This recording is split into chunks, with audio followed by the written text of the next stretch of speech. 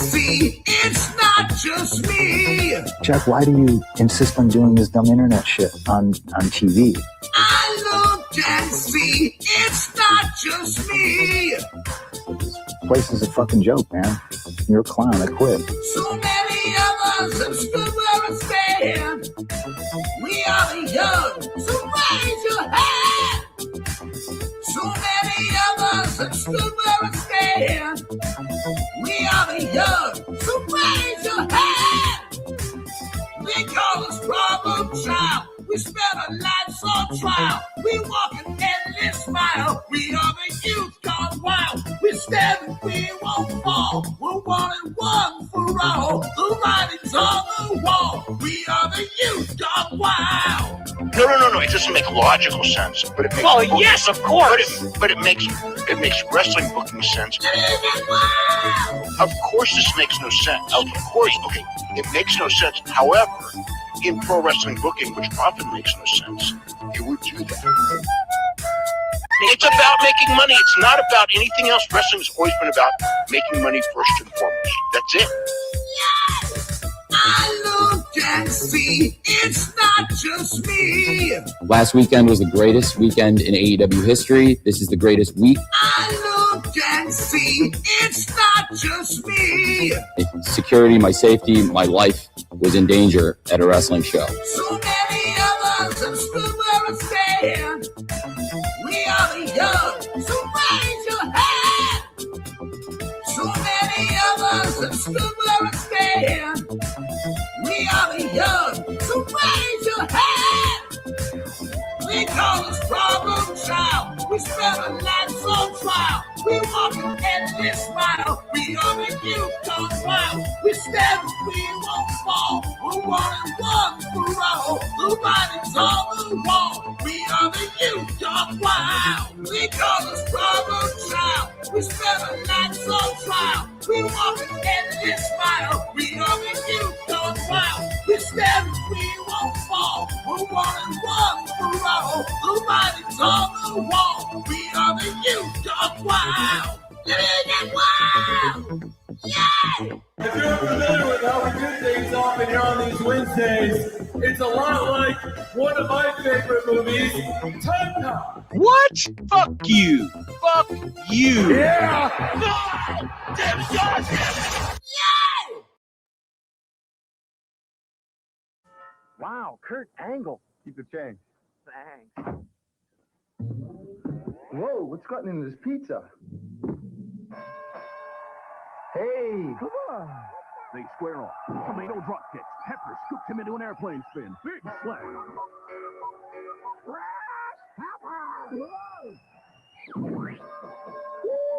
Pizza Outlet. The taste that screams fresh. Oh, man, that was beautiful.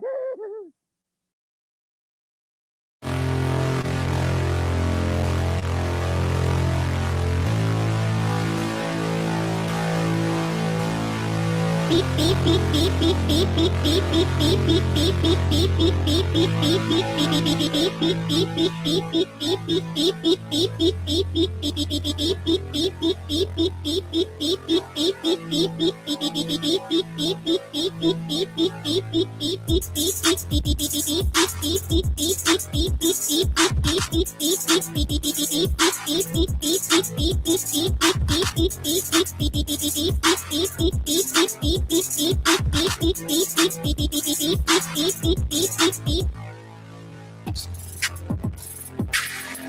Candy flipping sharks and grass. I'm your boss, you can kiss my ass. You're not getting what you want from me. I'm a beef wizard, young, wild, and free. I'm typing shit really fast. Not an icon in Wakanda class. Power sliding in my Chevrolet. I'm a beef wizard, get out of my way. Beep, I'm a beef wizard, get out of my way. I'm a beep wizard, get out of my way. I'm a beef wizard, get out of my way.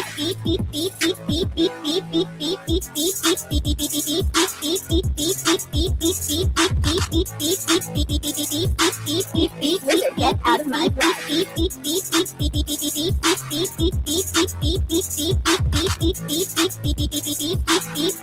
Wizard, get out of my way. I'm beef wizard, get out of my blood. I'm a beef wizard, get out of my blood. I'm a beef wizard, get out of my blood. I'm a beef wizard, get out of my blood. I'm a beef wizard, get out of my blood. I'm a beef wizard, get out of my blood. I'm a beef wizard, get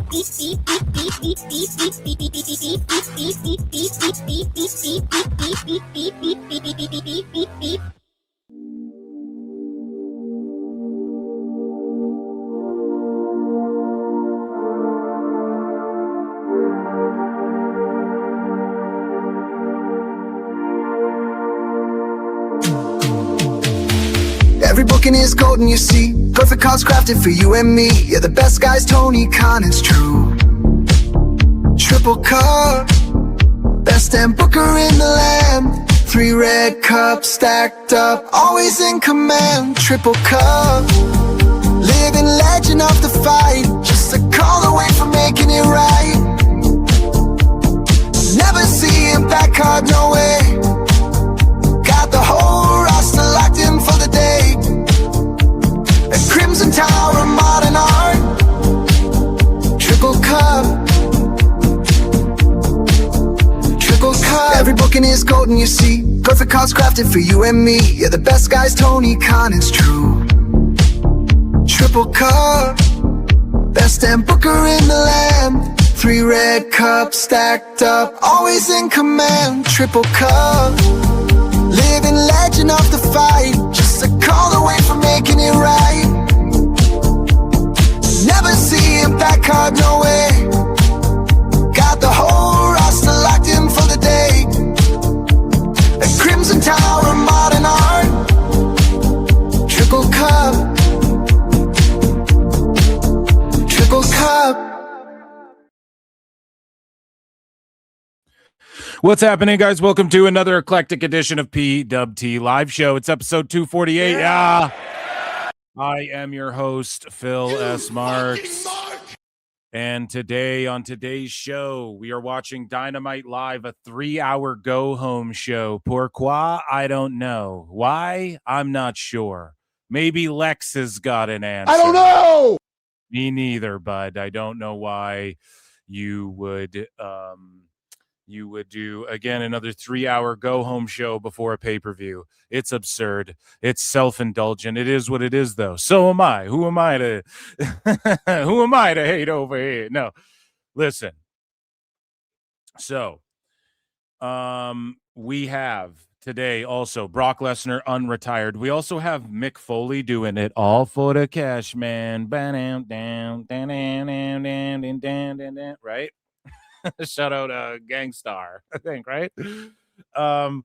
So Mick Foley, you know, he is also all elite now. We're going to talk about that. We have some miscellaneous news. We have some TNA news. We have ratings wars, all of that and more this evening, guys. So let's dive headfirst into Phil Marks' bookmarks for some light news. And guys, oh yes, this reminds me here, Ray J's World has been a member for 11 months, pal. That's almost 1 year.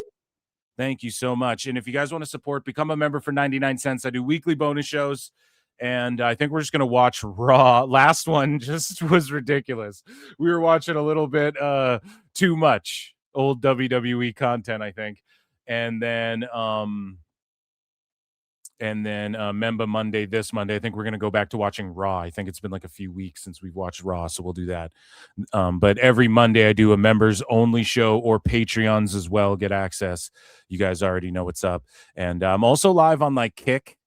So check me out if you guys enjoy Kick. I've been streaming all the live shows there. So if anything gets edited out of this, it'll be over on the replay and you missed it and you're like, oh shit, why is that? You know, what happened? Did YouTube make them cut that out? Yes, over on Kick, it will be there. And what else? You can super chat in, hit like, all of that good stuff. Tell a friend, retweet, heart, whatever you do, whatever platform you're on, just show some love. Let me know you're out there. And I actually also have a poll, and I'm going to start this poll here. Okay. And so The poll asks, what pay-per-view PLE are you most excited for this weekend? We have ones in the chat for AEW Double or Nothing, wherever you're watching this. One in the chat for AEW Double or Nothing. Two for WWE Saturday night's main event. What are you most excited for? Of course, MJF versus Darby Allin. We'll talk about that. The hair versus hair. And then, or the hair versus title, I guess. And then on the WWE side of things, we'll obviously go over the card and not too much hype. Like, I feel like there's more hype on, for me, the AAA card. And then obviously Clash in Italy is like shaping out to be fucking crazy. So we're going to get into all of that. And yeah, make sure you guys vote. So that's one for Double or Nothing.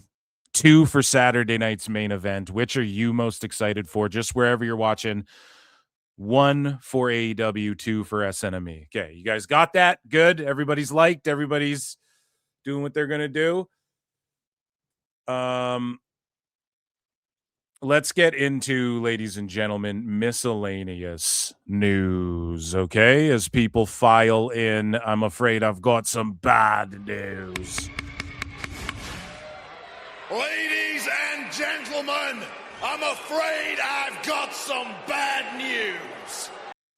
So Vince McMahon has popped up once again, and his attorneys defend prolific texter and alleged missing signal messages. So basically, this is courtesy of Post Wrestling. We're not going to dive into this because we talked so much about this over the last few years, but his attorneys defend the fact that, like, they're trying to say, yo, Vince is sketchy because he was using Signal, which I've never heard of until recently, where I guess it's like this app where the messages delete right when you send them. And other platforms, I think, are rolling that out, like on Instagram and Twitter and stuff, I think, or X, I guess. I think they're rolling out, like, you can have conversations with people where the chats delete automatically or whatever. So I guess this platform or this app or whatever offered that first. And so his attorneys defended the fact. They're like, well, what? He uses Signal. He's a prolific texter. Or that's like, you know, he texts a whole bunch. Like, they've seen enough of his texts, basically. Like, what more can the Signal? He shits on people's heads. What more are those Signal messages going to reveal? You know? Let's just be honest here, right? And again, not defending Vince in any way, but it's like, you know what you're gonna know from any messages he sent anybody. If it goes as far as poo-poo and pee-pee, I mean, where the fuck else can we go from there? So yeah. And he also had, and they were pointing to, like, the fact that he had texts missing or whatever. Like, some of them were retracted. We've gone over all of that, but anyways, moving along here. Speaking of former WWE folk, Jeff Cobb was backstage at New Japan's Wrestling Dontaku show. So immediately Jeff Cobb, who, again, not to be a hater, but he looks in way better shape here right before he came over to WWE. And I don't know what it is, if he just got comfortable, but something was missing. I also don't think sticking him with the Floodline was the right move. I think he should have been in the Vision. And we don't have time machines, so we can't go back and change that. But he's already back in New Japan doing work with them. It's weird. You'd think like AEW would try and scoop him up right away, but maybe not, because Tone's offended that he went to Dub in the first place. Who fucking knows? Or pardon me, the Fed in the first place and not the Dub. Who knows? But either way, good for him. He's getting paid to show up places. WWE legend Marty Jannetty undergoes foot amputation. So prayers and best energies to this guy. I hope he's, like, you know, more than the foot amputation. I hope, is he still, like, posting crazy shit on Facebook? I hope he's got, like, his life figured out a bit. You know what I mean? Like, I hope he's got, like, these crazy murder stories and shit that he's making up figured out there, bud. So we move along here.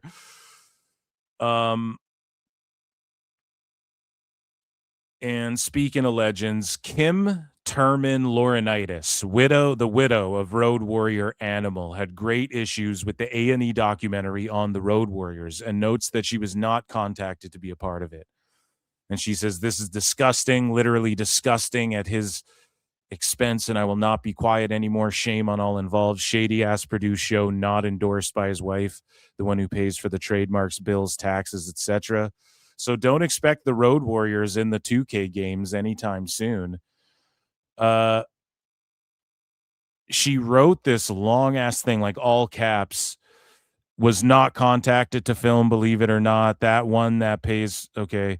But this is supposed to be about respect for Joe and the LOD Road Warrior, right? Here's the thing, man. Who watched this? In chat, if you watch this Road Warriors doc, does this warrant this? Like, I'm sure they didn't get into all the drugs that these guys were doing and shit. Maybe they touched on it, but, you know, these two dudes were wilding out of control. So the truth will always come out. They only did it this way because he was not here, but I'm still here and we'll fight for his wishes. So what was his wishes, man? Like, goddamn, people just want to celebrate Animal and Hawk. Do they give out Oscars for acting performances in this? Wow. What in the fuck am I watching? Oh my God, I'm so done. This is not how my husband died. And FYI, he died 9/22 at our hotel, not a hospital. Oh my God. So again, like, is it more respectful to go on TV and be like, well, he had a heart attack and died in the hospital, or he had a heart attack and died in the fucking hotel in some seedy motels? No, I don't mean hate on them, but you know, where the fuck were you? This is, they never took him to a fucking hospital. Oh, great. You know, had to try to save him in our hotel room. I was the only one there. Yeah. I mean, maybe she just wants that side, like the truth of that out there. Are you serious right now? I held him for over an hour trying to wait for Jessica and Lindsay, both daughters, to get there before they transported him to a funeral home. I don't know. So what are you saying here? Like, so you didn't call the ambulance, or I don't know what's going on. I'm not sure if this warrants this. Did anybody watch this? No, if anybody did, you got to tell me like what she's babbling about here. What a fake ass phony people pretending to be friends, people pretending to tell the truth at my husband's expense. God Almighty help you all, that you have used them for the last freaking time. 100 exclamation marks. Wow, that you have you. Okay, wow. No words. All of you know, y'all just put on a fantastic performance. Standing ovation for that bullshit show. So why don't we talk about how disrespected my husband was during his memorial planning? Let's talk about the struggles and how much he went through and cried over the past 10 years about how he had been treated by the people he loved so much. Y'all want to talk about shit that's not true.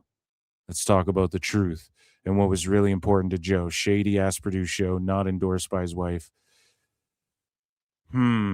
So like they didn't honor his legacy, or I really just need to watch it, I think is what the answer is to all of this. I just need to check it out on my own time. But yeah, did they not like honor his legacy in this sort of thing? Did they talk about his drug habits a little bit? They said he didn't die like on a hotel floor and that he died in a hospital, which, I mean, that's a pretty big. But again, she's like, I was the only one there. I was waiting for everyone. Like, is that what happened? Or does it say, do the doctors or medical examiner or whatever the fuck say he died on the way to hospital or something? Like, it's just weird even talking about this, but she drummed it up and wrote this whole long ass thing. And I just think, if anything, your family needs to like protect you and like have your back and shit. And if you don't, I don't know, it just seems like that's not the way to go about this thing. Okay. So yeah. Moving along here. Zoe Stark will now be going by the ring name Zoe Serrano, the purist. So I don't know, not too far off from Zoe Stark, and yeah, she could have even just went by Zoe. Probably could have worked. Whatever. Not judging, not hating, just throwing it out there. So Killer Cross defended his WSW championship against Nick Nemeth on the final day of WSW Rise Against tour. Now, this Rise Against Australia tour apparently ruled. People were saying it was awesome. Killer Cross was there. Fucking Nick Nemeth, Buddy Matthews returned there in ring and attacked somebody, and I kind of shit on it. I was like, why wouldn't this be an AEW? And some folks were like, oh, come on now, Phil, that's not very fair. Like,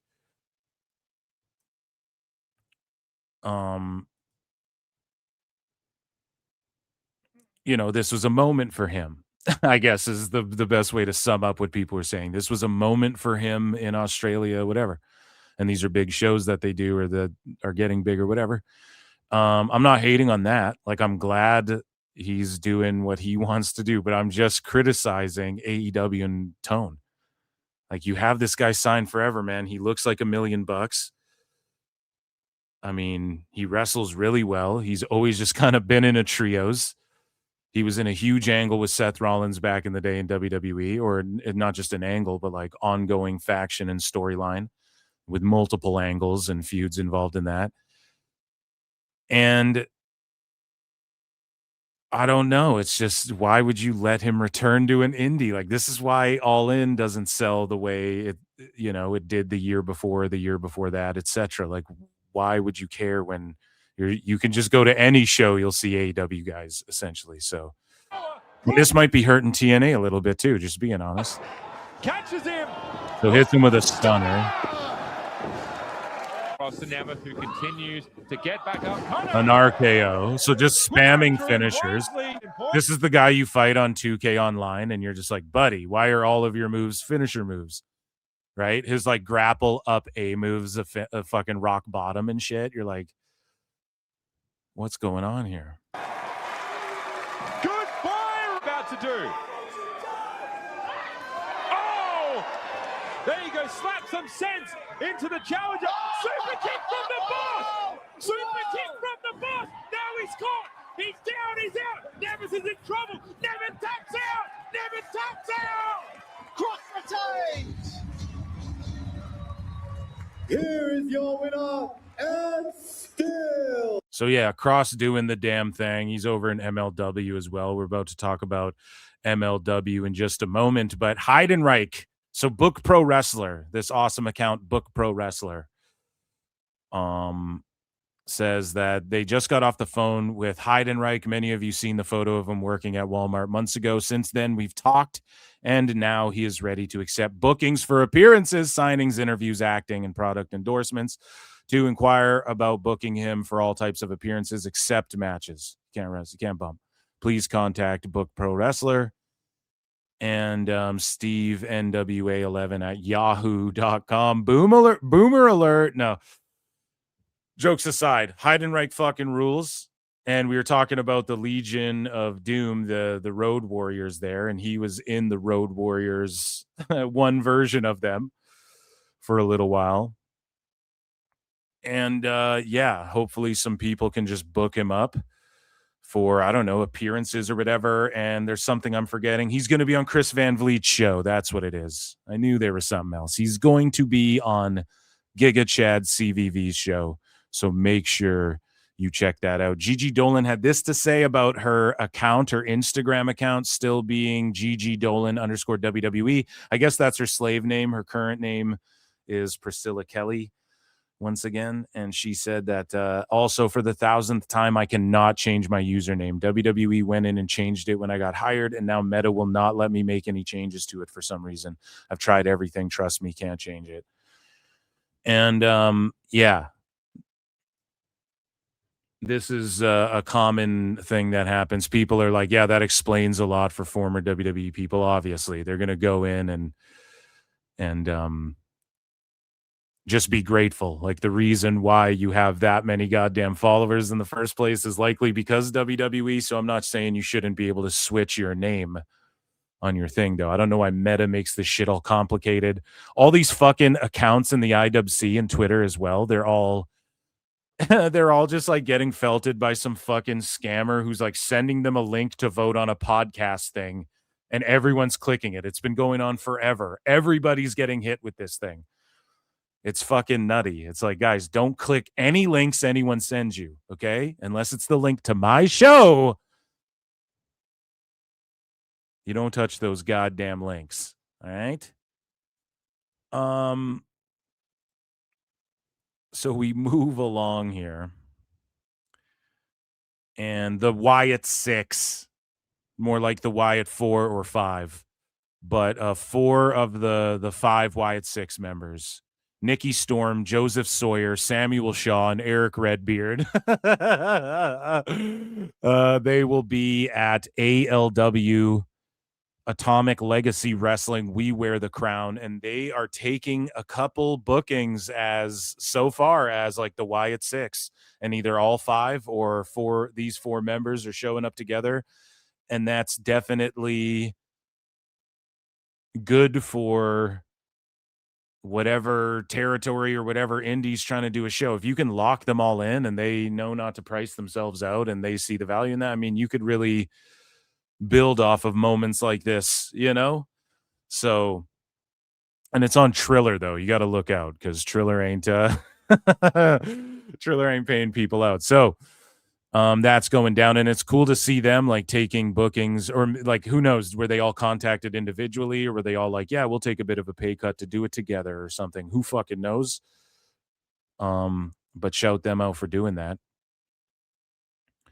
And a couple more things here.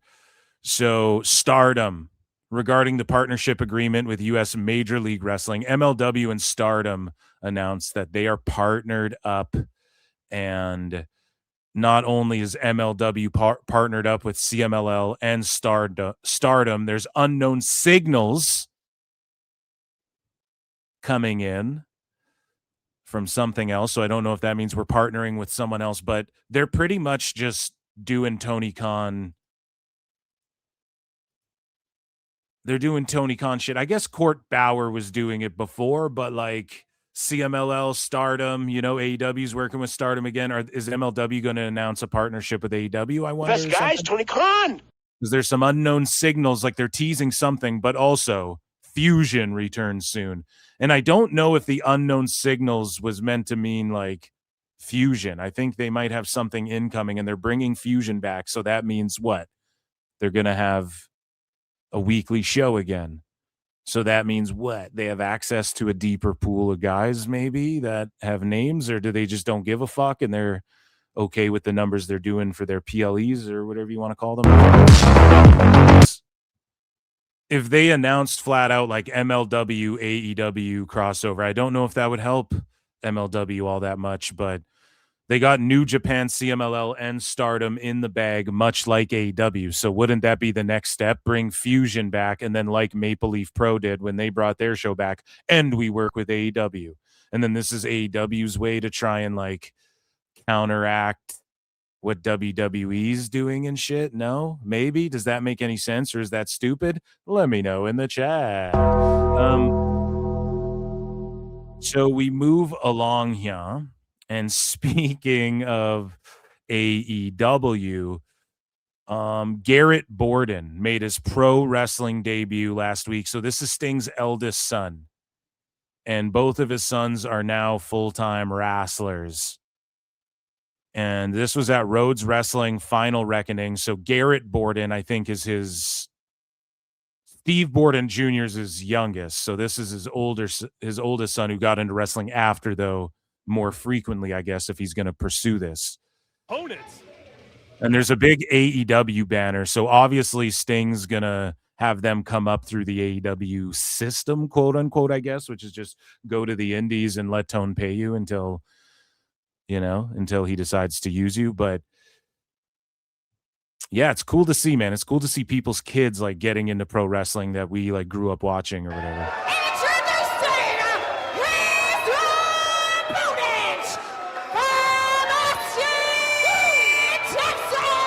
or like full-blown adults watching them in their prime and shit, you know.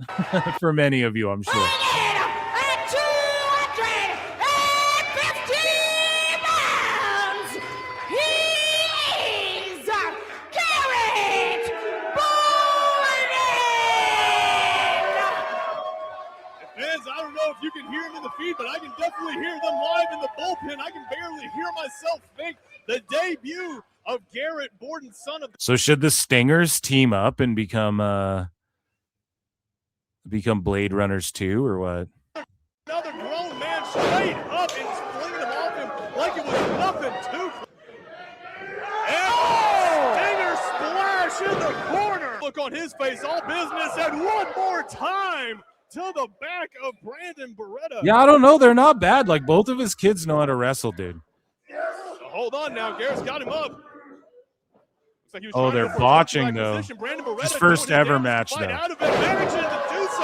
So what was that? Like an angle slam? Like shout out Kurt Angle? Still gets taken down. Kurt Angle versus Sting in TNA or what? Down to the mat. And that's a 3. Yeah, I don't know. They can do this. That's his first match, so you can't give him too much shit for botching like an angle slam or whatever the fuck he's going for. But this went down at an indie show. What is this even? This was at WSW Wrestling Australia. We talked about that a little bit before, and it was a party there in land down under. That's my brain. It's amazing. Breaking entrance from. I reckon we're done. Sydney crowd. No. What? Are they starting or are they leaving? They're not happy. That's the throw out. This is the damnedest thing I've ever. It's amazing. And then Matt Riddle's out there. Riddle. Speaking of perks, Matt Riddle's out there. No, I'm joking. Good time. Yeah. Then they just start beating them down. That's fucking awesome. That looks like a great time. Is that too much? Is that, I like that better than Invisible Men and Wrestling Kids and shit. But speaking of wrestling, Conrad the mortgage guy says, "Oh, come on now, Eric. Come on now, Phil. That's not very fair. I'm auctioning the original ECW arena sign autographed by Joey, Sabu, Shane, Sonny, Justin, Balls, Axel, etc., and many more. If you click the link below, save 20% on your wrestler name." He goes, after Hardcore Homecoming, you can own this sign for one of the most famous wrestling buildings in history. Reserve Met ends tonight. ECW. Come on, Eric. What's wrong with a healthy ECW? Everybody had fucking turns in 1997, Eric. Nobody had fucking hands, Eric. Yeah, dude, it's the original sign. I don't know. Why is he selling all this shit? That's what I'm just wondering why he's selling all this stuff, right?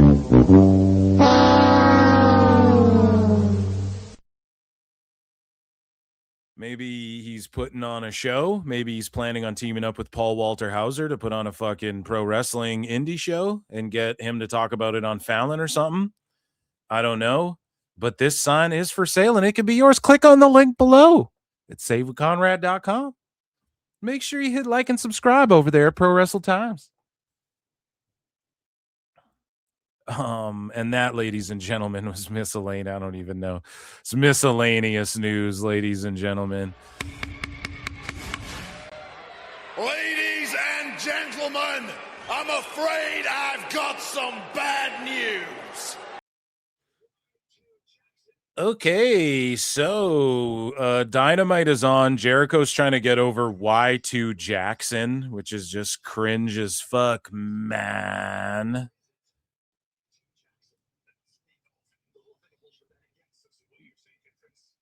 Nobody likes this shit. I don't get it.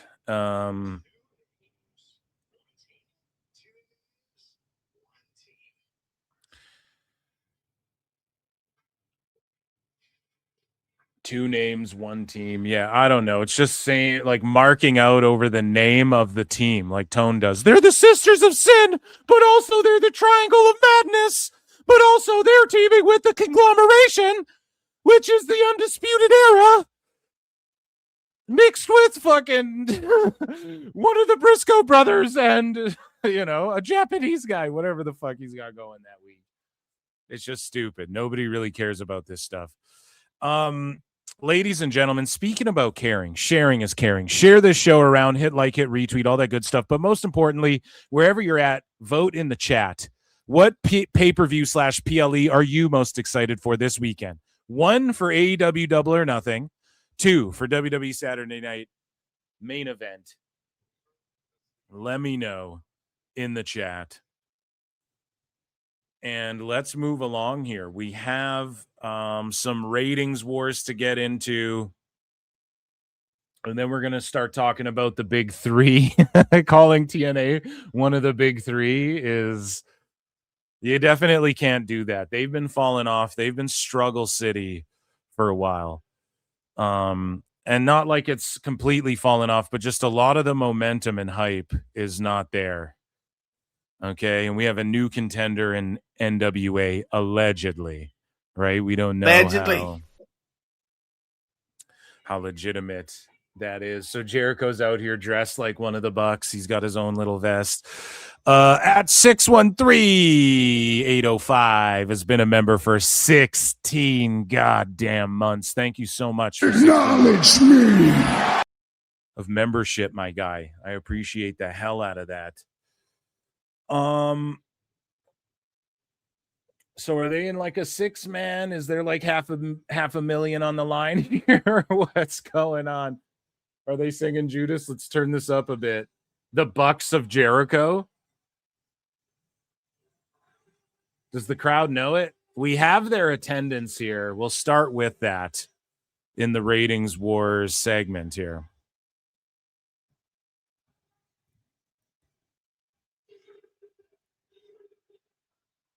I mean, they kind of know it. Only 2K people in the building. The Bucks of Jericho is just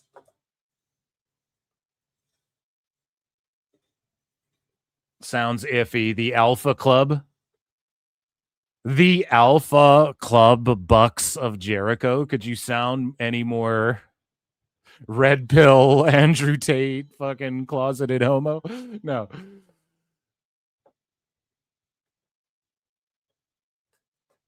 Nothing wrong with that, but just come out, fellas. Come out. It's okay. People will respect you more, okay? The Alpha Bucks of Jericho or what? Sounds kind of sus to me, dude. I don't know. Here we go. Andrade's coming out, saucing on everybody. I'm sure they got some OF models in the front row for him to faux make out with.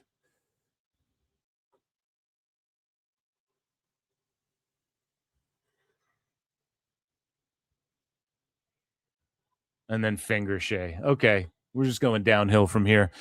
So let's get into the next segment here.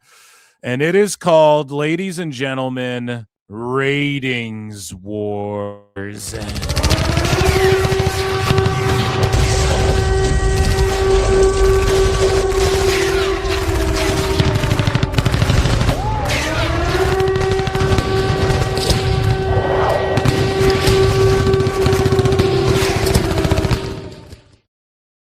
So to kick things off here, we have some attendances, guys, and your boy Phil was being a little bit of a hater. Tickets distributed 2,800, so they're set up for 3,100. So maybe with walk-ups, they sold out their setup. Let's see what's going on here. The total number of seats. So yeah, it's set up for, or the total number of seats is 7,000. So it's like half full is what it is. They kind of knew Judas maybe better than the last place they were at. No, giving them the benefit of the doubt here. Let's move along with more attendances. I think we got 1 or 2 more here. Yes. So Double or Nothing is set to be the biggest second biggest gate, pardon me, in U.S. history for AEW entirely. At I think they're gonna have like around 15,000 tickets sold. Now, the reason it's the biggest gate, and you might be wondering, you might be saying, "Oh, come on now, Phil, that's not very fair." They had like 15,000 and some for the Sting retirement. Here's the thing, though. Tone was selling tickets for like $1 right before the event. Like they were just handing them out for the Sting retirement. And that's not a knock on Sting. Like he drew, 10,000 people plus for sure for his retirement. But like I don't know, just look around the IWC and the news and shit back then. And people were talking. I'm sure I talked about it on my show. But they were just handing tickets out for that one and selling them for as cheap as, I heard, $1. Some people were like 20 confirmed. It's like confirmed they were as low as 20 then too, and they were kind of gouging still. And so AEW actually sold these tickets at like a lower price, but it's like they sold more of them at the lower price, which would be more than like they were just giving them away, right? And I'm sure every pay-per-view gets fluffed a little bit, right? And so, yeah, this is a solid actual sellout. And again, just notice how the fan base and how some of the people act when this is the case online and shit, or don't. Stay offline. I've been touching hella grass lately. I don't, you can just stay offline. You don't need to read any of it. But I'm just saying, like, look at how a lot of the notable figures in the IWC who obviously lean one side, or just some of the hard bodyest sickos, big bodyest, like BOTTIEST, because they're robots and NPCs. Like, look at how those accounts act when they get one sellout that like Raws have outdrawn, Now, this is very good for AEW. And it wouldn't be the bit if I didn't forget the bit. So I actually rang the bell for this. I rang the bell for this already. However, I will say, I kind of called this is going to happen. All of their pay-per-views will do 10 to 15K tickets sold.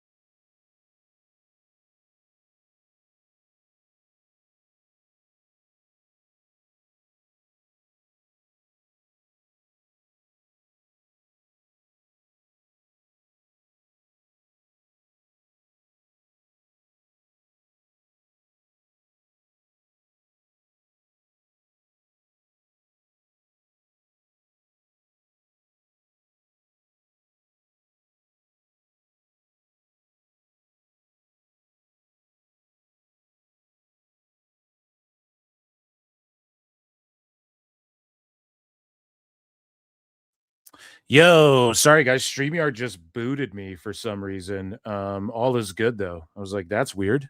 I just got booted from fucking StreamYard. Anyways, guys, okay, so moving along here. Yeah, anyways, their pay-per-views are drawing anywhere from 10 to 15K, and they're I was complimenting AEW, and then I got fucking Don Stevens there or something weird. And just let me know if you guys can hear me. I believe you can. I believe you should be able to. So, we're back. No worries, guys. So, and then their televisions are doing like anywhere from 1,000 to let's say 4,000. So I think it's being whittled down, but kind of like up for them in a way, which might sound kind of stupid, but it is what it is. And I'm not buying into, the whole TV ratings discourse and all of that just yet. Like everybody's trying to blame Nielsen for shit. I just don't. I don't fuck with any of that, Sorry, just getting readjusted here since I got the big boot there. So we move along here. And I think we have more attendances.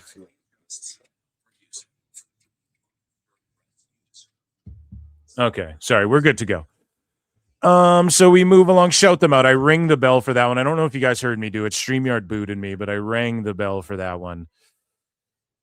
And let's get into, here we go. So Friday Night SmackDown. Now this already went down, but again, they did like 10K people. So when people want to doom and gloom, like, oh, SmackDown seeing a decrease and it's not at its peak and blah, blah, blah. It's like, dude, they just did AEW just did 900 people at a fucking mini golf course or whatever. We should start like, putting them over for the good shit they do more without coping over SmackDown that like is still being attended wildly. I would just put my energy towards that, I guess, if I was on like Dave Meltzer's team or whatever, you know what I mean? So here is, I'm going to ring the bell for that one, by the way. Hopefully my sound not on a loop. Okay, excellent. So TNA though, this is what I mean. Like the hype's dying down, man. The total number of seats on this map is 3,000 rounding high. Tickets distributed, not even 1,500. So they're 1,400 and they're set up for 1,600. And this already went down actually. So this is in Sacramento. This is what I mean. There should be more hype. They should be doing 2,000 people and shit like that. Now, I guess this was just for TNA Wrestling. They probably taped some shit there too, or are they always live? I don't even know as of late, but they did have some cool returns and stuff. We're about to talk about TNA news, but I thought they would be further along and like more hype surrounding some of their PLEs. And I will say this Slammiversary, they're doing some good shit as far as like, well, they brought back Lockdown and Slammiversary. All the titles are on the line. So that's a cool, like little marketing ploy. But yeah, I just thought, and they're charging like Dynamite prices. Like I think you could get into the cheapest ticket for a Dynamite's probably $34, so maybe lower that a bit. I don't know what you got to do. I'm not shitting on TNA at all, but they just kind of lost some of that hype and momentum. You know what I mean? Just like I did when I got the boot off of StreamYard there. Got all awkward for a sec. No.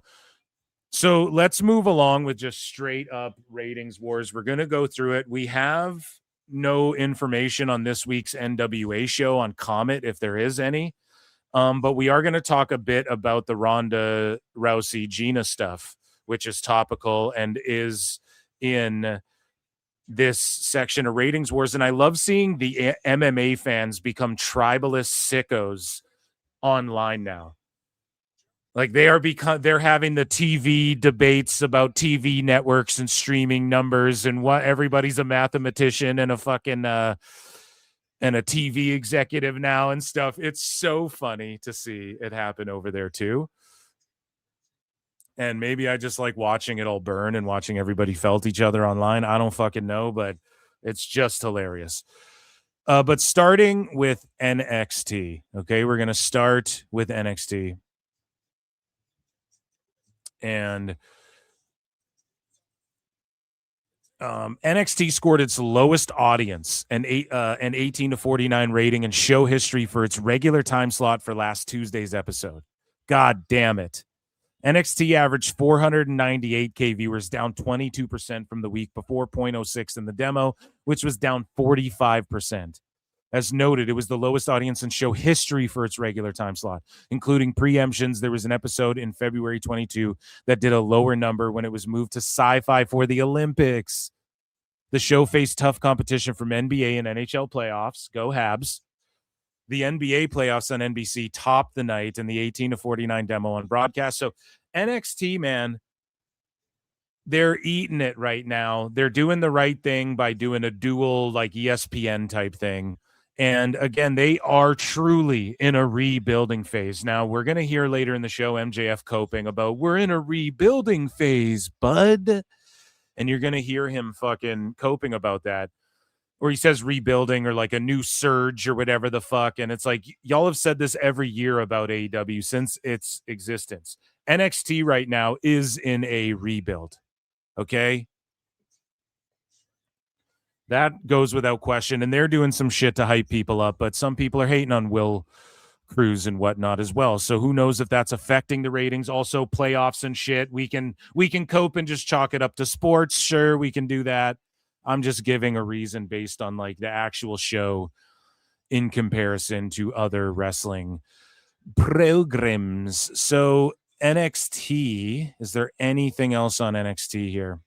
Oh yeah, well let's just take a look here. Like Thursday's Montreal Buffalo game 5 on TNT, True TV, and HBO Max delivered 1.9 million viewers. Keep that in the back of your mind because we're seeing like some of the playoff numbers from the streamers. Okay, when we talk about AEW news, we're going to talk about that, or AEW ratings rather. And by the way, I give that shit a trombone. Okay, it wouldn't be the bit if I didn't forget the bit. Lucy Moody for 2 sweet says, Phil, Boris is trying to abduct you. Be careful. Oh no. Is that what happened? I thought I got Don Stevens. I think StreamYard's just fucking with me. Thank you for the support. So, guys, vote in the poll as well. What pay-per-view PLE are you most excited for this weekend? If you're on Kick, X, or YouTube, it works anywhere in the chat. 1 for Double or Nothing, 2 for Saturday Night Main Event. Just put a 1 or 2 in the chat. So we move along here. Let's get into some more WWE ratings and news talk, and then we'll get into the Netflix side of things, and then we'll get into the HBO side of things, which relates to AEW. So Backlash's first hour on ESPN2, 998,000 viewers, 0.33 in the 18 to 49 rating. Okay, so Backlash did shy of 1 million, did Shia LaBeouf of 1 million fucking people. Honestly, I know that if you tabulate all the numbers, and I say this all the time, you have to look at the grand scheme of things, okay?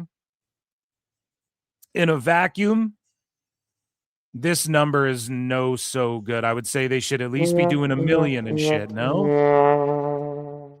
Like if they said Raw is going to be on ESPN or whatever the fuck, they'd do 1 million, no? If they like hyped it up. So I don't know why this isn't getting viewed, but obviously like at WWE as a whole, the greater picture,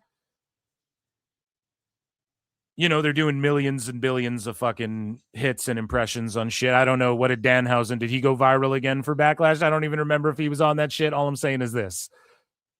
You have to look at everything in its entirety, obviously. And like, what was the streaming minutes after that for Backlash and blah, blah, blah, blah, blah. But this number isolated alone, it should be doing that 1 million. Right? Like Raw's drawn 3 million or whatever, but people are saying that's outside of ESPN Unlimited. So, you know, shouldn't that be doing 1 million?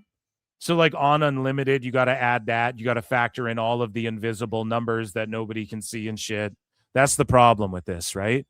We need these streamers to be more transparent. I find Lincoln Hawk for 2 sweet says the Blob and Jannetty can carry NXT into the future. Lincoln Hawk calling these motherfuckers the Blob. Will Cruz is the Blob from X-Men Evolution. And then you have fucking Lizzie Rain, who's Marty Jannetty, to this guy over here just hating.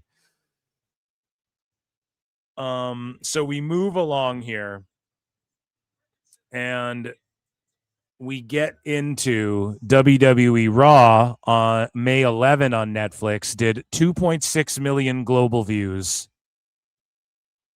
And there you go. So that's through 7 days as well, I think. That's pretty bad, man. I'm a sicko now. Fuck WWE, dude. They're dying. No, just kidding. You do have to look at it all, like, in its entirety. What it's doing for Netflix and how happy they are with WWE, which they are. So do I think the numbers could be stronger and they would enjoy it more? And I thought it would have been stronger. Oh yeah, buddy. Oh yeah. I thought it would be way more viewers globally, especially like in the States. It's like, okay, whatever. It might even be less than it was. But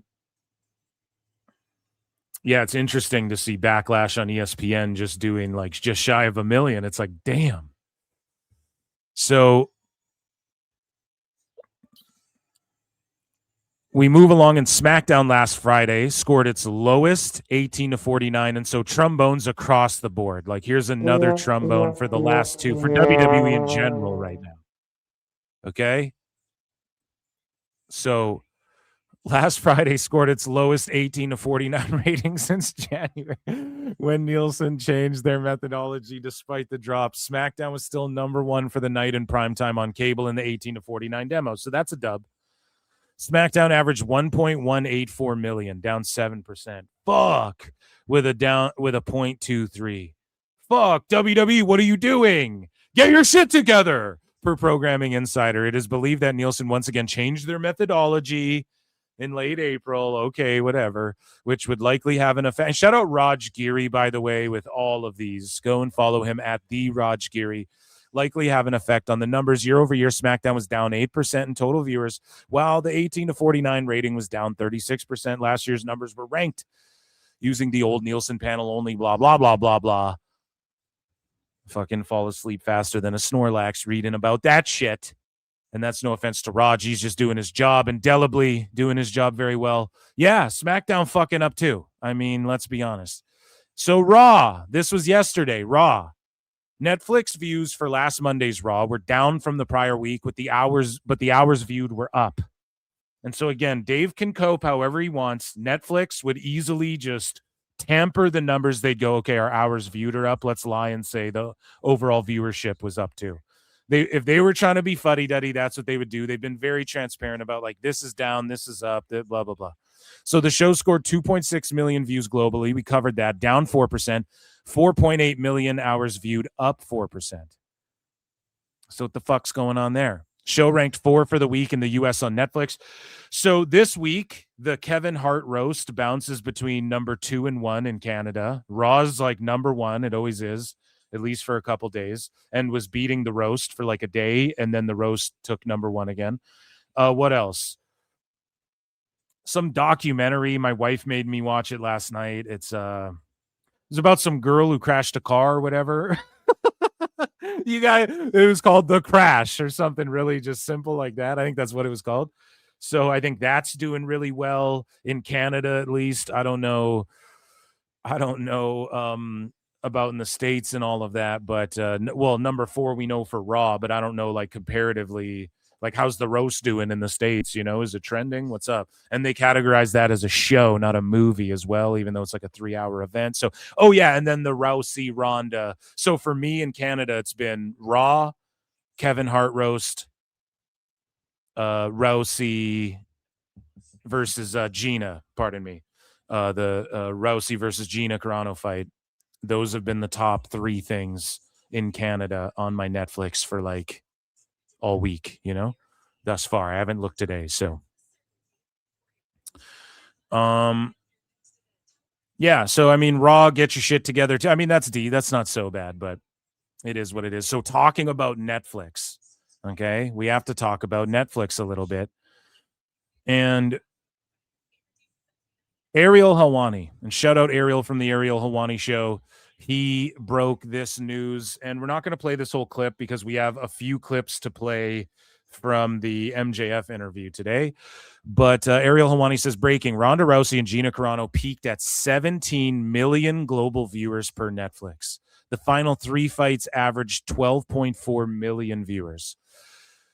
Domestically, the main card averaged 9.3 million viewers and peaked at 11.6 million during the main event, making it the most watched MMA event ever in the US. Now, that fucking rules. I'm ringing the bell for that. Round of applause for that as well. I mean, that fucking rules. Now,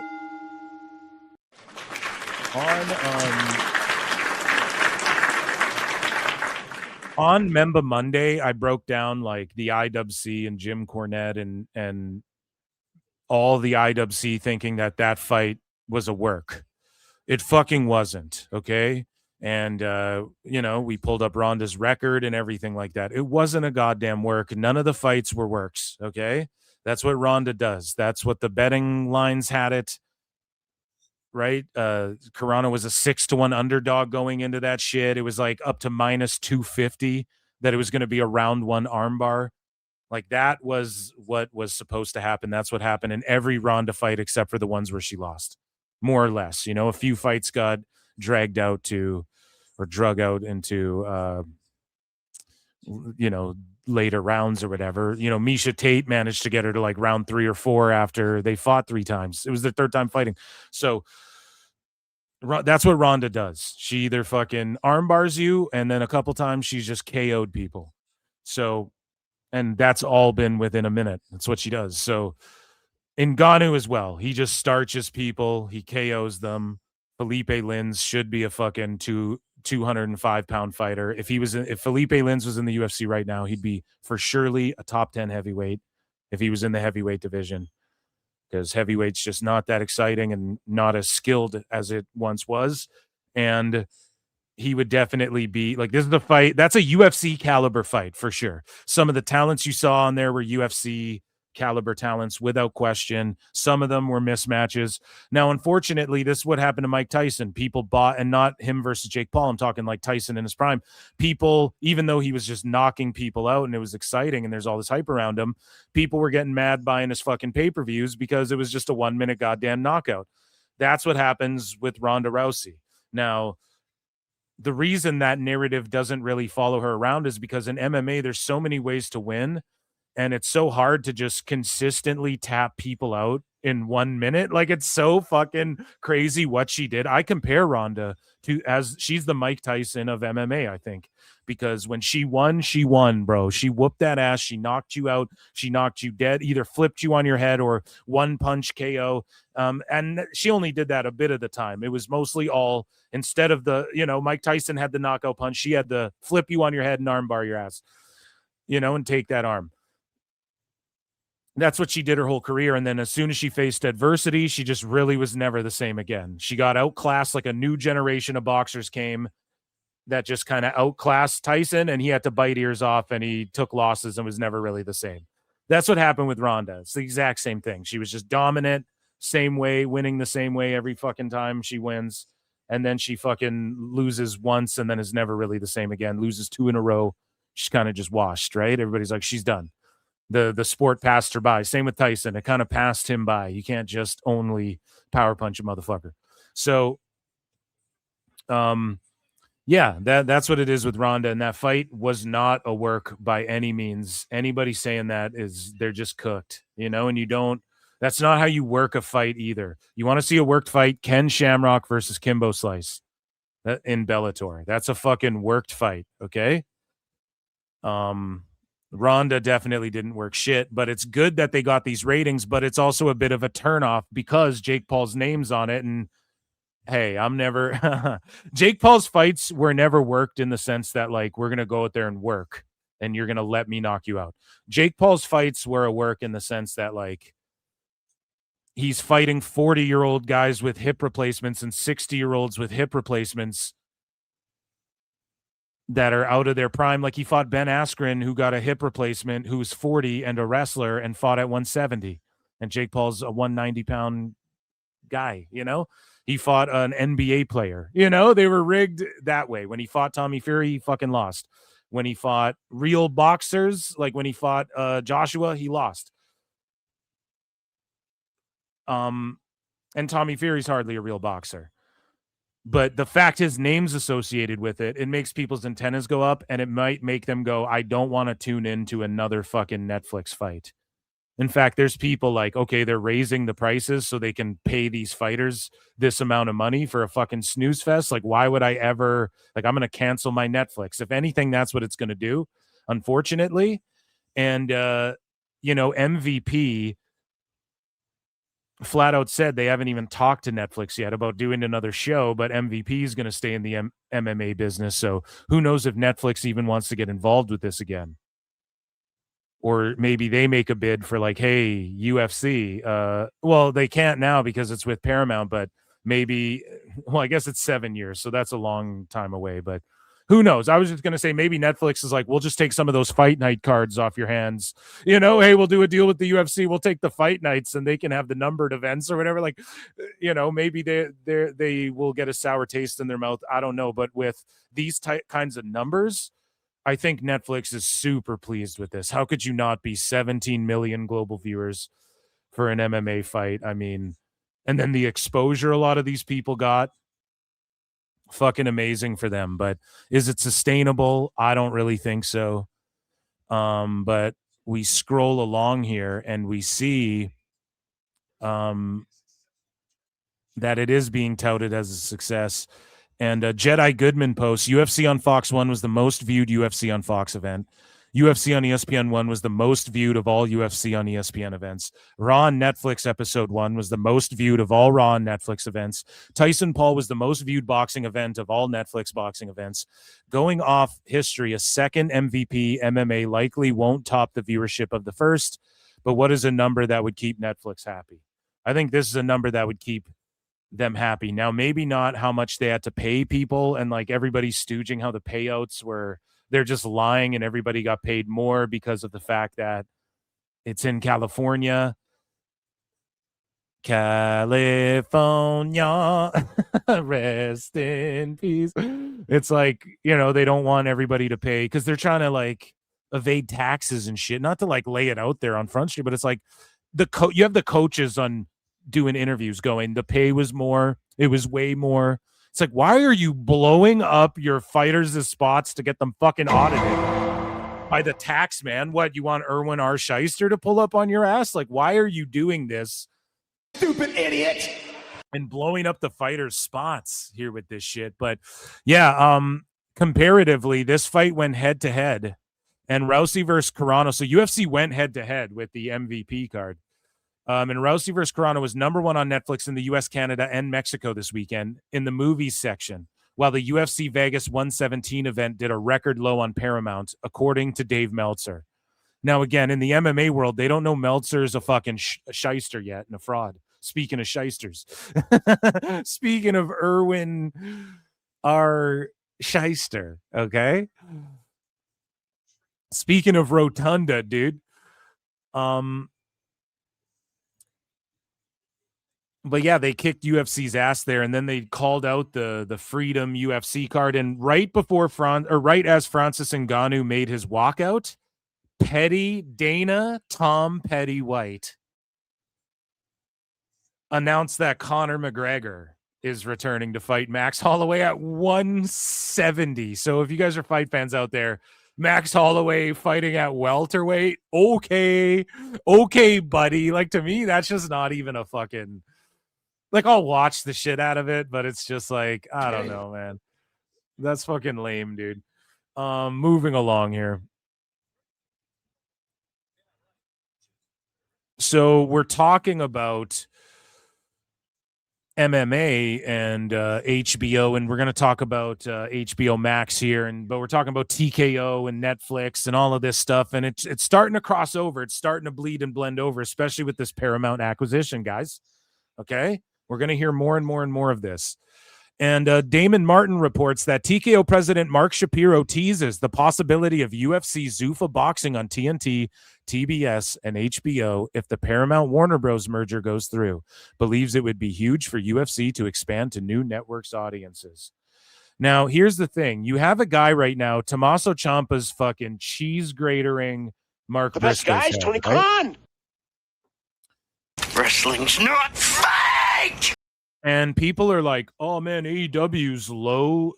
They do content 52 weeks a year, and it's low cost to put on the air and operate and blah blah blah blah blah blah." And they babble all this bullshit that doesn't really matter. Dude, they will replace that with fight nights or whatever. Do you understand what I'm saying? They'll put Dana White Contender Series on TNT and fucking air it on Wednesdays in place of this shit. It'll do the same or better viewership or whatever. Like, and it's low. They own the fucking Meta Apex and all this shit. And it's, they're going to put UFC on next to AEW or what, and give them synergy and eyeballs, or like, it just doesn't make fucking sense. And people really need to see the writing on the wall with this thing. It's not a bad thing that it's not even a victory lap. And then like all the sickos out there, like, oh, everybody's saying AEW is going to die. Name anyone like credible who's really said that though. Name anyone whose fucking Twitter account or Facebook group isn't called I hate AEW, or you guys know what I mean, right? Like one of those fucking like hater accounts, like who besides them, who credible is even said it's going to die and go away forever? Like, it will exist in some form or fashion, but they're just entering a weird era where you guys are going to have to watch it on YouTube and my AEW for a bit, and then hopefully they get picked up somewhere. And Niccolo Piccolo's dead set on proving Hollywood agent, whether you like him, whether you hate him, whether you like the interview, whether you think he's not a good speaker, he's better on Twitter, whatever you guys think about him, whether you agree with him, he does have valuable insight. And in his mind, like, no, they're fucked on Fox, they're fucked on Amazon, they're fucked everywhere. Now, I'm still a little more optimistic, but it's like, I don't know, man. It's going to be a weird era for them. It's like the Destination America, the Pop TV era of AEW, or just like them doing their own network thing for a bit and then parlaying that into a deal. I just don't really know where they go with that. Once they do that, they should just go all in on that, pun intended, because are you really leaving any viewership on the table? Like, are there people who only, because you have to think, right? Like if they're so popular and all these people are watching AEW and it's as popular as Dave and all these people say, then them leaving TNT, TBS shouldn't matter. The fans will find where to watch them if it's as popular as they're claiming, right? Like they will track them to, like, how many people do you think watch AEW every week just because it's on TNT, TBS, because they're TNT, TBS marks? And then once it leaves, I guess AEW's done forever now. I'm not a fan anymore. Right? How many people, like, if it should follow over, and they won't be as available in as many households, I guess. But if you're online, you're available in every household realistically. So I don't know, man. It's interesting, but they're already talking about, yeah, we'd love to put UFC on Turner, on TNT, TBS. You know what I'm saying? Like, this is stuff that should be discussed. And then when you have Dave Meltzer putting out a lie story because they can't say it comes from Niccolo Piccolo, so that MJF can go cope about it on Ariel Helwani's show, talking about, and then WWE leaks the story. No, WWE didn't leak shit. Dave Meltzer made that up. Okay? And you guys just won't address this Niccolo Piccolo dude because Tone legit was like, got him fired, and it is what it is. You know, that is what it is. Like he was working hard to get his ass fired. We seen the letters, you know? So it's kind of crazy how they aggregate their own news, and that's what co-opting the sheets. That's what happens. Like you guys see it in other, like in the video game space and the movie space. This is what happens. People work with they'll work with fucking a news source, quote unquote, or like an op-ed news source, and then they'll react to that news. That is news that they source from opinion-based shit. Like people, this is like a game motherfuckers have played for a while, and it just feels dishonest and phony to people. And that's all. Like, it's just people see what Tone's done here and what AEW's kind of doing to get the good spin. And when Dave leaks out a story, but they won't address, they don't even need to address Niccolo Piccolo, I just don't get why they don't. I don't get why it's like, okay, this Hollywood agent leaked it out and they want to blame WWE. Why don't they just say, well, look at all the guys he represents. He doesn't represent anybody in our company. So do you think the bias lays one way or not? And they could just put it to rest, man. But instead, it's like this tap dancing and co-opting the dirt sheets to like leak shit out there so they can react to it then in public and shut down rumors and dispel talks and then blame it on WWE to make it more of like this us versus them thing. I don't know, man. It just seems copish. Copium. They're smoking the copium, dude. So we get some numbers here, right? And No Millie post this. Thursday's Montreal Buffalo Game 5 on TNT, True TV, and HBO Max delivered 1.9 million viewers. So Dave wants you to believe that AEW's converting better than most sports or whatever the fuck, or on the level of some of these sports, and that AEW's doing 500,000 people. Meanwhile, NHL's doing 1.9 million viewers across 3 shits. Like, and Dave wants us to believe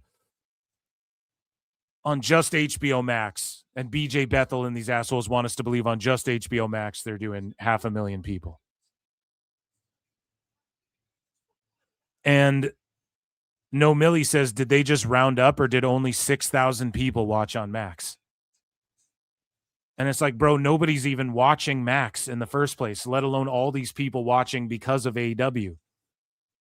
And this is what I mean. Rumors are that across both shows for like the week in AEW, for Dynamite and Collision over the week, they're lucky if they do like 20,000 views on these fucking shows.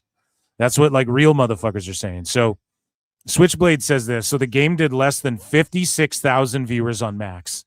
As anything up to 1.949 million, round down to 1.9 million, consistent with the Max numbers for NBA on TNT. There were rounding errors except for one game, which was the 24 All-Star game, which did between 50K and 152K. So he's just trying to clarify, like, look, man, the NBA did anywhere from between 50 to 150K. So how the fuck would AEW do 500K? And how the fuck do we talk about the lowest Collision numbers? And this one's up from the fucking lowest numbers. And then Meltzer tells Brian with a straight face, or whatever his fucking face is doing at the time, oh, it's because more, the viewership's more because of Collision. It's just like, Dave. Or, the young superstar, babyface, that former heel thing. So. And he just reiterates himself here. So shout out Switchblade for clarifying that. Speaking of AEW numbers, though, let's read some. So Dynamite scored its lowest audience since January. Don't mean to laugh, sorry. For last Wednesday's episode, the show faced strong competition from NBA and NHL, which were both up slightly from the week before.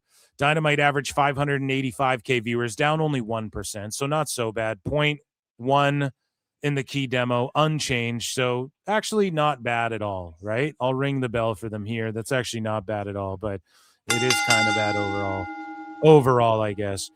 And one other thing too, Raj Giri called out Dave for like the fact that Dave always plays this game where he goes, they were number one behind Fox News and these sports games or whatever.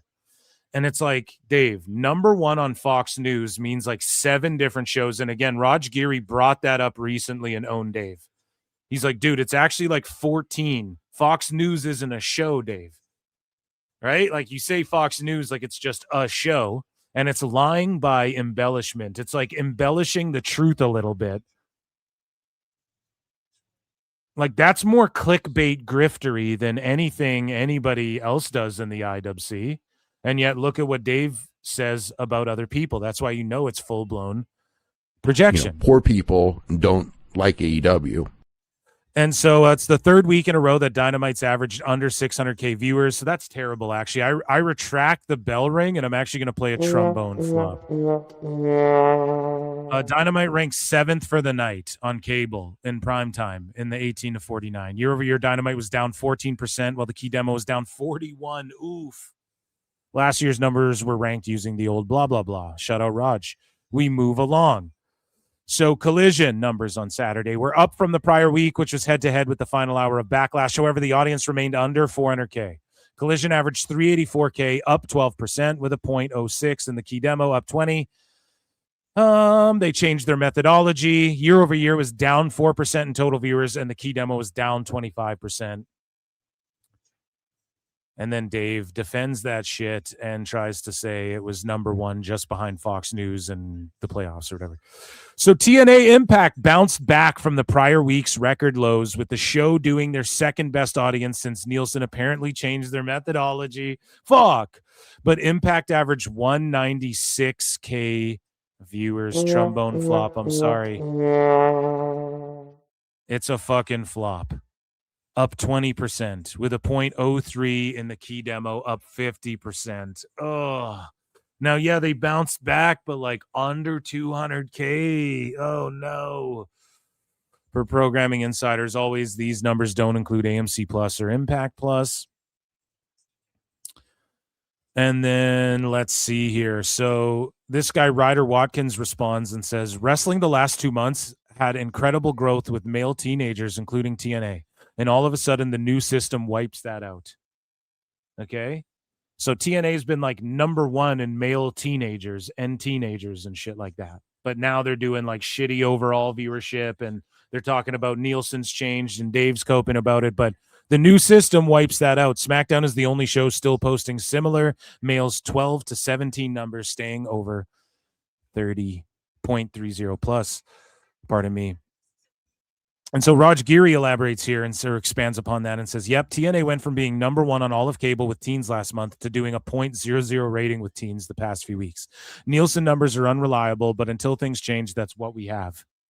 Right? It's weird. You would think with how digital everything is, getting reliable viewership data would be easier than ever, but Nielsen has never felt more unreliable. Exactly. And it's because of this. The key demo 18 to 49 and shit does not matter. These fucking ratings, the overall rating doesn't matter. In the age of digital, it's all about streaming, minutes watched, retention rate, replayability. Are they sitting through the whole ad? Are they jumping to another fucking thing through the ad? What's going to keep them watching the ads the whole way through? How do we parlay the fucking number? And I'm talking, this is what networks are doing. How do we parlay the people watching this into our own streaming affiliate, whatever the fuck, you know? Who are we partnered with that can increase the number and we can flex this shit like all the sports are doing? You know, it's the whole game's changed. So again, we're not going to cope about Nielsen, but it is fucked. It's been fucked. All the numbers are fucked. All the mainstream shit, dude. You can't trust the Illuminati, man. They're controlling everything, man. Everything's fake. The whole world's a stage.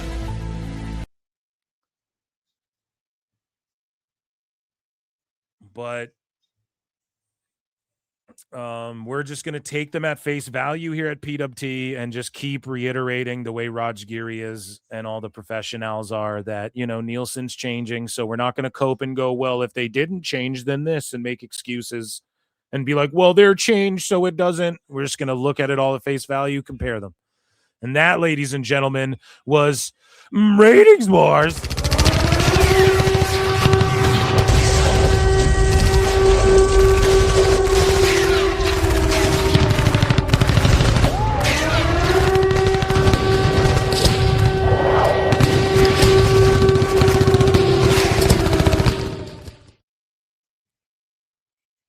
Some guy for 2 says raw ticket is $160 in Iowa. Is that affordable?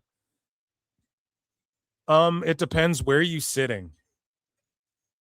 Like if we're talking like front couple rows, like would I pay $160 per person? Yeah, I would personally, but like that's still fucking nutty. Really think about it. Like if you said that to Jim Cornette, he'd be like, "What?" I was listening to old Jim Cornette throwbacks again last night. And Thank you, fuck you, bye, boom. I watched the live Q&A he did where he tells the Santino story, and I re-listened to all the Santino Morella saga again. It's like a go-to every year, like couple years. It's like the movie Jaws. You just watch it like once a year, you know, you go through that saga again. But he was complaining about ticket prices back then, even like comparing WWE to ROH and stuff like that. But yeah, that's a pretty penny, dude. Like, is that affordable? No. Just in general, no. No, it's not. And it depends where you're sitting too. Like if you're front row and get to touch people and like the wrestlers and shit and give them high fives, and if you got kids and you're like, oh, my kid got a picture with fucking their fave or whatever, like, yeah, that's maybe worth it for like the memories. Thanks for the memories, even though they're $160. But yeah, I do think lowering them over. Clearly, WWE's doing that, though. They're lowering them and bringing house shows back. And again, it's going to be more a mix of like the younger guys who need work. So expect it to be like NXT mixed with some main roster guys. And then you'll get a run out, like depending what market you're in. If you're in like a C town. If you're in like a B town, okay, you know, Dirty Dom might wrestle Finn Balor or some shit. You know, you might get something good. So that's good. And I like going to the indie or the house shows in buttfuck nowhere. You know, those are the best ones. So they used to be back in the day. They don't really do them anymore. But yeah. So hopefully the price is lower, like overall. A hardcore match followed by a hardcore style brawl. I know, man. Yeah, that hardcore match was, I mean, it was okay, right? But maybe end with that, or maybe like build up to that better. I don't know, man. Fall Out Boy is classic now. How often does Raw come? Yeah, if it's a Raw, then yeah, 160 for sure is worth it. No, we have a gap on the mail. I'll be on hard cam. Yeah. Yeah. Okay. Well, we talked about TNA. Let's get into TNA news, guys. Hit like, hit subscribe, super chat in if you support what I do, or become a fucking PWT page member. I'm not going to go live with Dave Meltzer Dumb Moment tomorrow. There's just not enough there, you know, worth it. And sometimes we do it bi-weekly or whatever, you know. So, but I am uploading a Dave Meltzer Dumb Moment bonus show, a throwback DMW episode on the page 100%. And I will have the time to do it because I don't have to stream, okay? And so if you support what I do, or just hit like, retweet, all that good shit, what you can do is vote in the poll, guys. 1 or 2, 1 for Double or Nothing, 2 for Saturday Night Main Event. What PLE are you most excited for this weekend? Let me know. 1 for Double or Nothing, 2 for Saturday Night's Main Event. Everybody, let's hydrate. Speaking of hydration, ladies and gentlemen, the man who makes us the thirstiest ever, Chris Jericho.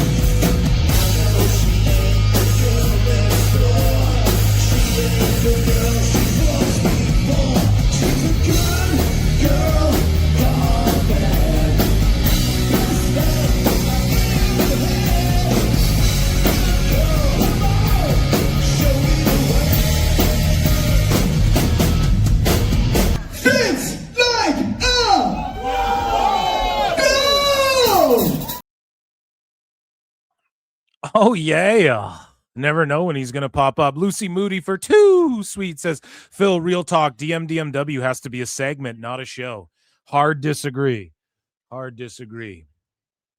Hard disagree, especially with the replay numbers it does and shit. And even I'm talking like after the live, and then after the fucking, and then when I replay it, like then I do a replay run like after like 2 weeks, I'll do like a, it'll be like 12 hours straight of PWT on my other channel or whatever, where I like replay the shows from the last couple weeks. It's just like I just disagree with that, but it's all good, And plus, then this whole show would just be Dave Meltzer. It would just be Felting Dave anyways. So, moving along here, guys, we do have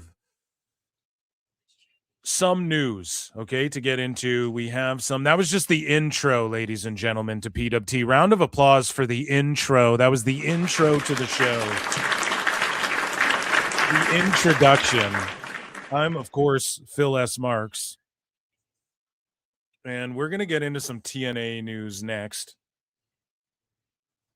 But first, Willow Nightingale is injured and relinquishing her TBS title. And so they're going to have a tournament for it, obviously, because Tony Khan. The best guy's Tony Khan.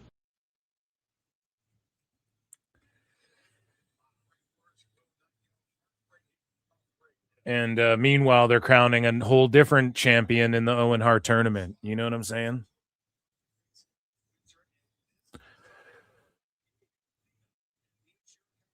So,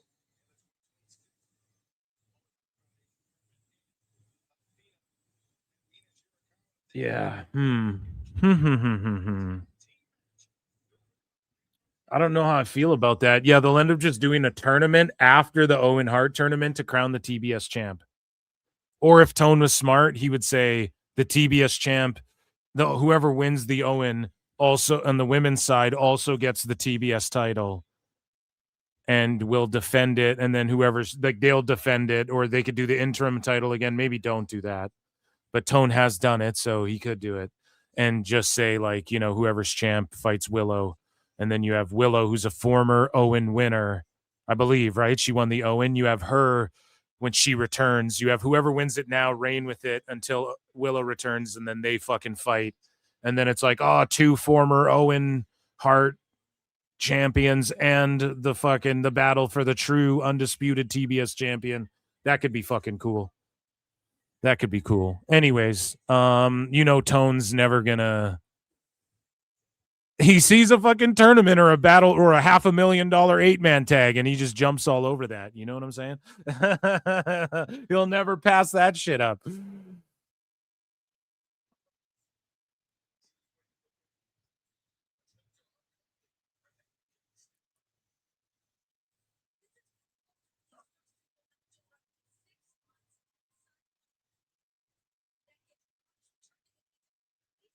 The best love I've ever had.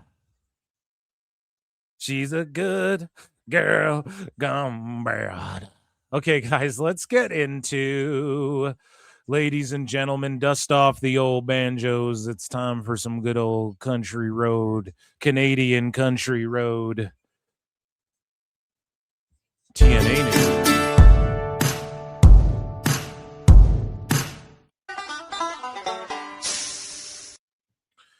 So, ladies and gentlemen, Vinci, fresh off of his Giga Chad Chris Van Vliet interview, Giovanni Vinci, or what's his name again, Fabian Eichner, debuted in TNA, and this is a good scoop up for them. This is the right kind of guy they need to bring into their company. But it is what it is. It's very TNA to bring in a guy like this, and I don't suspect he'll win the title, but he'll do the damn thing.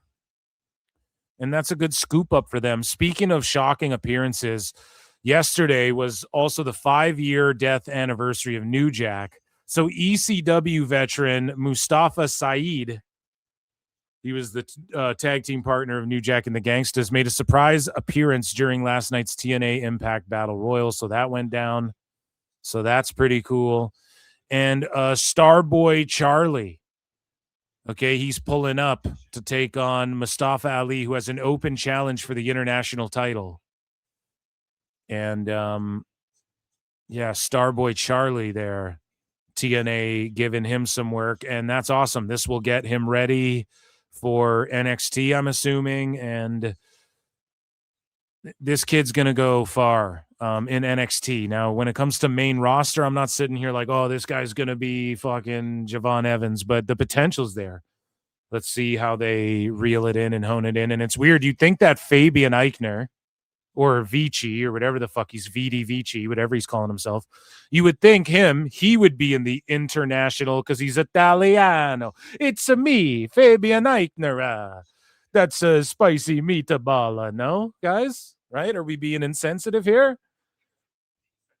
It's me, Luigi Primo, the pizza flipper wrestler guy, right? Oh, I'm over here now. JD from NY. I'll manage yous guys. But you think Vici or Vinci or Eichner, whatever his name is, you would think he would be challenging for the international in the open challenge. And then Starboy or I guess his name, is Chaz Starboy Hall. Pardon me. You would think he would be challenging for the X Division title if it's all open challenge-y on both ends of things here. But nay. No. And again, I like when international titles or intercontinental titles, it doesn't have to be purely, it's not like an American can't win the European title and shit.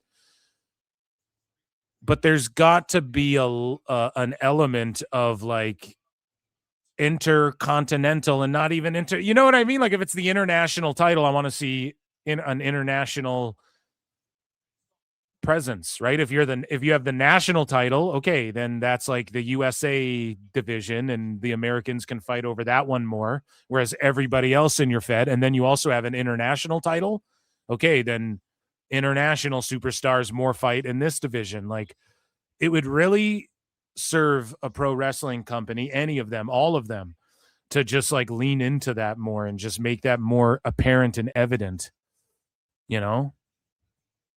But instead, they're just giving Starboy the rub here against Ali. And they may have wrestled on the fucking indies for all I know. I'm being perfectly honest. Because Starboy was out there cooking on the indies. So Daria Ray addresses TNA contract status ahead of upcoming expiration. So Sonya Deville. She says, did I resign with TNA? Well, my contract is not up until the month of June. So they signed her to some short-term shit. I feel like she just got there. We will see. And maybe they'll keep her on, but if they're not really using her overly effectively, I don't see the point. But her gimmick's just kind of like, I'm here and I book some matches and stuff. And I would keep her around, but has she made waves yet, man? I'm not sure. So we move along here, and we touched on this a little bit earlier, but Slammiversary, the all championships will be defended at Slammiversary on June the 28th in Boston. And yeah, all championships will be defended right on. So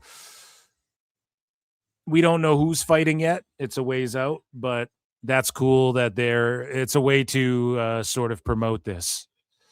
And maybe last minute, I guess Slammiversary is sort of their SummerSlam card now, and then Bound for Glory is more of their WrestleMania, but they always try to go all out for Slammiversary and Bound for Glory. But that's cool. And they're also bringing back the Lethal Lockdown or whatever the fuck it's called. So good for TNA. They're trying, man. They're trying to garner some of that interest in some of these PLEs, and that, ladies and gentlemen,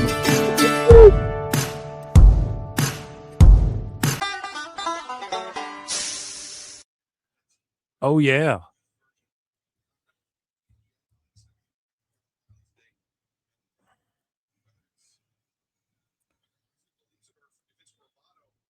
So I'm looking here. Layla Diggs won on Evolve. Who's watching Evolve? Who watches Evolve out there?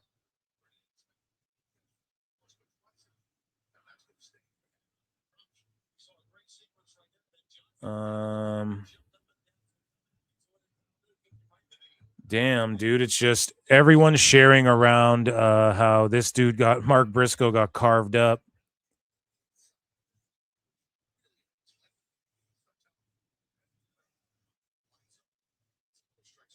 And yeah, Danhausen, I mean, we won't put it in news, but Danhausen cursed the Cavs and uncursed the Knicks. And then he wrote on one of these titles, what did he write? Not cursed. He signed a Knicks WWE title and autographed it and wrote not cursed on it, which is crazy. Could you imagine if they won the fucking chip? That'd be crazy.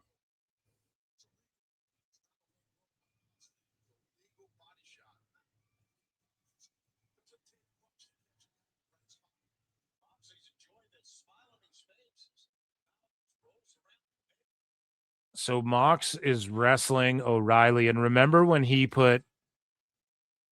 Mox put Strong over, Roderick Strong over, or whatever, and Dave was trying to fucking him and like Freddie Prinze Jr. and all these motherfuckers were like, oh, it did so much for them. I mean,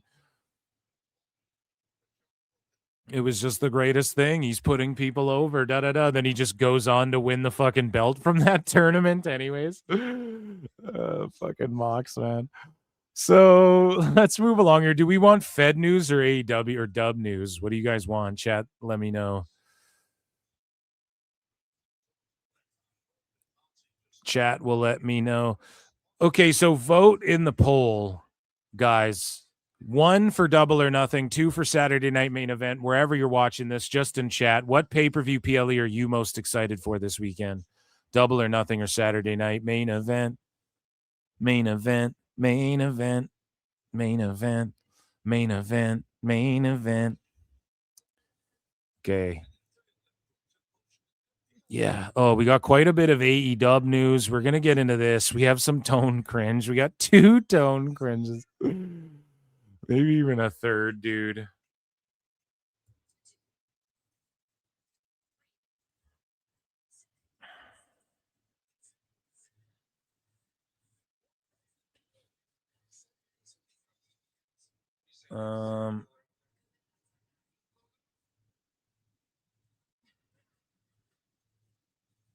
Yeah, I don't know. People are melting down about these sickos online and shit.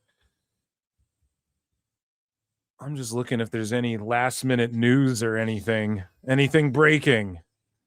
Extra, read all about it.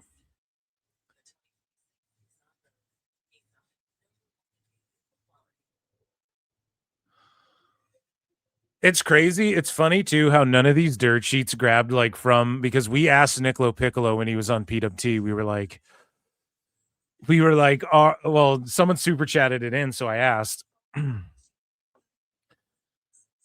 I was like, is WWE happy with, or is Netflix happy with WWE? And he's like, yeah. And he like breaks it all down and shit. And no dirt sheets like on PWT.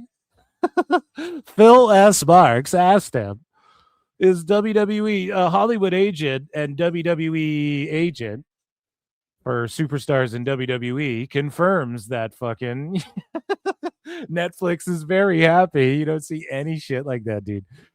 So funny.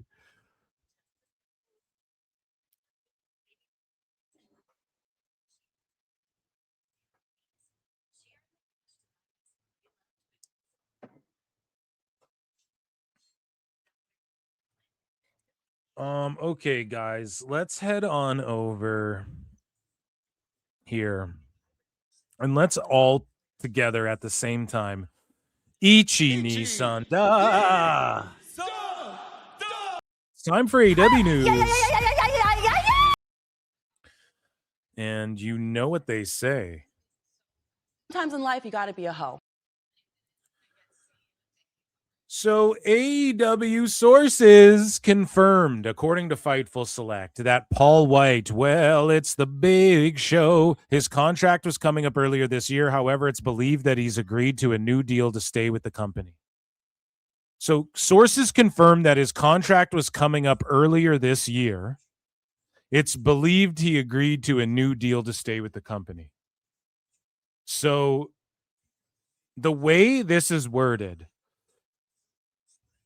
like, this is the problem. The way this is worded is they're trying to word it like, well, we knew it came up back then. They're not saying that explicitly, but AEW sources confirmed that Paul White's contract was coming up earlier this year.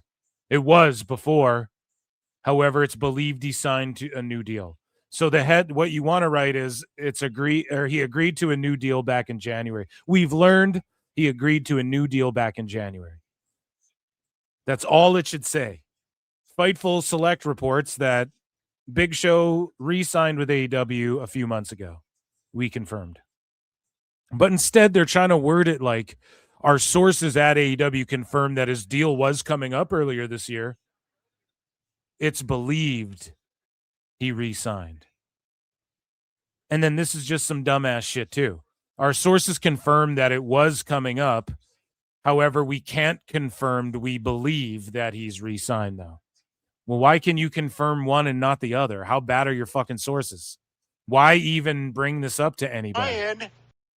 You know? I just don't even understand like how they get away with reporting dumb, silly shit like this. Like, it just must be a slow-ass news day for them to even bring that shit up. And speaking of returns, because you can assume he's returning to the ring sooner or later if he's doing this in Australia with Dijak. Okay, but at the WSW show, Buddy Matthews returned and glommed Dijak with a chair. What are the... Oh! Who the hell is that? Wait a minute! Whoa! Buddy Matthews! What the hell is he doing here? Oh my God! And like, he hits the stomp. Why didn't you... Oh my God, Tony. Why didn't Tony Khan do a show in Australia? Why didn't he spend a month in Australia doing shows or anything? Why didn't they just save this for their show? You know, and maybe he gets Brody King's back and then he turns on Brody King or something. And then you have a program right there. And then you establish Matthews as a guy who could potentially work his way into I don't know. I get it's in Australia, but AEW guys can't, like, Tone's been paying this guy forever. Oh yeah, just return against Dijak, who Tone won't even hire. Just return against him in Australia. It's all good. Like, what? Why the fuck would they go to your show where you're overcharging for Grand Slam? And when they can just watch Buddy Matthews at this show, their own homegrown guy at their own homegrown fed. You know what I mean? Like, this is why All In, and when they go to Australia and the fucking, and we're global and shit, it just doesn't work. This crowd has blown the damn roof off the Adelaide Entertainment. You have a guy who looks like that. Like, this dude is built like a brick shithouse. He can fly around. People know Buddy for sure. Like, if you thought he was a mid whatever guy, the stuff with Aaliyah Mysterio and the stuff with Seth Rollins, come on, man. That shit popped off for him, you know? And the House of Black stuff was pretty cool.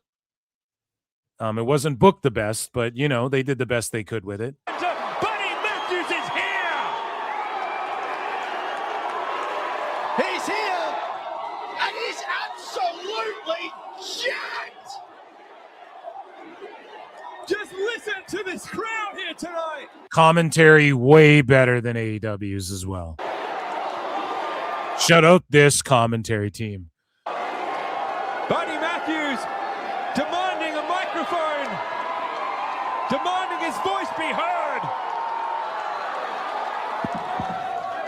He sounds like the podcast Cringe guy. In case you've forgotten, my name is Buddy Matthews. And I'm the guy that kicked down the door for every Australian to make it overseas. Oh, dude, he's just super over with that crowd, too. Tone, what are you doing? What are you doing? You're paying him so much. You say, no, we're going to Australia in a month. You come back then or whenever they're going. Who knows when they're going there, if they ever will. Tone just thinks he can pull up, do one big show, and then a collision, and then fuck off and claim he's, gouge people for tickets and claim that they're a global fucking entity. But Now let's get I don't know. We don't need to watch this whole thing. Shout out Buddy Matthew. Shout out WSW. Fucking putting on a great show for the fans over there, okay? So we're talking about Double or Nothing and whatnot, and we'll circle around, but in other roster news, right? Chris Jericho revealed why he has changed his ring name to just Jericho. And he goes, I like the idea of what I'm doing now with Jericho, and by not using that first name a lot, it created this whole intrigue online. Like, what's he doing? What's the idea? What's the reason? No, it didn't. Liar! Oh my God. No, it didn't. Did you just make that up? I could create a dozen other nicknames, but how many more do I need? Everyone knows who Jericho is. And when you hear that name, then you can go remember whatever memories you have on your own. So it really is like Metallica, the Black Album. It doesn't, no. He's always comparing himself to other fucking singers or like these other rock stars and shit. I mean, it's pretty funny, but it's also kind of delusional. Like Jericho, I guess, is a legend in pro wrestling though, and his hits were his hits, and then his later shit kind of and that is very much on par with Metallica. Okay, let's just be honest. But it's like the Black Album, man. I look and see it's not just me. So many others have stood where I stand. We are the young, so raise your hand. They call us problem child. We spent our lives on trial. We walk an endless mile. We are the youth gone wild. We stand and we won't fall. We're one and one for all. The writing's on the wall. We are the youth gone wild. Let me get wild. Yeah.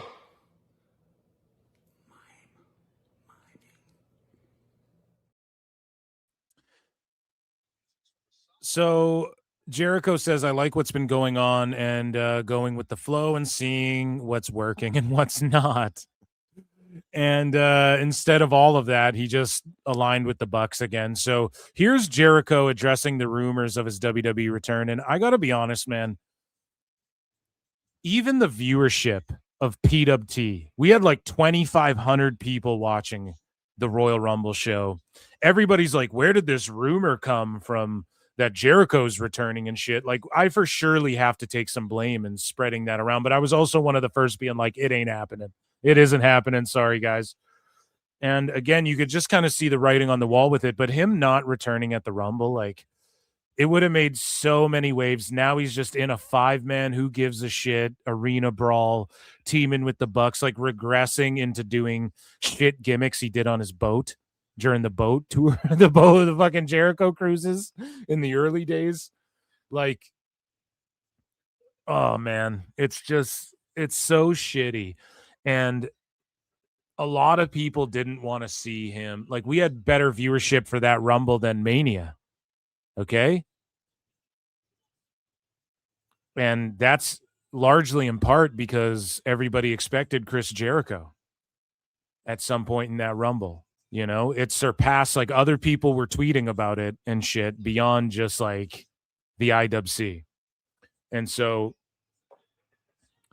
I think that I know a lot of people didn't want to see him back in WWE, but they would have booked it correctly and it would have made way more waves, and whatever he did would have been way cooler. And in WWE news, we're going to see, man, they're talking about bringing like Baron Corbin, and we've seen some of these people they brought back, Paige and the Bellas and shit. You mean to tell me Jericho wouldn't do some better? Like, him versus Dom would have been fucking amazing. Okay. I am staying optimistic though, and I'm holding out and hoping, as a Jerichoholic myself, that Jericho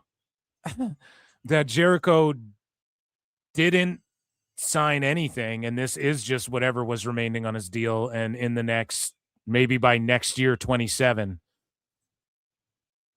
is when he just floats on over, and that's when his deal's actually done. Or maybe he just signed a 1-year thing, or maybe who fucking knows, right? I have no clue, but here's Jericho talking about the intrigue, man. He's all mysterious and shit now.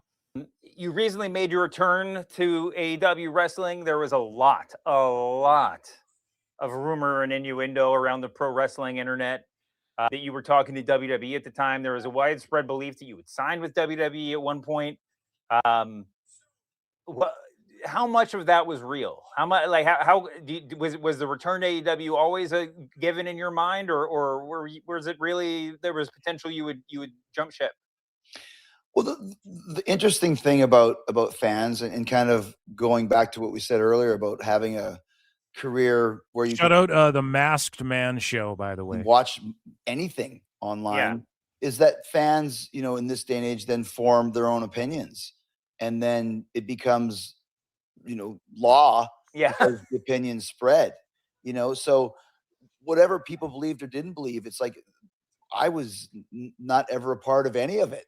You know what I mean? Like, and I think the best part is there was so much speculation of what is he going to do, that either way, with the tribalism of wrestling nowadays, there'd be people happy about it and not happy about it. And this is the worst thing ever, and this is the best thing ever. And, I've never really... It would have made like a huge wave. I'm telling you, man. I'm telling you. People were expecting him at that Rumble. Now, would it be like the greatest? I don't know. Just seeing Jericho and Danhausen backstage, and then there's so many things that you could have done with Jericho. He could have worked kind of part-time and shit. I just think it wouldn't have fizzled out. Jericho's return has been like, it's already fizzled out. It's already been trash. And no one gives a fuck. And you can see that in the attendances and everything. And it's almost like he's just taking a spot from someone who they could have been investing time in someone or something like that. I don't know. It's unfortunate. I'm sure they like having Jericho around. Tone's such a mark for Jericho, but what has it done? Nothing. Less people know his song than ever, even. Right? So there's nothing Jericho can do. Now he's just whittled his name down to Jericho. And then he fucking trademarks the guy who gets beat up by the Demand every week or some shit. It's fucking mental. Focused on the... And it's garbage, and it's just more of the same old bad shit. It's just such a shame, and I really hope his deal's up in 27, and we were all swindled. That side of this is terrible, and it's never going to work, because to me, anything can work, and you always want to do your best to make it work. To me, anything can work. I disagree, dude. I disagree. So, again, we saw Swerve fighting with Bandito. He attacked him at ROH, and I just don't... It's crazy. Swerve is tweeting shit out. Oh, you wait till you see me on your TV, or why aren't I on their TV and shit? And then he's just at ROH. So Athena retains the ROH women's world title. This is at Supercard of Honor, and she is at 1,251 days and counting. She will never be beaten, is what Wrestling Cover says. And yeah, Athena's doing the damn thing. It's just unfortunate, nobody's there to witness this history. Now, if Tony did keep ROH at the same level it was before let's say the pandemic, and he was able to resurrect it, if you will, and get it to the same level it was and keep it there, would anybody give a fuck about this reign anymore or less? I actually don't know. But it is unfortunate that Tone had the opportunity with his billions of dollars everybody wants to brag about. He had the opportunity to have this really be something, and have ROH really be something, and be something different, but what it was, but new, they could have reintroduced ROH in a whole new light with AEW and shit, and he fucked that up too. And it's so unfortunate. that this reign will get mocked and shit. You know, and you have Monet come in with 13 belts. So, oh, well, that girl had 13 of them. So why do I give a fuck that this girl has won for a long time or whatever? Like, that's sort of what they've kind of coached AEW fans a little bit to just not really value these things. Or if that hasn't been their intention, then that's what has happened. And you got to take accountability for that on Tone's part. So speaking of which, Tone and Deonna Purrazzo, we'll play this now because we're going to felt Tone in a minute, but Deonna Purrazzo is a part of this, and they talk about the possibility of ROH having a full pure wrestling show. With pure rules. 3 pure rules matches tonight, which is impressive to a diehard ROH fan. Do you think there's room for perhaps... Here's the thing. Diehard ROH fans aren't even all fans of the pure rules. So this is the problem. Like, nothing's innovative. It's just Tone doing shit that everybody's like, oh yeah, remember when this didn't really work for TNA or for WCW or whatever?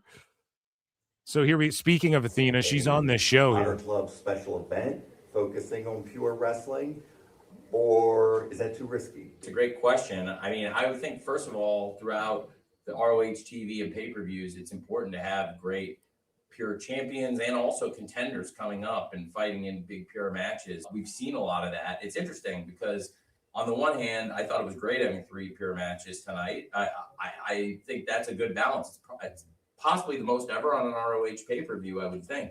And it's just not a good balance. So now you want people to think like, when I tune into ROH, there's always going to be half the fights are pure rules. Trust me, man, that ain't going to work. That ain't going to work. For doing a whole show like that, I mean, it's an interesting idea. We've had tournaments, obviously, and a lot of great matches with high stakes. Deonna has competed in a lot of great... If Tone was smart, he'd start a YouTube show right now, ROH Pure. The show would just be called ROH Pure, and it would be where every match is contested under pure rules, and you just do 3 matches a fucking week. 2 or 3 matches with some promos, set shit up. Make it like the pure fucking rules, and then you can say, yeah, and over on ROH Pure, this dude fucking is undefeated over there, but he has had a couple losses here under regular rules here in Ring of Honor.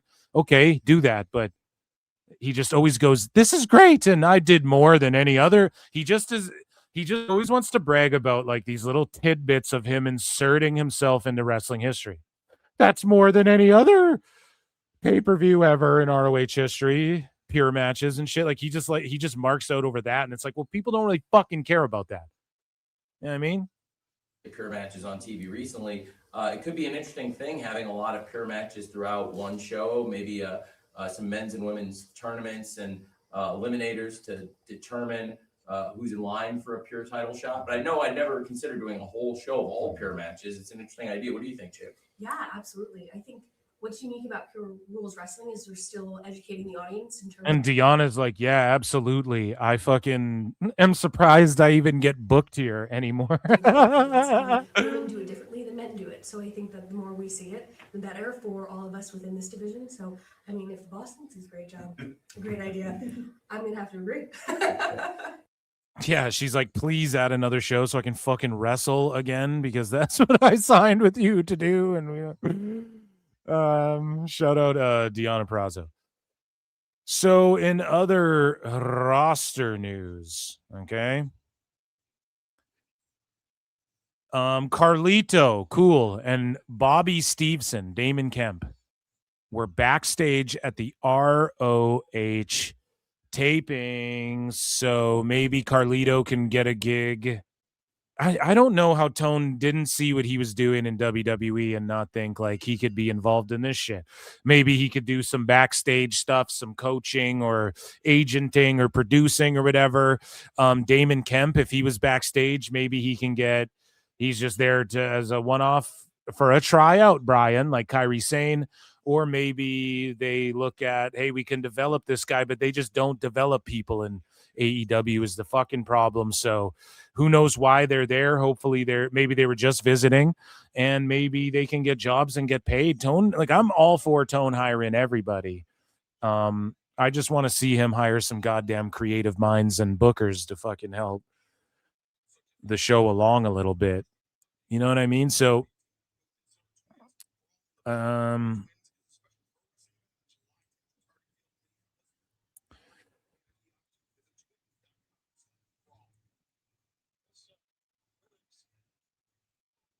Chris Masters claims AEW ghosted him after he tried to make contact.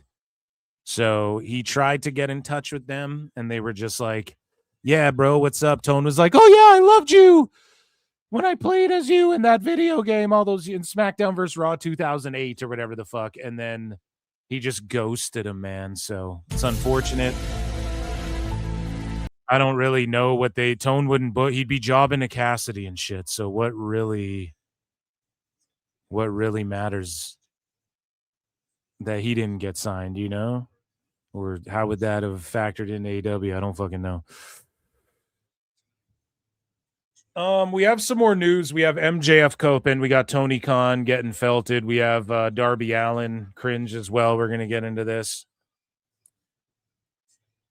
Make sure you guys vote in the poll. 1's in the chat for AEW Double or Nothing. 2's in the chat for Saturday night's main event. What pay-per-view PLE are you most excited for this weekend?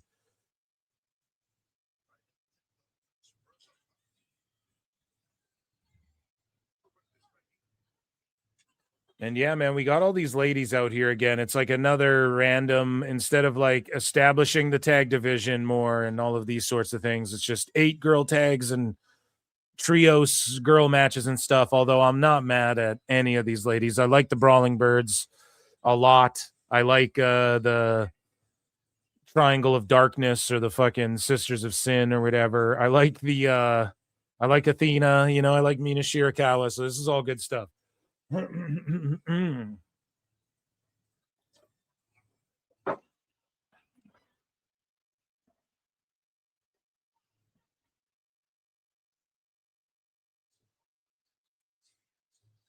Okay, so in other news, guys, Double or Nothing is coming up. Maybe we can preview it at the end of this. Oh yes, Tone brought back the old ROH look, but it's like the old new look in a way.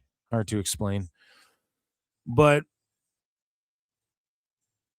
let's get into yeah, and then we have Mick Foley to talk about. So what are we talking about here?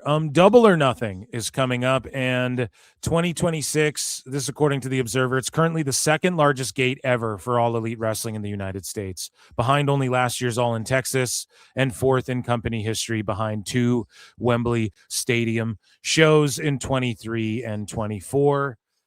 So yeah, that's a good thing, I guess. Or it's a really good thing. You know, I'm not going to hate on it, but I look at it more like look at the difference in what the TVs are drawing versus the PLEs and stuff. I just think if AEW whittled it down to like 4 major pay-per-views a year and then Tone just went all out, pun intended, with the fucking amount of matches, like, okay, give me a 6-hour show or whatever. I just think he could charge more. It would be a bigger deal. Like you draw like maybe 30,000 people or whatever the fuck. And maybe, and again, 30,000 might be up there, but think about it. If like Jericho and Edge were booked properly or whatever the fuck, Edge and Christian were booked properly and they weren't just buried right in the depths of this thick ass pay-per-view. And like Joe and Ospreay had real hype behind it. Like this shit could draw, man.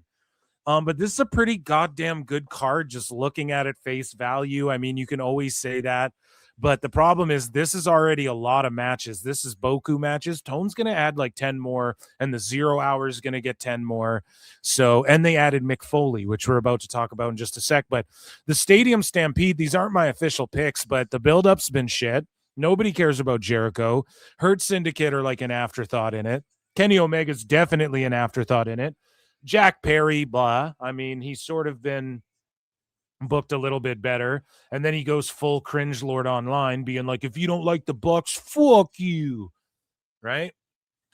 and then the Bucks, who are just blah, and then you have like, you know, half of the Demand, the Dogs, and the Callis family. So you build this big ass faction. All these factions have like 10 people in them, and you can't just put 5 of the guys from the fucking 10 guy faction. It's got to be 3 factions combined for one fucking it's just garbage. So that's a garbage match. The I Quit tag team match, I mean, that's some 2K type shit. So does one guy quit, or do both guys quit? Do you got to quit both guys, or if one of them quits and the other guy's like, no, you quit on us? I don't know, man. That could be interesting. I won't knock it till we try it, but Cage and Cope and FTR, they'll have a solid match. Like, looking at from this match on, this is a solid ass card. So Nightingale had to vacate the title. She was supposed to take on Alex Windsor. Why? I don't fucking know. Right? I'm pretty sure, didn't they already fight for this fucking belt? Why isn't one of them in a tag? Know. Jesus Christ, right?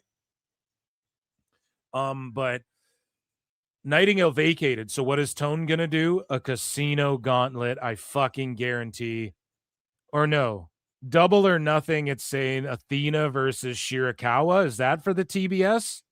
Or is that just on the pre-show? Who fucking knows? Nobody knows. But that, I mean, on paper, okay. Then you have Ospreay Joe. I mean, if this was in the Fed, if Tone was half a booker, this match would be such a big deal. This match would be such a big fucking deal. And then you look at Bandito is fighting Swerve. Meanwhile, Andrade's nowhere to be found again. He's just getting buried after he was like real over and shit. For some reason, they're just like, whatever, here's Bandito because his visa's cleared this time. They're like interchangeable in Tone's eyes. He does not know how to book luchas. I've said that shit for years, by the way. But Swerve and Bandito, okay, they're gonna go out there and it'll be 80 million fucking false finishes, and Dave will give it 5.5 stars for sure. Then you have a 4-way. So Hayter and Statlander versus Shida and Tekla for the women's world title. That's garbage. That's fucking garbage. I don't care what anyone says. This is a throwaway. Tone doesn't know how to book women or luchas. Then you have Okada Takeshita. It should be a way bigger deal than this. It really should be. But this match is fucking... Other than Takeshita losing to Darby, he's gotten none on him so far. And he's been booked pretty fucking well, and well enough to where it'll be a really good match. Watch them steal the show. I bet that Okada Takeshita match will be my favorite match of the whole night. And Joe will have an awesome match with Ospreay, but Ospreay's not going to sell good for the devastation that is Joe. And so it's going to fucking piss me off. I already know. And then Darby, the hair versus title. I mean, that's going to be like we meme it and look, he swallowed a goldfish, pulled it out of his dick hole, and then fucking put it on the end of a taser and shoved it up Darby's ass, and then threw him off a fucking flaming ladder into a light tube table. Like, that's what we'll be talking about for a couple days, and then we'll forget about it in a week. In a week's time. This, a week from fucking the mask versus mask match will steal the fucking all of the thunder away from that. If Brock Lesnar and Obafemi's segment the next day on Raw doesn't just steal the fucking thunder from that. You know what I'm saying? So it'll just be some garbage we forget about, and Darby's going to kick out of fucking a middle rope, off the middle rope tombstone and shit. And it's just going to be garbage, right? And I'm sorry. Like, I'm glad they did a really good gate. That's off the back of MJF. Let's just be honest. That's MJF in New York drawing this. And otherwise, though, pretty good card, though. Like, just looking at it, I'm like, oh, yeah, a few of these matches I'm actually pretty pumped for. Like Takeshita Okada. FTR Cope, I'm like not as pumped as I should be. I should be more pumped about the Cope and Cage reunion and run. I should be way more hyped for that. Thinking back to when I was a fucking kid and how much Edge and Christian meant to me, and just now how much I don't care is alarming to me, whatever. But I mean, MJF Darby, it's like intriguing. If you're a New York crowd, you want to see MJF win that shit back. Or if they shave his head, that's crazy. I just don't think they'll do that. especially with his hair transplant and shit. You can't just like shave your head, you know, unless it's for a movie role or something, and we just don't know about it. But yeah, Strickland and Bandito will be a banger. And then Osprey Joe, that's pretty cool. Yeah, so we move along and it drew really well. But also Mick Foley will be there, and I'm just interested. Now I got to watch the whole fucking pre-show to see what goes down here. And it's funny how Kevin Knight's not on the fucking card, even though they've been building him up and putting him in and around the main event scene for how fucking long. Crazy that he wouldn't be involved at all. He's just like a side guy that Tone's like, you'll kind of be involved in their story so that he can say this guy will be world champion one day. It's fucking hack and garbage. But speaking of hack and garbage, Mick Foley, and it's announced by Tony Khan, before Double or Nothing, watch the buy-in free before the pay-per-view this Sunday. I guarantee Mick Foley goes out there during the pay-per-view and fucking does a promo and someone interrupts or something. Your new co-hosts are Renee Paquette and Mick Foley. Foley's coming back to TBS where he ran wild as Cactus Jack. So Tone's just marking out. Here's the problem, right? Now, I always say, like, I don't care about people's fucking politics. I really don't. I think it's cringe when people make that their personality or virtue signal about shit. You'll never agree with every politician all the way. WWE stars are going to the fucking White House for UFC, and you have fucking sickos in the IWC like hating on Chelsea Green and shit. Dude, it's an honor to go to the White House. Okay? It's if the president invites you somewhere, it's still the fucking president, okay? Not look at every president. None of them, not everyone loves what any of them, all of them have done 100% all the way. And it's fucking cringe to live your life thinking that you're supposed to.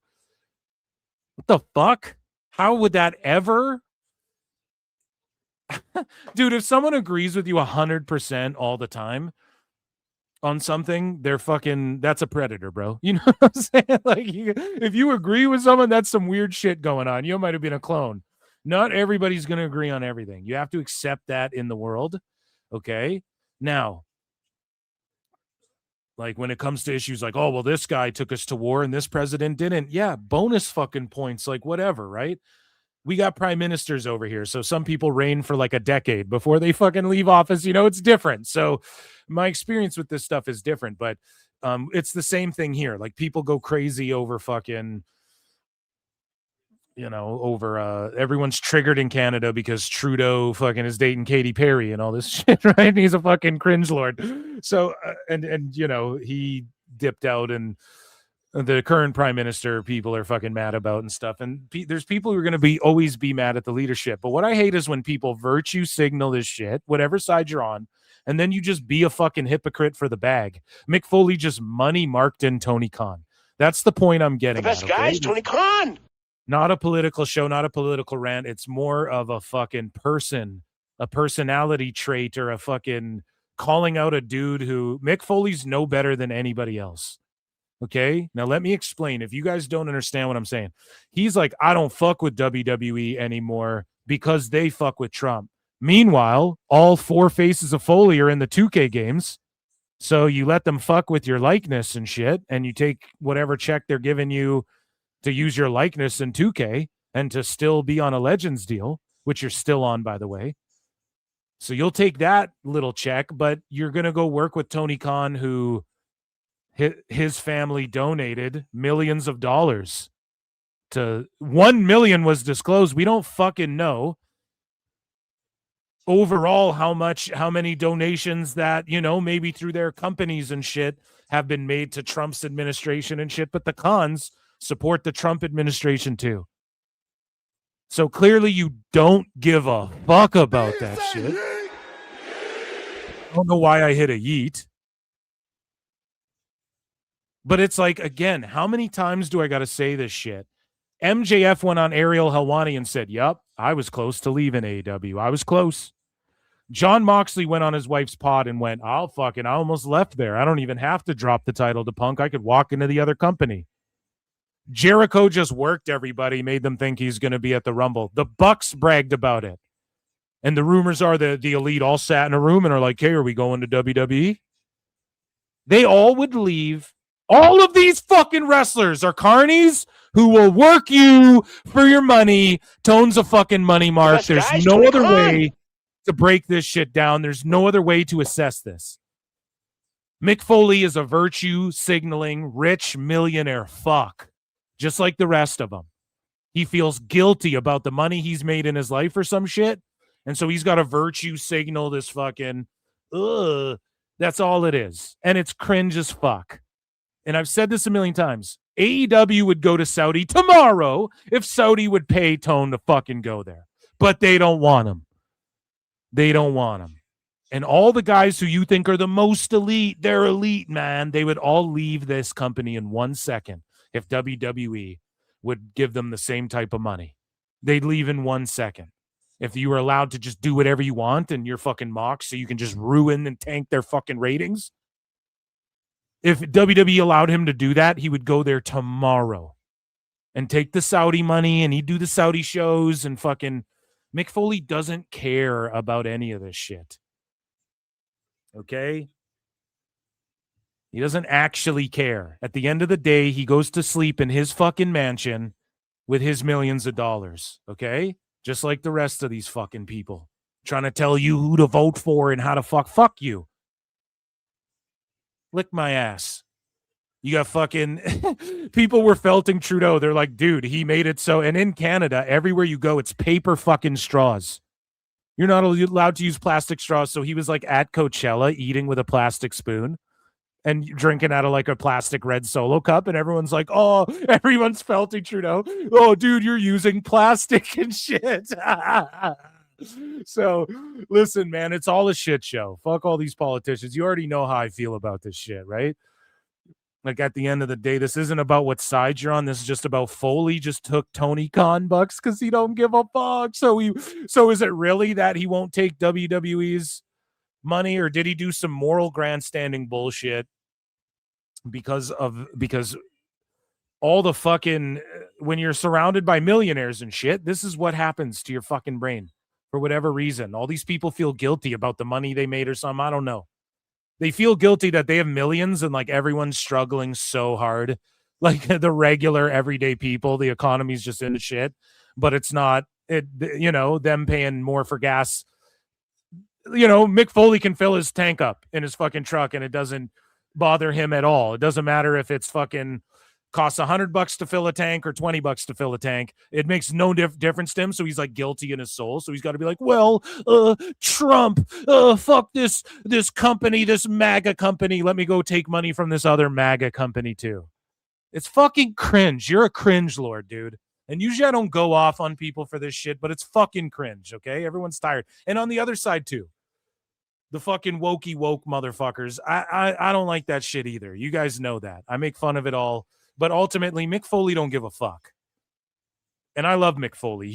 Will always be the hardcore god, the hardcore legend, the hardcore icon. I will always cherish what he did, put his body on the line. I will never encourage someone not to go see his show, his one-man show, or read his books or look at him differently for what he did in the fucking ring. Okay? But when people do shit like this, and I criticize CM Punk for the same shit. It was blood dicks people were sucking for money, and then you go over there and now you're apologizing like a little fucking, you don't even stand on your shit. I roasted Punk for the same shit. And it's just like, these guys don't care. They're millionaires. Okay? Fuck them. No, not fuck them, but I love Mick Foley, but like, fuck Mick Foley too for this one. For just the hypocrisy, like the glaring hypocrisy, and just proving all the people right who were like, Mick Foley's just going there for a check, or like he's just saying this so he can get a Tony Khan check. When he originally said that, people were like, he's just saying that to get, and I was like, I don't know. I just think he politically, I think that's how he really feels. Nope. Nope. He don't really feel that way, does he? You know what I'm saying? And it's disappointing more than anything. So, yeah. He says he's extremely happy to make his debut with AEW, joining Renee Paquette on the Double or Nothing pre-show. Looking forward to seeing Tony Khan for the first time in many years. We had lunch 15 years ago. Contract tampering. That's illegal. Lock Tony up. And meeting up with AEW's amazing roster. I guarantee you he will get involved in something somehow, or if Darby wins, he'll come out and like hold Mick Foley down while Darby shaves his head, or pardon me, MJF down. Like he'll hold MJF in a headlock while Darby shaves his head or something. And I could see MJF shaving his head for one of two reasons. Either he's got a movie role coming up we don't know about, or part of his hair transplant treatment requires him to shave his head before he goes into another operation or something like that. Operation. And then he's going to do it anyways. That is the only two.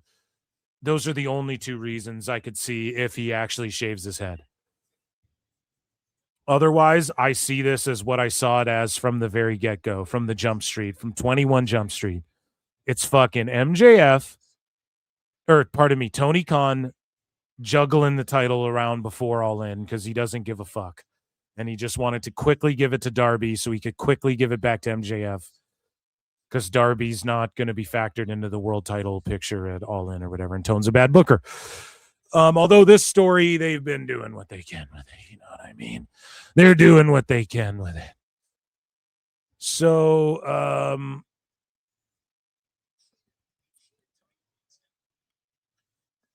in other random, let me check in with chats here. I see you guys. I was going on an epic rant there, so thank you for your patience. Cashman A for 2 sweet says, Foley is just there to sell tickets, sickos. I mean, yeah, what's their cope? What's their cope this whole fucking time? You know, and that's the problem. And you can't, when you cater to people like that, it never fucking works out because you can never live up to the it's cancel pigs, they're called. You can never live up to the standard of like virtue signaling to motherfuckers. You just can't. Look at Chelsea Green. She's dealing with it right now. He's just there. It's the hardcore god. Okay. What the fuck? So Cashman A's been a member for 17 months. Guys, super chat in. Become a Patreon member, patreon.com/ProWrestleTimes. And that's where the full unedited member show, when we get warnings and shit on, that is the fucking place to go for the entire archive of member shows. And also you can become a member for 99 cents, like Cash Monet, who's been a member for 17 goddamn months. And I do member shows every week. Thank you guys. Those are my plugs. I try to get them in quick. We acknowledge you. 613 for 2 sweet says some more ex-WWE talent on AEW. Got it. Yeah, I mean, here's the thing. Mick Foley, it's hard to chalk him up as like he's just an ex-WWE guy. It is that, but he's an ex-TNA guy, WWE guy, WCW guy, ECW guy. So, I mean, he is a guy that deserves to get Tony Khan bucks. If anybody deserves it, right, it's him.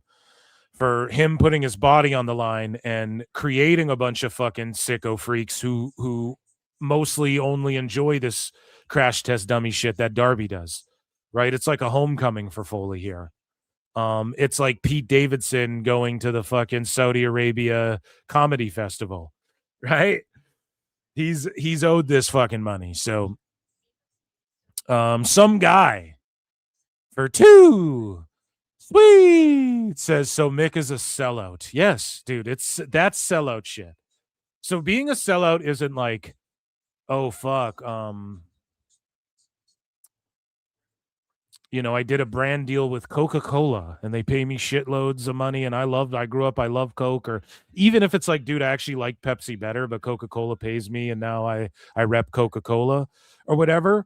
And like you just do a business move or whatever, that's not selling out. What selling out is when you're like, dude, my soul, man, I can't even work with this company, man, because how they operate, how they do this or that, like, or like, dude, I swear by it, I will never fucking drink Gatorade. Fuck Gatorade. Like if I came on here and was like, man, fuck NordVPN, and then I do an affiliate link with them, you know what I'm saying? Like that's a sellout ass move. That's what Mick Foley did. That's some sellout shit right there. 100%, right?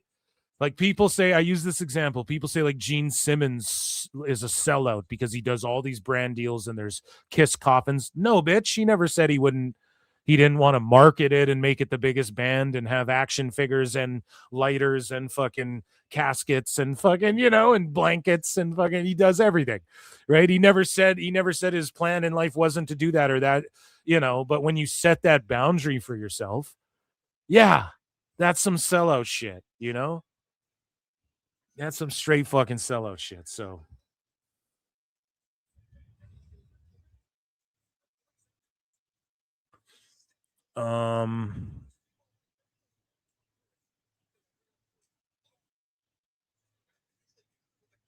it's all about getting the full bag. Yeah, well, if that's what you say, if you're like, dude, I just want the bag, I don't give a fuck about whatever else, then okay, good. And selling out isn't monetary either. You can sell someone out. You can sell yourself out. Like, you could sit there and be like, dude, if I ever, like, you can sit there and feel like, oh, if someone laid their hands on a fucking woman, that shit, I would fucking go crazy. And then you see some guy like beating his wife and you don't say nothing or you don't take action. Like, that can feel like a sellout thing. Maybe that's not the best example. It's like a moral dilemma, I guess, but that is you know what I'm saying? Like, it's not even just a monetary thing. Like, dude, I will never use that brand of Sea-Doo. They fucking stink. And then you buy that brand because you're fucking, I don't know. It's not just a monetary thing, either. So this is like both. This is like a moral grandstanding he did mixed with it's just a money thing as well. It's a business move. So, you do what you got to do. So you got to call it out, man. You got to call that shit out. I'm telling you, he's going to wrestle Darby. I don't think he'll wrestle. I just think well, here's the thing, though. When he ran out during the Sandman shit, what's the difference between him fake punching the air and just fake punching MJF out or something? I think he'll get involved in that shit somehow. He will be involved in that main event segment somehow. They'll put him on the pre-show, and then everyone before the show is going to go, man, why didn't you put him on the pay-per-view? And then he's going to show up like in the main event segment. I guarantee. So... contract tampering, yeah, they're all independent contractors, so there's no contract tampering. Even if it says in your shit like, oh, you can't go work for this person until our time's up, like, maybe they can say you can't negotiate anywhere else. But I just think if that shit went to court, they would fucking lose that. People have said it for decades, but there's just a reason why it's never got to that level, because you can just settle. And again, people will sell out pretty quick for that type of shit as well. Speaking of sellouts, man, Darby Allin is one of these guys who pretends like he's underground and shit, man, but then he's in the Jackass movie, and then he's on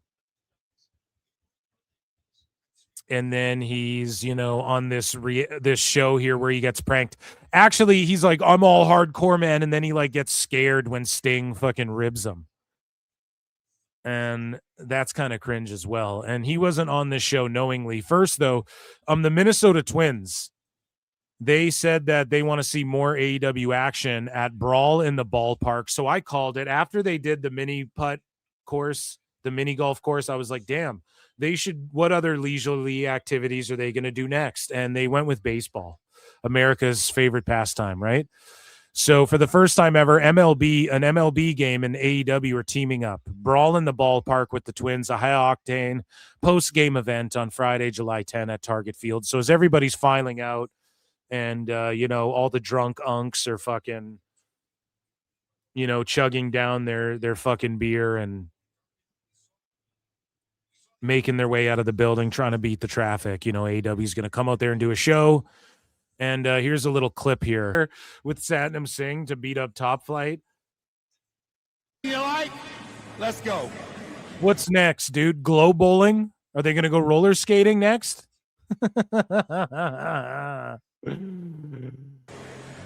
Jesus. So we move along here, and Darby Allin is on this reality show. We're kind of all over the place, but we're talking about sellouts. So Sting gets tased Okay, well, first off, here's the police questioning Darby, and he just snitches on himself real quick. There's a promoter in the hotel that we're going to go sign autographs. What's your name? Steve Borden. What's your name? Samuel. Oh, he called himself Samuel, dude. Darby is dead. Kayfabe's He dead, had man. Cuervo with him the whole time, too. He called himself Samuel instead of Darby Allin. You guys together? Yeah. Listen, we got a call, okay, with a bag of stolen merchandise. We need to see what's in the bag. You need a No, search we don't warrant. need a search warrant. We got probable cause. We got a call. It's got a tracker in it. Just give him the bag back. We're leaving. This is now an investigation. You are not free to leave. Okay. Just show us what's in the bag, and you guys, if it's not what we're looking for. Listen, sir, I'm going to tase you if you. Are you kidding me? So yeah, Sting gets tased, and then Darby just stands there shook, like doesn't even help his guy out. No, there's not money in the bag. What's wrong with your friend? I don't know. Huh? He's a Shout out, what is this called? Foul Play on TBS. man of the Lord. I don't know. Tase him. Wait, he goes, he's a man of the Lord? I don't know. Darby's real scared. I don't know. Huh? He's a man of the Lord. I don't know. Tase him. He's a man of the Lord. Wait. Just turn around. I'm just going to pat you down. I'm not going to cuff you. Okay? Oh man, and Darby's just getting felted by a rent-a-cop. So what happens when he's skateboarding down in the mall area, in the strip mall areas, and the rent-a-cops come and they're like, "Oh, dude, give me your, where do you live, young man? Give me your name and let me pat you down." All right, Sting, take on.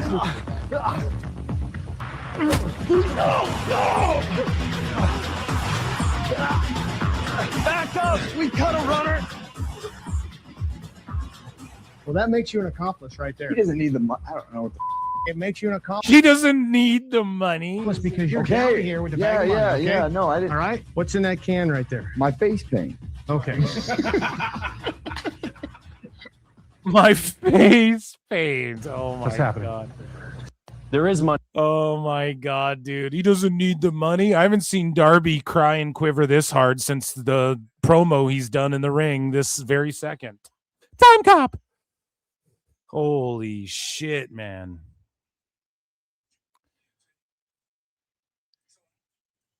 So speaking of Darby Allin, his opponent at Double or Nothing is, of course, MJF.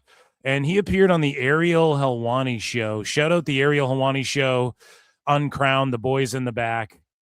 And here is MJF honestly just coping and fucking seething and talking about WWE. It's so fucked how AEW is like nipping at the bud to be, okay, they're sitting there like, Tone's like, I want to turn the other cheek. We're number 2 though. And we, are just like, hey, we're a challenger brand and all this shit. Any interview they do, it's never just about AEW though. We do these interviews and instead of keeping the focus on AEW, we fucking talk about WWE, and then all the WWE parts get clipped out.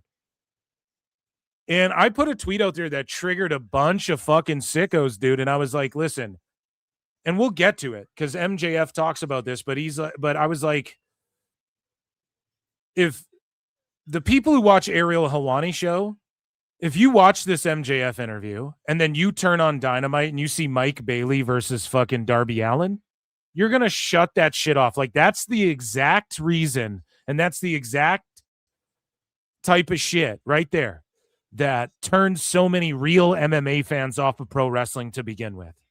They grow up past like I want to see face paint and all this shit, unless you're larger than life characters like they feature in WWE. Okay?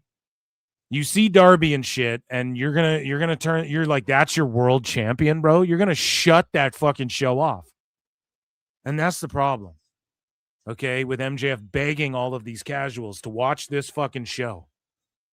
It's not gonna work out, it's gonna backfire.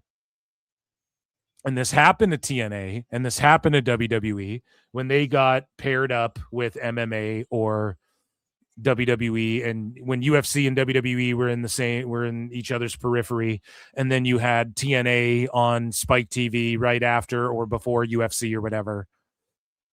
You saw that fucking gap widen, you know, as far as like the audience we want versus the audience we're getting. So here is MJF. And again, I love when fucking MJF is always in kayfabe. He calls CM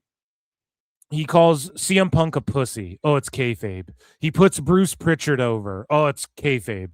He talks about the bidding war of 24. It's kayfabe. He fucking splashes tequila in a kid's face. It's kayfabe.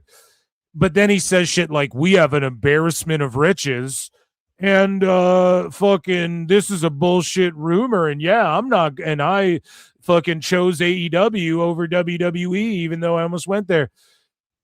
Then that's not kayfabe.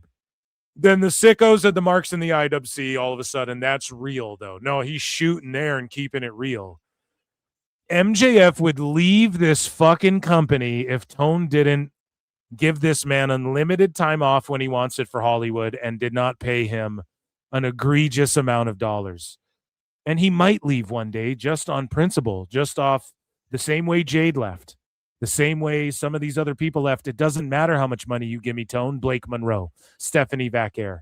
You could triple the money, but Tone, I need to go here for my legacy, star power, where I want my career to be. I want to be like The Rock or John Cena. You can't do that with AEW. He doesn't offer that. He just offers a bunch of financial security and a bunch of freedom. So, and again, it wouldn't be a sellout if MJF's like, I want to be The Rock one day. I can't accomplish that without going to WWE. So I'm going to turn down all this money. It would be a sellout move to just take the money and stay comfy. Right? Speaking of sellouts. So anyways, let's get into some of these clips. It's a 3-hour Dynamite, so stay locked in here with PWT, guys. Has that shout out Ariel Helwani show quieted down in your world at all? For sure. I mean, to be honest, we're freaking white hot right now. Why? Why do you think? Outside of me, and I'm not just saying that to be funny, because when you look historically at the most pay-per-view buy rates have me in the main event. The most pay-per-view tickets sold have me in the main event. The most Dynamite tickets sold have me in the main event. These are just facts. But, and as much as fucking hurts me to say this, Ariel, I don't even want to say it. Okay.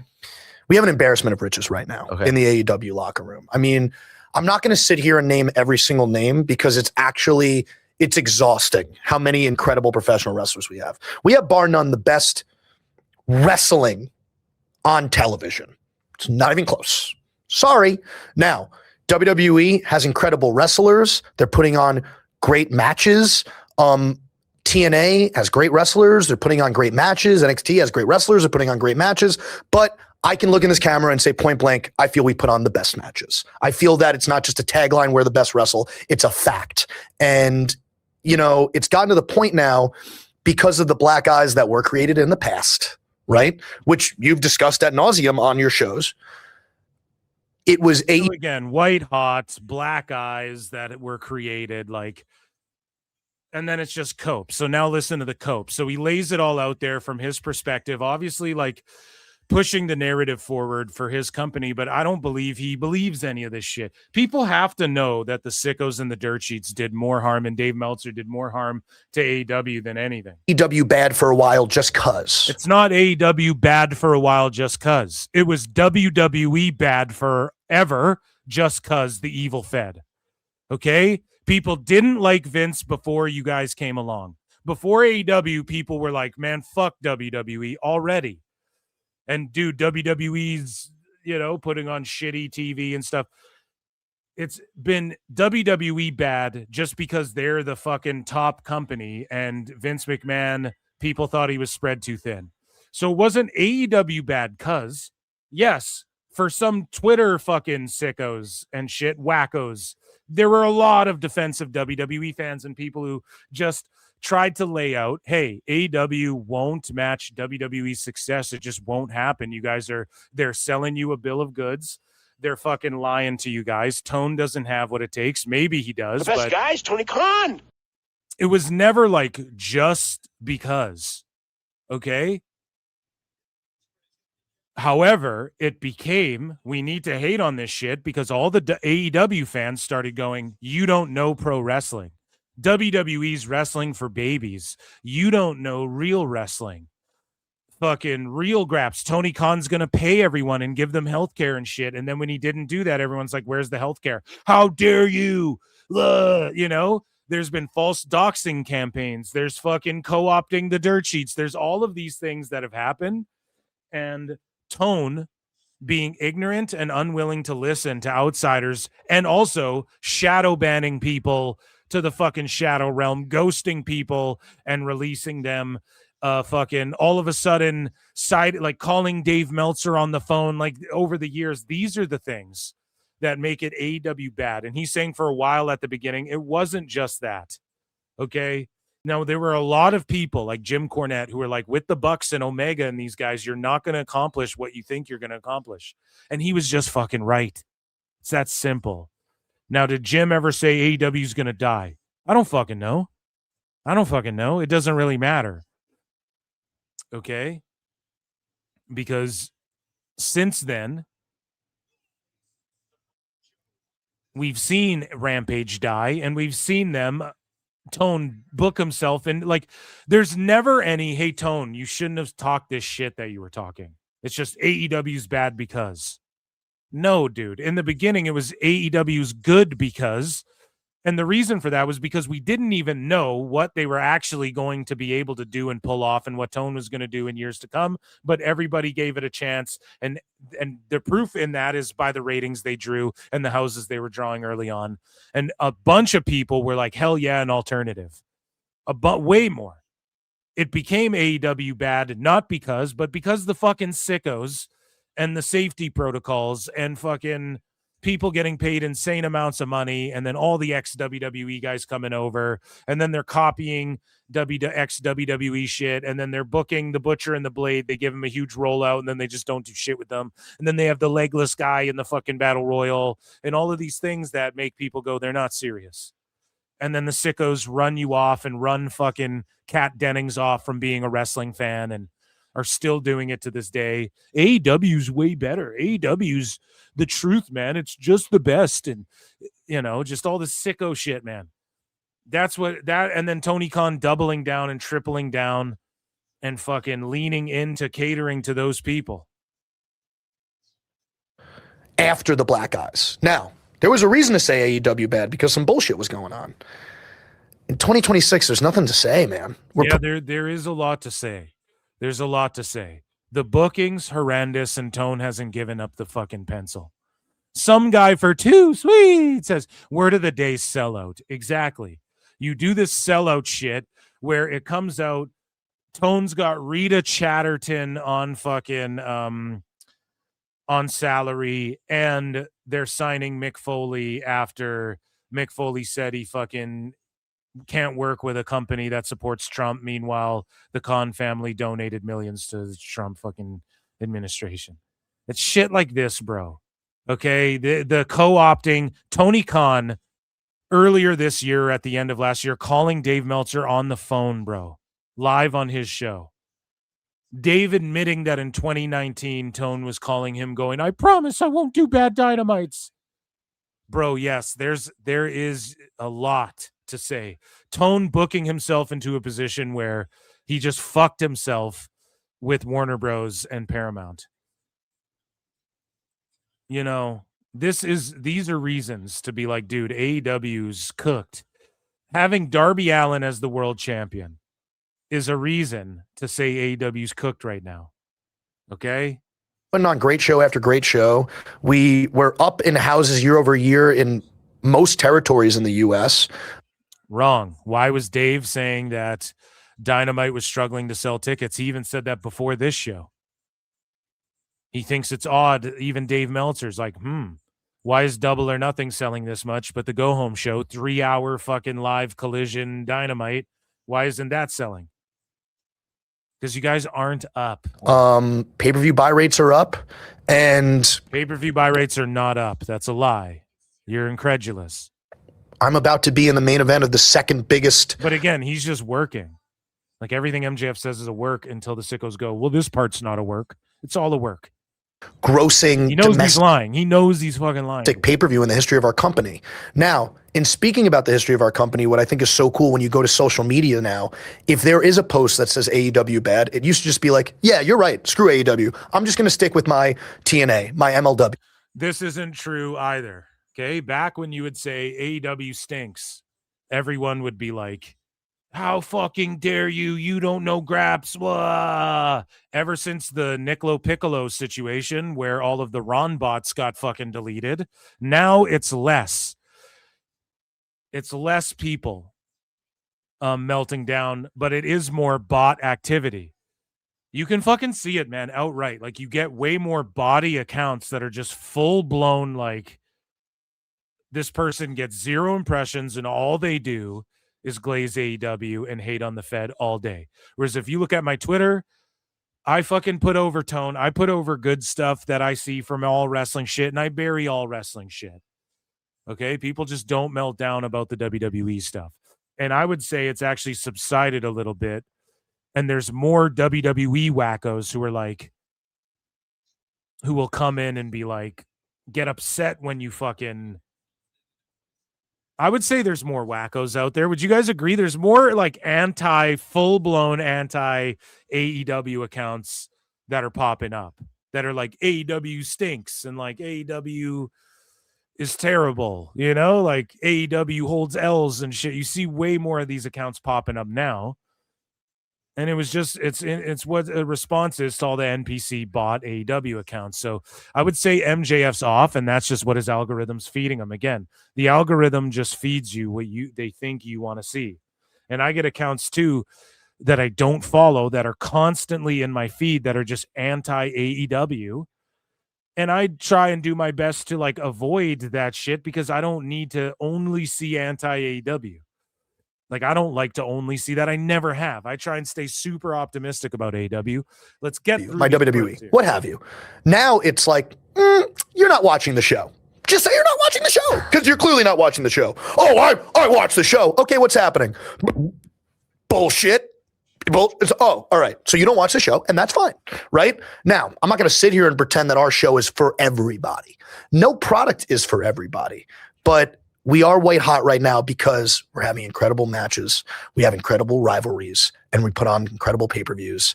And I genuinely feel that we have the best wrestling show weekly. See, the problem is if I was MJF, dude, I would be like, Twitter, what the fuck is that? All I know is we're fucking up year over year. I wouldn't even address that dumb shit. These guys are all dum-dums, okay? And they don't know how to get AEW over. Hire me and I'll teach you all how to get AEW more over. So everybody's praising MJF. Well, we'll circle back to that. He reveals why staying with AEW over signing with WWE wasn't a difficult decision for him. But then in the same interview, he talks about how I was really close to leaving.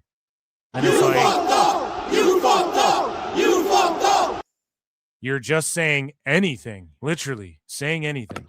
When we last spoke almost 4 years ago, could you believe it? It's unbelievable. It's fucked up. You told me about the bidding war of 24. It's very real. Yes. Yeah. How close the fakest thing ever did it get to you leaving? Just like I told you last time, you know, pretty close. Well, when we spoke, you had just signed? So literally, listen to the quote, like Ariel. He reveals why staying with AEW over signing with WWE hasn't been a difficult decision. But right there, he just said it was pretty close to him going to WWE. It's just like, buddy, be like, what the fuck is WWE? Like, dude, I beat all their top guys. I'm the real world champ. I'm going to shave this jabroni's fucking head, or I guess it's just hair. I'm going to take my title back in New York. New York's where my stomping grounds. I don't even know what they're doing over there. Were they going to sign me? Everybody wants to sign me. That's what the fuck you say. But instead, he just is a hypocrite here. And then everybody's like, well, what the fuck? Which one is it? I honestly don't know. Okay. I don't remember where we were at on that. But you didn't go to like, I thought that you would go all the way to the end to test the waters. You didn't do that. You signed well before. Why didn't you? I wouldn't say well before, but I signed before, but not you even talk to them? I can't legally answer that question. Yes, of course you can. But let's use our brains. Just why he's It's just why he's bullshitting right there. Helwani's like, of course you can talk about that. And then MJF he's going to cope. Okay. Wouldn't you fucking want MJF on your roster? Of course. Oh, there you go. That's actually not cope. That was a good bar. So there's your answer. I thought it was going to like truly come down to the wire. Yeah, it didn't have to. Was it tough? Was it tough? No. Really? No. How come? You have to know your worth. And I know my worth. And my worth was built because of the legacy that I'm building in AEW. Right? There is something very enchanting to me, no matter how much money did or does or will gets thrown at me. And trust me, it was a lot hypothetically. Mm-hmm. Okay? It was fucking a lot hypothetically. It doesn't matter because I care about my legacy more than anything, as I discussed on TV, which is why I cannot get my head shaved this Sunday, because that's a part of my legacy is my hair. Of course. The idea of going down as the greatest. He's great. Here's the thing. He is great when he's doing this. So exactly what I said. I wouldn't even address Twitter. He's just like, yeah, part of my legacy is my hair and shit. This is great stuff from MJ. Of all time is really important to me. And I also think that there's something very special about being able to say that with having never worked there. I think that that's really cool. I think the idea of that happening in the wrestling world, and to me, the Mount Rushmore of professional wrestlers turned actors are Dave Bautista, John Cena, Dwayne The Rock Johnson. Those are the only ones. As you know, Mount Rushmore has how many heads? 4. My goal is to be that 4th head. Okay, we'll give Piper his due because he's on there. If those guys are on there. And also, those are the only ones to seriously do it besides Hulk Hogan. The fuck are you talking about? And if I could pull that off on my name alone. And Hulk Hogan was super unserious. So listen to MJF. Tone is funding him to come and go as he pleases in AEW so that he can establish his Hollywood legacy before he ever goes to WWE. That's what he's going to try and do. And I've pointed this out time and time again. Time and time again. He's building his nest for years on PWT. I've been talking about exactly this. You know, if you just pay attention, you know exactly what MJF's doing. He's executive producing fucking the Iron Claw. That's why he doesn't care if his character gets cut a little bit. You know, he's in it for only a little bit and he gets the rest of his shit cut out. He executive produced that film. Okay, MJF's gonna build a nest in Hollywood on Tony Khan's dime, and then he's just gonna jump ship to WWE as one of the faces. He did it outside of WWE, though. He's going to become, he will go there one day. It will happen, but it's just, and it'll happen once he gets paid so much from Hollywood and AEW, because what he's doing in AEW is how WWE would treat him if he was big in Hollywood. You guys get it? They pay him a shitload of money and let him show up whenever, like Roman Reigns. Right? He could keep a Roman Reigns schedule easy and work in Hollywood. So MJF wants to accomplish, he wants to go to WWE and just be on like a Legends schedule without putting the work in WWE first, which is kind of gangster if he can pull that off. And I think MJF might actually pull that off. I'm not even doubting the guy, but that's been his plan. So again, Tone's just a fucking money mark, and I feel bad for Tone. Right? I got to keep pointing this out until some fucking dirt sheet steals what I'm saying and fucking runs with it, and someone else takes credit for it. The legacy that I built on my own back, not from a machine, just the Maxwell machine, I think it would feel all the more sweeter. Never say never in this business. Ever. Right? We know a guy who said never, ever, right? You can never say never in this business. But I'm just telling you where my brain is right now at 30 years old. Today. Yeah, he's good. He's good to go. So we move along here, and CWJ45 says, hello, honest question. If MJF signed with WWE, who would have drawn more money, Oba, Trick, or MJF? I don't fucking know. In my honest opinion, he would be third. No hate, just my opinion. I don't fucking know. As things stand right now, in the long run, MJF's net worth might end up being more than the highest out of those three. That wouldn't shock me.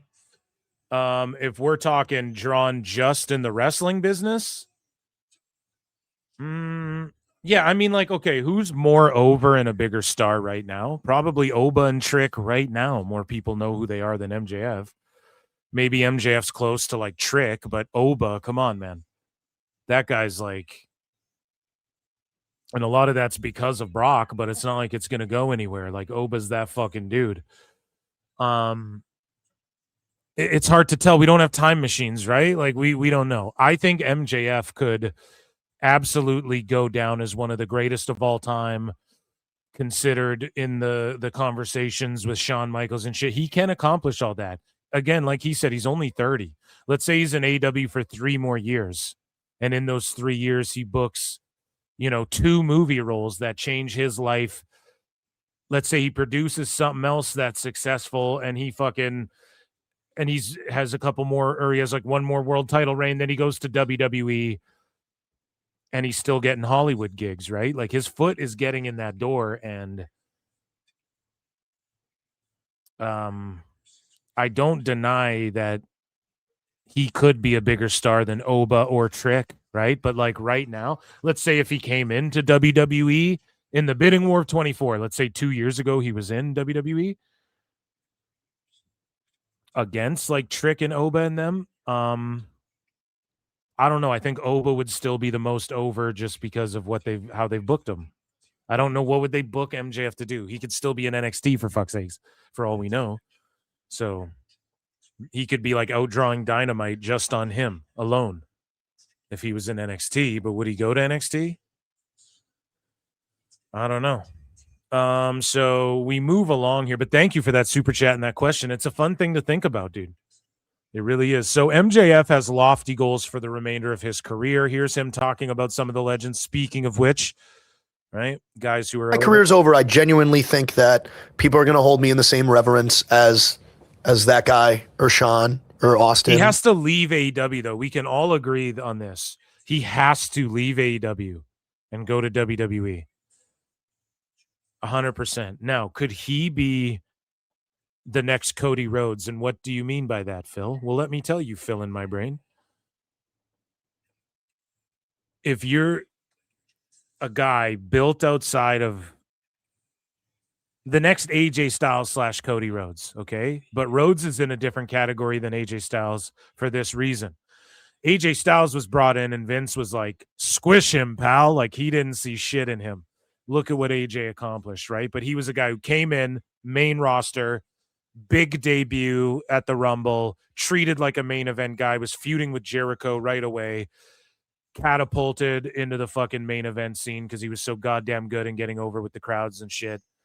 And he was himself the whole way through, doing his old fucking moves, multiple title reigns, ended up having a great time being booked by Vince. Like Vince, I think, booked AJ Styles fucking tremendously, I think. Some of it wasn't the best. Some of the fucking, okay, he's a heel now and he's just with Omos and whatever. I know some of it, you're kind of like, whatever. I could do without this. And then maybe Shinsuke AJ, there could have been more heat there, but at the end of the day, AJ's legacy, we remember it for what it is because he was booked well by Vince, right? You got to give him that. So Rhodes is different in that he left WWE, but let's just take that out of it. Let's say Rhodes really, like he was in WWE, built his name, Mania's Intercontinental title, all of that shit. But he sort of like refurbished his brand and rechanged the way, I'm a redact with that one. He changed the way that people viewed him by going on the indies and like rebuilding himself up through AEW in many ways and proving he was a draw on the fucking indies. And he was. If you saw him during that run, like Rhodes was a fucking draw on the indies, obscure indies, all the way up to all like through ROH, TNA, all the way up to he's going to Japan, all the way up to there. He's doing his own show All In, essentially, right? He was fucking drawing through all of those, every Fed he went to. He was the Mercedes Moné of that era. No. But WWE, and this is what MJF wants, WWE came to Rhodes and was like, we want to bring you in, same name, the gimmick you're doing now. You're going to be the most over guy. We have a multi-year plan that The Rock came in and did sort of change, but then they didn't change. Plans played out like Rhodes, you know, if you believe the rumors, he went into biz for himself. He got his main event. He got that title. It was like WrestleMania 2 in a way. But Rhodes was brought in as like, we're bringing you in. It's like bringing in Ric Flair to the WWE. You're Ric Flair, daddy. We don't got to change a goddamn thing. You're going to be catapulted to the title right away. And if it works, it works. You know, with Rhodes, it clearly worked. And he's one of the pieces they've built the company around post Roman's reign and post or during that era, you know, because Roman's definitely one of those pillars right now. And I'm going off on a tangent here, but MJF wants to be brought in as like, you're coming in as this heel. We're going to push you to the moon right away. You're MJF. You're just MJF. No name change. We're going to roll you out like you're a big fucking deal. Like, think about it. They brought Rhodes in. He just beats Rollins, who's been there grinding, just beats him at fucking WrestleMania. That's crazy, dude. And beat him 2 or 3 times as well in a row. Right? So MJF wants that, and he can accomplish that, but he has to go there to accomplish that.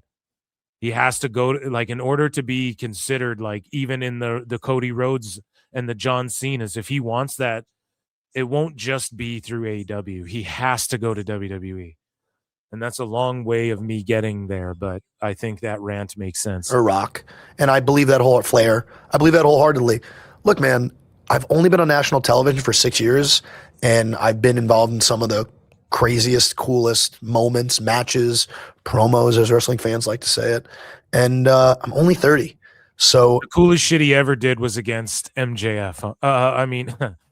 I'm redacted. Was against CM Punk. The coolest shit MJF ever did was against CM Punk for sure. I'm kind of These goddamn letters in everybody's names. Running this shit, bro. And if I keep up at the pace that I keep now, I do think I'm going down as the GOAT. My career's over. I genuinely think that people are going to hold me in the same reverence as that guy or Sean or Austin or Rock. And I believe that Flair. I believe that wholeheartedly. Look, man, I've only been on national television for 6 years, and I've been involved in some of the craziest, coolest moments, matches, promos, as wrestling fans like to say it.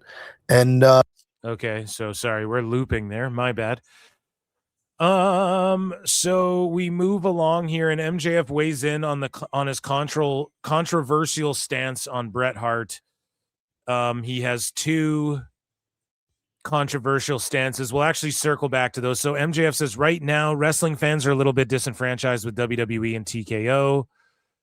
And then he's like, it's a cool time to be an AEW fan and an MJF fan. That's cope. And then he talks about Nick Khan a little bit, and let's listen to this. And MJF's smart. He goes, oh yeah, Bruce Pritchard is my friend, and I like Nick Khan, and Roller Coaster, yeah, he's my best friend, and Punk's a great wrestler. He's a fucking pussy, but that's him working, because when he wants to go to WWE one day and revisit his feud with Punk and stuff, I'm sure. But yeah, here's him putting over Nick Khan, but also being critical, which is cool. But again, it's just like, how do we pick and choose what's kayfabe and what isn't? Right? At the end of the day, he's not trying to burn bridges either, you sickos, because he will go there one day, and he knows he's not stupid. He knows that he needs to go there one goddamn day. Now, let's listen. I have talked about Jolly Old St. Nick before. I'm a Nick Khan fan. I like Nick Khan. I understand what Nick Khan's doing. Nick Khan's job, this is WWE, this is AEW. Nick Khan's job is to do this and to make everybody look at this. And it makes sense. It's smart. But we also have to be smart about what sources we listen to. So I believe this was last week. There was something WWE sources are saying that AEW is struggling to get a TV deal. Now, again, if we're going to play conspiracy theorist here, it wasn't WWE that said that. It was Niccolo Piccolo, but everybody's been instructed not to talk about him. And so Tony Khan got Dave to leak a fake story And you can say this is a conspiracy if you want. He phones them on the phone. They text. Dave's admitted to all of this. He said that Tone's made him promises, and Dave's admitted to pushing for certain things to happen. Guys, Tony Khan. You just have to listen to their words. And if you're mad at me, if you're mad at your boy Phil for pointing that out, don't be mad at me. Be mad at Dave. You just have to listen to his own words, and you realize he's just hurt AEW. You know, poor people don't like AEW. And so, you know, we take a look over here, and John Alba is like, of course he's weighing in and sweeping. So just to detour a little bit, John Alba posts this, notable. And so here's Tony Khan saying, I saw a report today that somebody in WWE is telling people within WWE, talking about AEW's next TV deal and talking about what we're doing. And I was surprised by that. And all I'll say is, what they said could not be further from the truth. They're entitled to their opinions. I've been trying to be respectful to them and try to conduct myself as a gentleman. And then for them to go on background and spread these things, I'll just turn the other cheek. So see, Tone is like, Jesus would turn the other cheek. But it's like, no, dude, you're being a piece of shit. You are trying to play moral high ground and say WWE leaked stuff out. No, they told Dave, who's a fucking con artist liar. And you know what you're doing, buddy. And so they circumvent Niccolo Piccolo and what he's saying because they're under direct orders not to bring him up, and Tone got Nick fired. Whatever you think about Nick is your own opinion. That's fine, but that's what this is. Okay, we all can't deny that. And then Dave leaks it out because he makes shit up all the time. And then Tone and all of these guys are instructed to, or not instructed, but they have the plan of reacting to it in the media row that they're doing leading up to Double or Nothing, to try and be like, we're just being the bigger people than WWE. They're kicking the little guy. That's the narrative they're trying to push. And that there's some sort of surge going on that nobody's seeing. So again, Tone and Dave, like, it's just the dirt sheets are co-opted. He knew to ask this. John Alba goes, notable. No, it's not really notable. Why wasn't it notable when Niccolo Piccolo was saying shit? But now it's notable to shut it down and deny these things. So this guy here goes, funny how a couple days ago, that same report is being taken as gospel truth. AEW wasn't getting renewed and was about to die. But when TK checked it, now it's Meltzer made it up to attack WWE. And then this guy goes, I really don't think any of this is that complicated. WWE higher-ups said it to Dave, knowing it could become public leverage. And who knows, they may think it is true. Oh, my God, dude. They're not telling it to Dave unless they're trying to make him look like an asshole. Tony used this platform to try to discredit it. It's not much more complicated than that. Niccolo Piccolo goes, not complicated at all. Dave was fed that story and the group chat.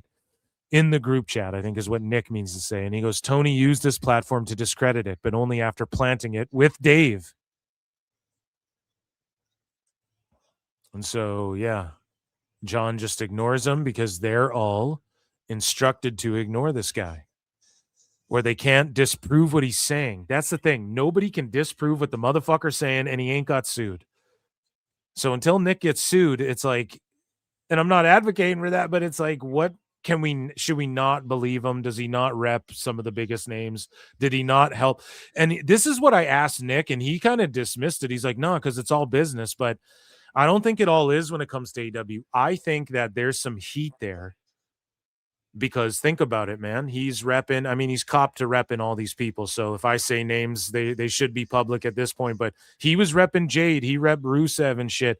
These are people who, like Blake Monroe, these are people who turned down money to stay in AEW, and Tone was confused and hurt by it that Jade didn't stay in AEW and Blake Monroe. Look at how bumhurt the sickos were over that shit.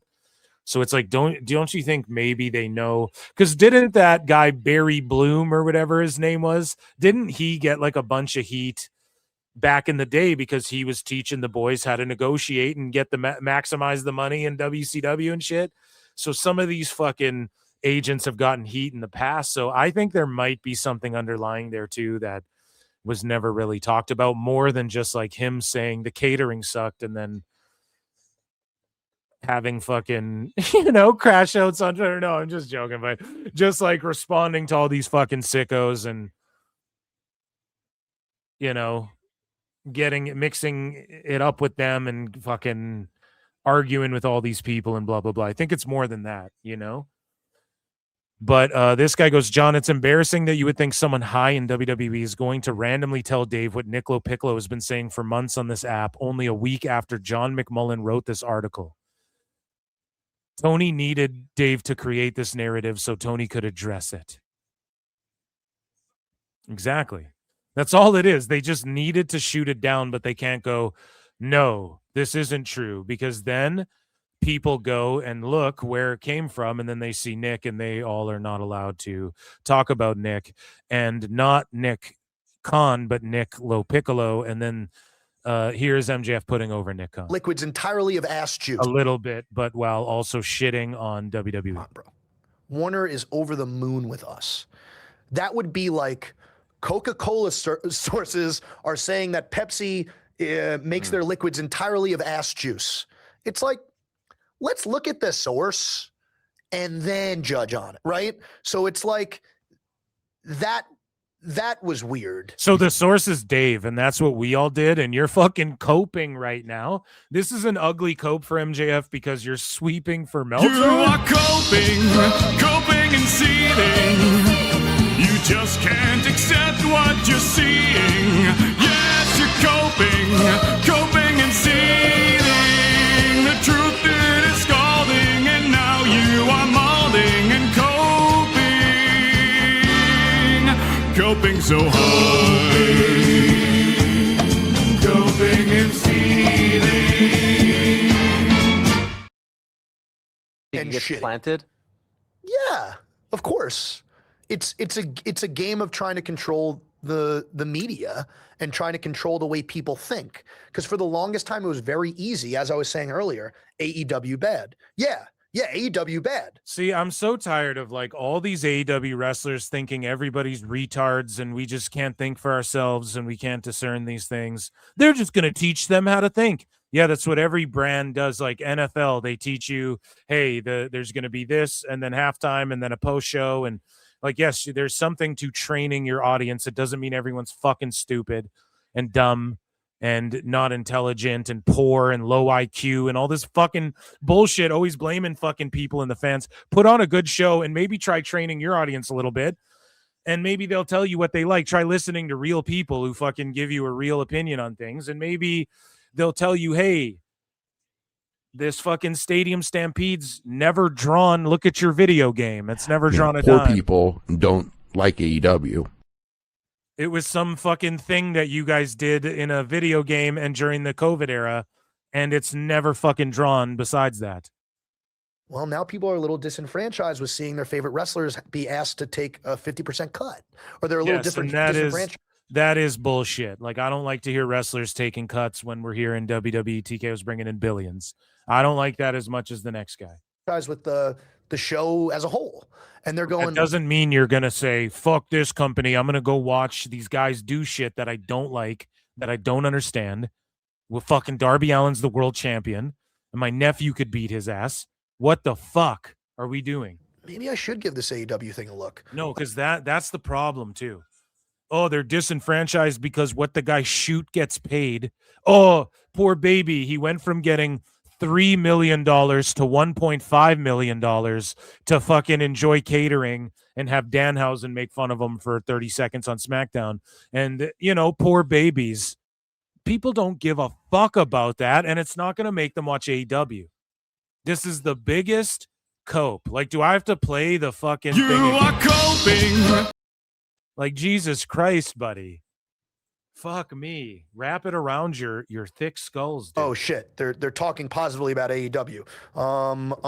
Yeah, well, over in AEW we get way less viewers and our attendance is way less, and we're like having a surge right now and we get paid millions and it's all warranted, and nobody cares that you get paid more money to fucking wrestle in front of less people. Like, do you understand what I'm saying? No one cares about that. How the fuck does that make anybody go, yeah, I'm gonna check out AEW?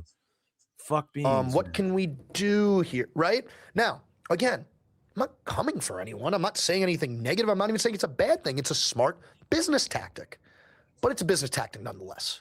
And I do think it's very disingenuous when people pretend it's not. Okay, well, it's disingenuous that you motherfucker know that Tone leaked that to Dave, and Dave's the one who is the source on that. And then he just lied and said it comes from WWE. Just like when Dave said, oh, we have internal memos about fucking Warner Bros. He's lied on AEW's name too. This is a huge L. Fucking flutes in the chat for Maxwell Jacob Fraudman on that one, dude. Sweeping for fucking Dave. Cringe. So MJF, though, he was kind of based. He showed up on this baseball night in New York. Did the light just go out or something? What just happened here? Two lovely ladies. Can you two dorks just get me a chair, please? Sal the Jinx, right? I know you. Yeah. Yeah, you screwed the whole entire franchise over a couple years ago, right? I know you. So he's doing his thing. We got a lot to get through here, though. And so MJF, he had a couple controversial things to say. First of which, he trashed Netanyahu. I've said outright, and if this offends you, I'm sorry, but I'm not in support of what's going on. People are like based big Hebrew, 18K likes. People are calling him right based now in Israel. I think a lot of stuff that's going on right now is super inhumane, and I can't back it. And I personally don't like Netanyahu. Not a fan. I've said out loud I'm not a fan. I've said outright. And so there you go. There's some controversy. He also had this to say about Bret Hart, which got everybody in it. What's your beef with my guy? Who's your guy? Bret Hart? I don't have a beef with Bret Hart. I cut an incredible promo on Bret Hart in the very first Double or Nothing, which full circle, Double or Nothing's happening this Sunday. Yes. He's just bitter, salty vagina, sandy vagina, rather, maybe both, towards Bret Hart, because Bret Hart held up the title the one time and they were like, Bret Hart loves us, but then he thinks them in the Owen Hart tournament's a fucking clown show. May 24th. See how fucking good that is good. I mean, I'd like to say I teach. That was your hard. Yeah. No. But I just saw him. I've got no beef. I just think, look, man, this dude got rocked by Bill Goldberg, like to the point where he had to retire. That's so fucked to say. Sure. He's saying crazy shit all the time. And 99% of the time, it doesn't make sense. I just think homie's punch drunk. And like, God bless him. Dude, I love this. I'm sorry. And I love Bret Hart, but this is a great promo. Could be. He's one of the greatest wrestlers of all time. He's no Shawn Michaels, but he's one of the greatest wrestlers of all time. He's so much better than Shawn Michaels, with all due respect to Shawn. In what world, though? In like actual wrestling. I have a reason to like... Ariel, you fucking mark actual wrestling. No, what the fuck does that even mean? Tend Shawn Michaels isn't better than Bret Hart because he's like the WWE NXT guy. Sure. But like, I'm just not going to sit here and do that. He was the better talker. He was more athletic in the ring. He was the better wrestler. He was more exciting. He drew you in more. Bret was good at a time period where, you know, he was able to get away with being this incredible like work rate guy. His promos were good, but they weren't fucking like real. Whoa. Did you hear that? Did you ever go to school and go, did you hear that Bret Hart promo? Absolutely. Loved him. Come on. Loved it. Coolest guy. I will say. Coolest guy. I will say. Walked out there, you wanted to be like him. I don't get it. I think it's because he was Canadian and you're Canadian. Nah, the hair, the glasses, the pink, the black. I hope people realize I'm not even talking shit. I'm literally saying out loud, this dude is a legend. Yeah. He's a Hall of Famer. He will go down as one of the all-time greats. But when you put him like bar for bar against Shawn, I never understood the. Yeah, I don't know. I think Shawn Michaels is more of.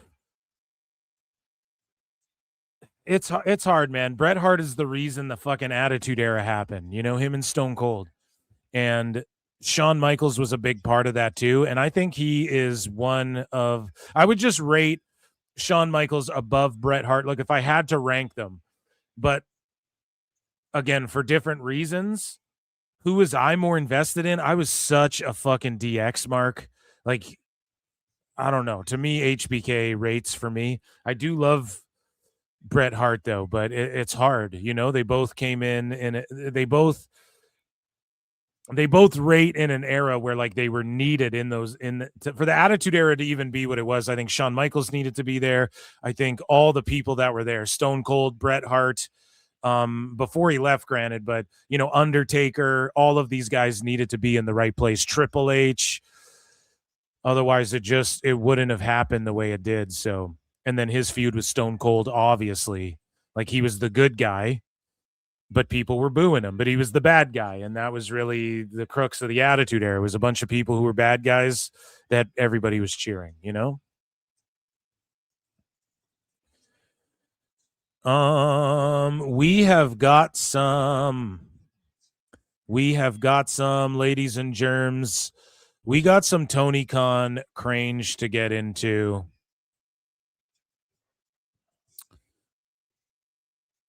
And, or should we save the Tony cringe? We'll play one Tony video here.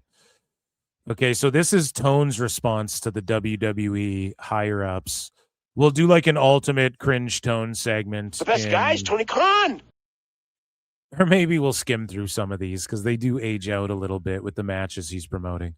I don't know. Here is Tone talking about the TV deal or whatever the fuck. I saw a report today that somebody in WWE is telling people within WWE, talking about AEW's next TV deal and talking about what we're doing. And I was surprised by that. And all I'll say is that what they said could not be further from the truth. He wouldn't know. You wouldn't know, and you're lying, and you guys made up a story with Dave. And they're entitled to their opinions. I think, I've been trying to be respectful to them and try to conduct myself as a gentleman. And see, he looks at this as like a weird victory. Yeah, so they're talking about us, and I'm just being a nice guy. I've been a nice guy, guys. You're a fucking cringe lord, buddy. And then for them to go on background and spread these things. He's trying to play the moral high ground now because he thinks that he should have did this years ago. He should have never talked shit about the Fed. I'll just turn the other cheek. Because it's fake. I'll just turn the other cheek, man. Okay, but if people just look up the shit you've talked, people just type in, has Tony taken shots at WWE? They see all the shit that's come up. So you fucked yourself already. And again, he's trying, like, he thinks that like Triple H or Ari Emanuel or Nick Khan or any of these guys wouldn't see him doing this and wouldn't go, this guy's a piece of shit. And Ari Emanuel fucking advises Mark Shapiro and all these fucking names you hear, okay? And he advises Ellison. That's where AEW is gonna, that's where Warner Bros. Is going. Okay? AEW's cooked, man. And if you can't accept that, I'm so goddamn sorry, but people aren't dumb enough to not see through this bullshit Tone's doing here either. This is like rich guy schmoozing. You know what I mean? Like you go and rich guys schmoozing other rich guys' asses. Fuck out of here, dude. Maybe a couple years ago, I wouldn't have done it like that. Thank you.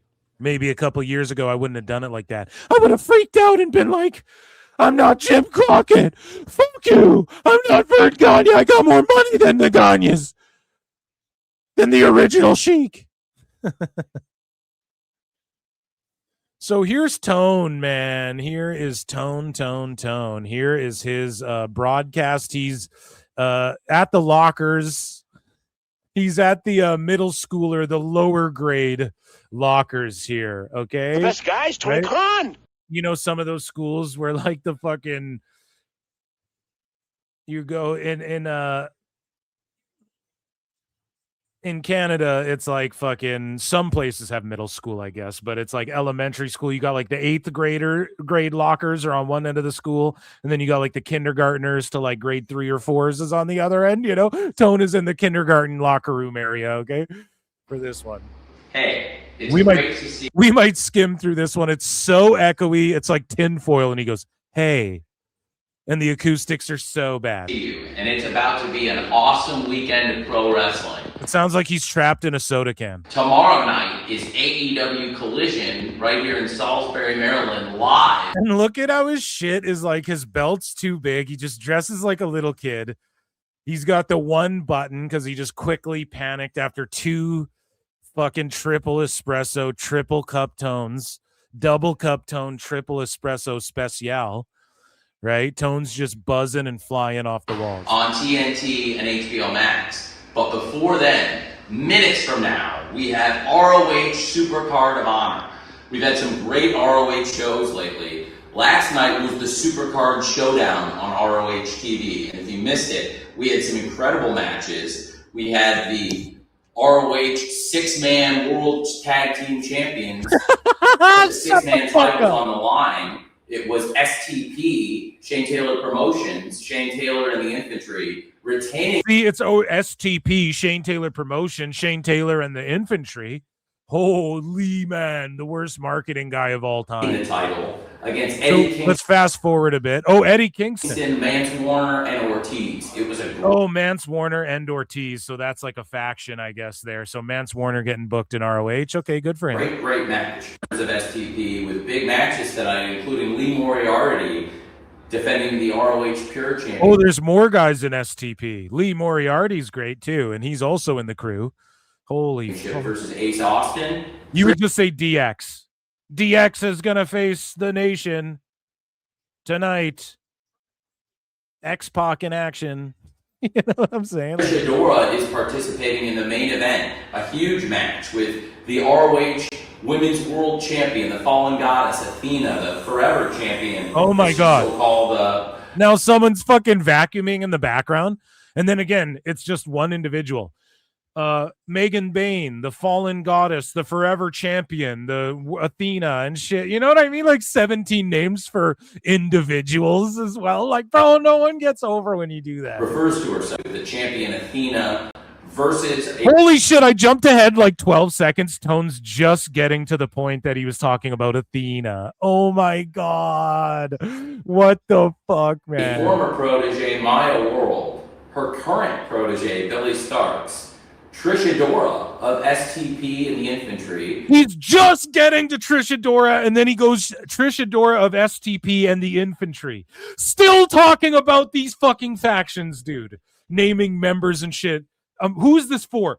Anyone watching this doesn't care or fucking doesn't know what you're talking about or knows already this shit, and you don't need to repeat it 100 times.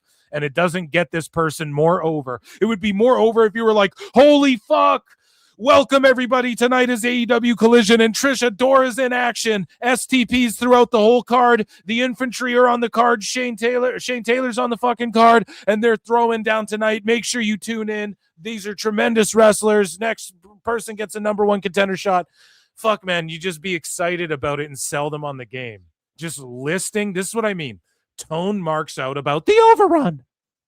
Because overruns were cool to when oh man, did you hear Raw did an overrun? That was what was on the no DQ message boards. Oh, this faction and that faction. It's E-Fed Mark fucking shit that he marks out about, and he thinks that that's what all wrestling fans fucking mark out about. And Yuka Sakazaki, the great international star. What? And a woman who qualified. What is that, like a fucking cocktail? Oh, go. For this match last night, replacing the injured Persephone. Shout out JD. Unfortunately, Persephone, she's out of tonight's Supercard of Honor pay-per-view. She's out of Double or Nothing, but she'll be back in June to compete in the Owen Hart Foundation tournament.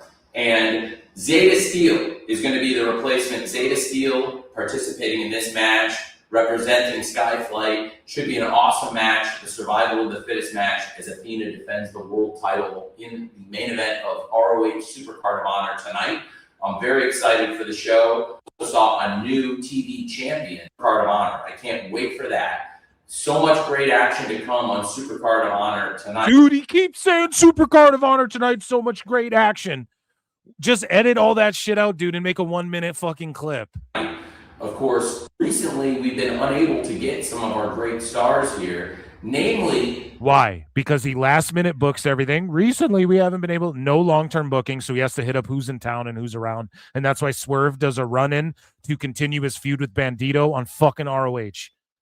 Because ROH fans should just be happy Swerve showed up. That's an AEW star. Fucking worst booker ever. Commander and Beast Mordos. We've been trying Commander and Beast Mordos. To get them appointments. I'm still. What is this fucking Mortal Kombat? Still trying to get a detail on when these guys are going to have their visas to come back to ROH and AEW.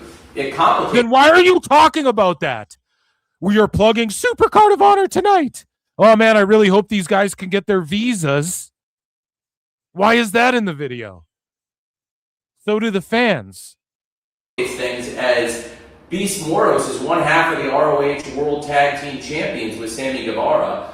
and I want them to defend the titles. So they won't let Beast Mortos in here. Well, Sammy Guevara is going to go down to Mexico. Sammy Guevara and Beast Mortos will defend the ROH. Oh no, poor Sammy Guevara's been fucking banished to Mexico, dude. Oh my god. Tag Team Championships down in CMLL very soon. Hopefully next one to have Sammy and Beast Mortos defending the Tag Team Still going on about Sammy and Beast Mortos and the tag title. Great matches. Roosh is here. Roosh will be in action, and his good friend and partner Sammy Guevara will be in singles action. You were just talking about how Mortos is Guevara's partner. Holy. Without his partner in the World Tag Team Champions, Beast Mortos here, Action Andretti will be wrestling Sammy for free on the 0 hour. What? You get a free 5 hours from right now for AEW Saturday Night Collision right here live tomorrow. But coming up tonight. Holy fuck, he goes, we'll see you in 5 hours from now, but tomorrow we'll see you for Supercard of Honor, but tonight, right now, it's like, bro, quit time copping on everyone. Time cop! Wrestling's not fake! Bro! Are you talking about fucking tomorrow? Are you talking about tonight? Are you talking about yesterday? The fuck you talking about? He's just time cop swerving on everybody. How can anyone even retain this and go, yeah, I'm real excited for this? Holy shit. Don't miss one of these awesome ROH shows everyone's always talking about. You can order on You have 700 fucking people on the roster. Go find the hottest girl on your roster. Say, hey, in 1 minute, say, this is what match is coming. Fucking get one of these. Alicia Tout. You fucking pay her money. You never see her. Put her in front of the camera and say, quickly do 1 minute reels for each of these matches. And throughout the day leading up to it, we'll drop a fucking reel for each match with you hyping it up in under 60 seconds. What the fuck is wrong? ROH.com right now. You can watch the 0 hour for free. It's going to be an amazing show, and it starts minutes from right now. Jesus Christ. There's a little kid in there. Mister, are you done talking to yourself? So now Tone moves across the school, right? And he's hanging out in front of the big boy lockers. He's like, and this is the next day. And he's like, actually, let me do it over here this time. Or he's like on his knees in this one. Don't film me from the waist down. I'm going to go on my knees for this one. So here's Tone. This one's 6 minutes long. Again, we're going to skim it. It's too much Tone. It's great to see you. I'm so excited. It's great to see you. I'm so excited. It sounds like when you phone up the fucking... You're phoning up like it's like a robot operator. You're phoning up somewhere and you get the fucking machine going, our business hours are between 6 a.m. and 8 p.m. Monday through Friday. It's great to hear from you. Press 1 for, you know what I mean? It sounds like something like that. We are minutes away from Saturday Night Collision. It's going to be an awesome night. It has been... And look at his finger. He's doing like the, hey, gabagoo, I'm over here now. Already an eventful day backstage. I'm fucking Italian now. Here at AEW. There's a world championship fight tonight. Of course, Sammy Guevara, the former 3-time TNT champion, came in. He has asked for a shot. Still talking about Sammy Guevara.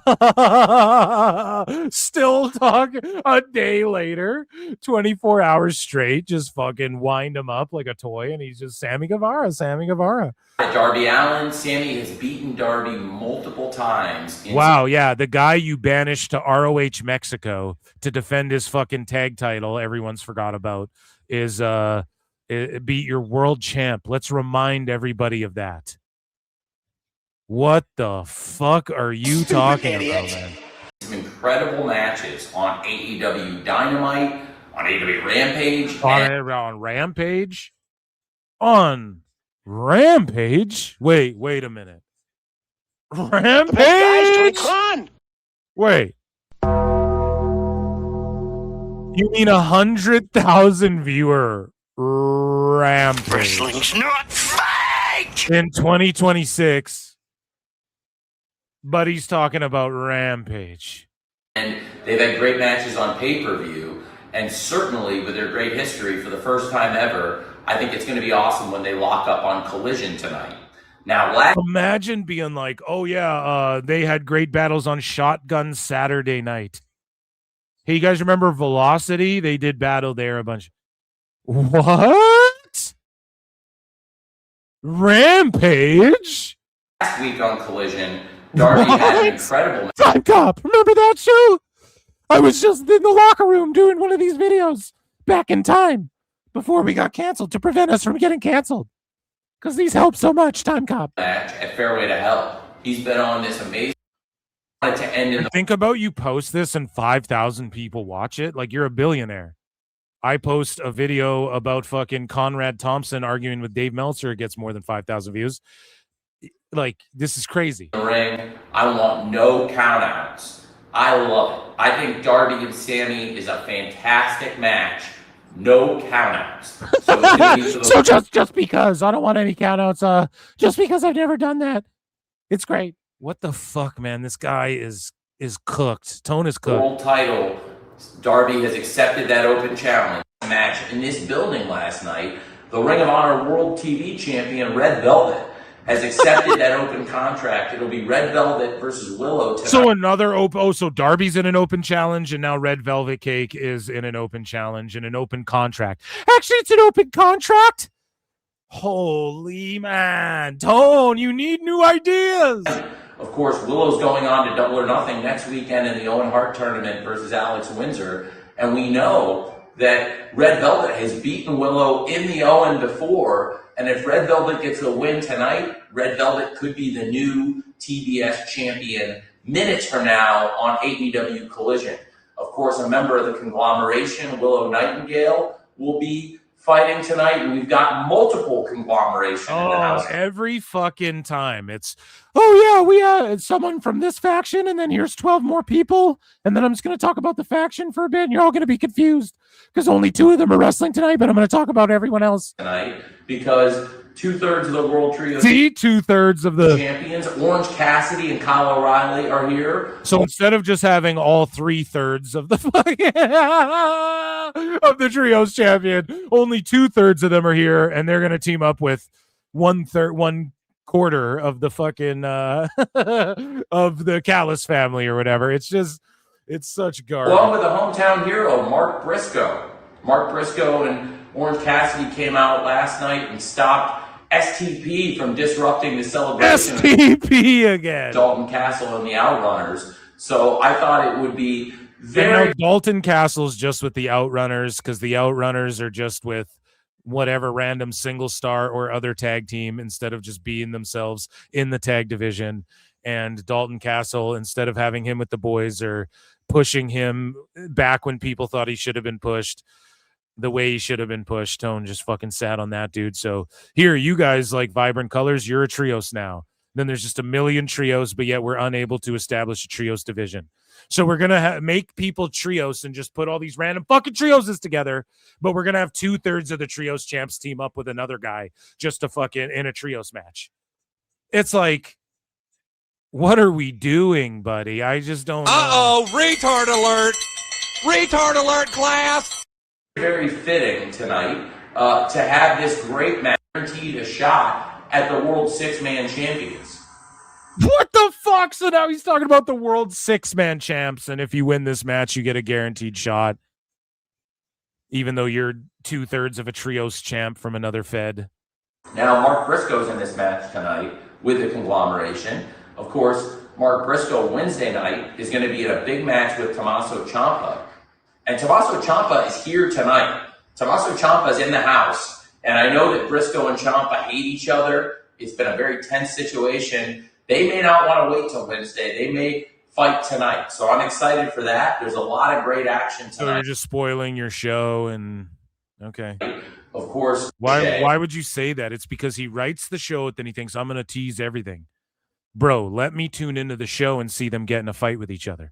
They work very closely together. Don and Ricochet play golf. And to be honest, I play golf sometimes with Don and Ricochet. Oh my! I play golf sometimes in the middle of a match. I play golf so often that I actually just did a show from a golf course. so I could get a few holes in. But Don and Ricochet, they're always conspiring. They have some thoughts on this Stadium Stampede match. They're going to be fighting the men who battled in the original Stadium Stampede match: Chris Jericho, Kenny Omega, the Elite, the Young Bucks. Oh, you just named 15 people. Let me just name like 15 people. Chris Jericho and the Hurt Syndicate against the Demand, and the Demand, of course, led by Ricochet, Don's good friend. The Demand were bested in the Mile High Madness by the Rascals and the Elite. No one fucking cares. Nobody cares, bro. The Rascals are here tonight. They had a very impressive page. So tonight, the trio of the Rascals, who've been very impressive and hold a win in the Mile High Madness in one of these crazy party matches against the Demand. We've got a great match tonight. Don has got the Dogs, his partners in this match. Oh my God. Holy fuck. Oh my God. Don's got the Dogs who are a different team. They're not in this team. It's a different team. And I'm confused right now because I was talking about the Rascals and they have a multi-man mayhem match, even though they're not in the Stadium Stampede, but the Dogs are, and they're in this match, which I'm not talking about the Mayhem Stadium Stampede match. I'm talking about this match. And they're not the same faction, but they're teaming up. It's great. Holy fuck, Tone. You've lost the plot, buddy. You're looping and you've completely, this is all for you. This is Tone living out a Mark fantasy to the max. They're going to team with the AEW National Champion, Mark Davis, against the Rascals. And again, the Rascals have best. So the Dogs are going to team with Mark Davis against the Rascals. Why didn't you just say that? And why are all these trios when you could just be having a trios division? Why do they all just split into two who team up with a rando and then the other one just flounders? The Demand in the Mile High Madness, and tonight. And then he keeps talking about Mile High Madness, Mile High Madness. That was like fucking 4 weeks ago. So what the fuck? That was like 2 months ago, dude. So why you keep bringing that up like people remember it? Like the 5,000 people who watch this even remember that. The Rascals have got a great chance against Fuck, Davis. man. What are you promoting? And we'll see. Will Mark Davis and the Dogs be on the same page going into the Stadium Stampede? It's going to be an awesome Double or Nothing. I cannot wait for that show. What? That's These Owen Hart Foundation matches are going to be amazing. Huge night of fights at Double or Nothing. Of course, Will Ospreay versus Samoa Joe. So now he's talking about Double or Nothing. This is like a week removed from Double or Nothing when he posted this. I can't wait for that. And Samoa Joe's got his Jay Lethal and Lethal's new protege, Lee Johnson, the Lethal Twist. Oh, the Lethal Twist, Lethal's protege. Here's Tone's booking idea for all the old ROH guys. Now they all have proteges.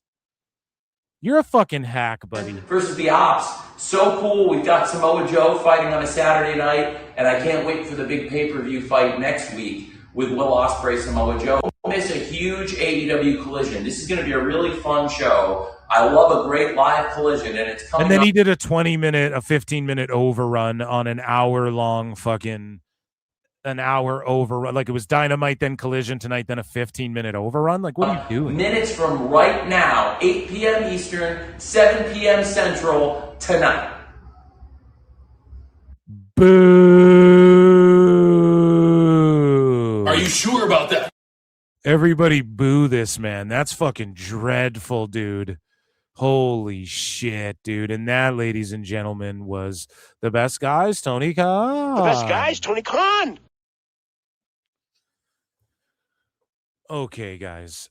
We've been going late tonight. We've been going longer than I thought, but let's breeze through. There's a lot of WWE news here. I don't know if we're even going to get to all this, motherfuckers. Let's do it. Let's run through this, okay? Ladies and gentlemen, it is time. Hit like, hit subscribe. You can super chat in, become a member for 99 cents. Check out patreon.com/ProWrestleTimes, okay? If you want to support the show, share the show around, retweet, hit heart or whatever if you're on X, whatever you're doing. I will end this poll though before we do. We're gonna do speed round WWE news. The poll in the chat says, "What pay-per-view PLE are you most excited for?" 83% of y'all said WWE Saturday Night's main event. Over 17% who said Double or Nothing. So there you go. I'll leave the results there for you guys. Okay, so Io Sky announces, actually here, let me hit the drop. Let's rewind. Hip. Ladies and gentlemen, it is time for WWE.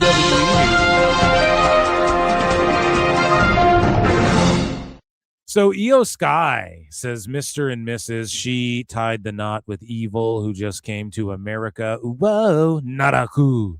So they are officially married. And unfortunately, Asuka, she lost Asuka and Kyrie, but Io gains her husband there, who is, they're now married, and good for them. That's fucking amazing. And he's a bit of an older guy. I don't suspect we see him in NXT for too long, just being perfectly honest.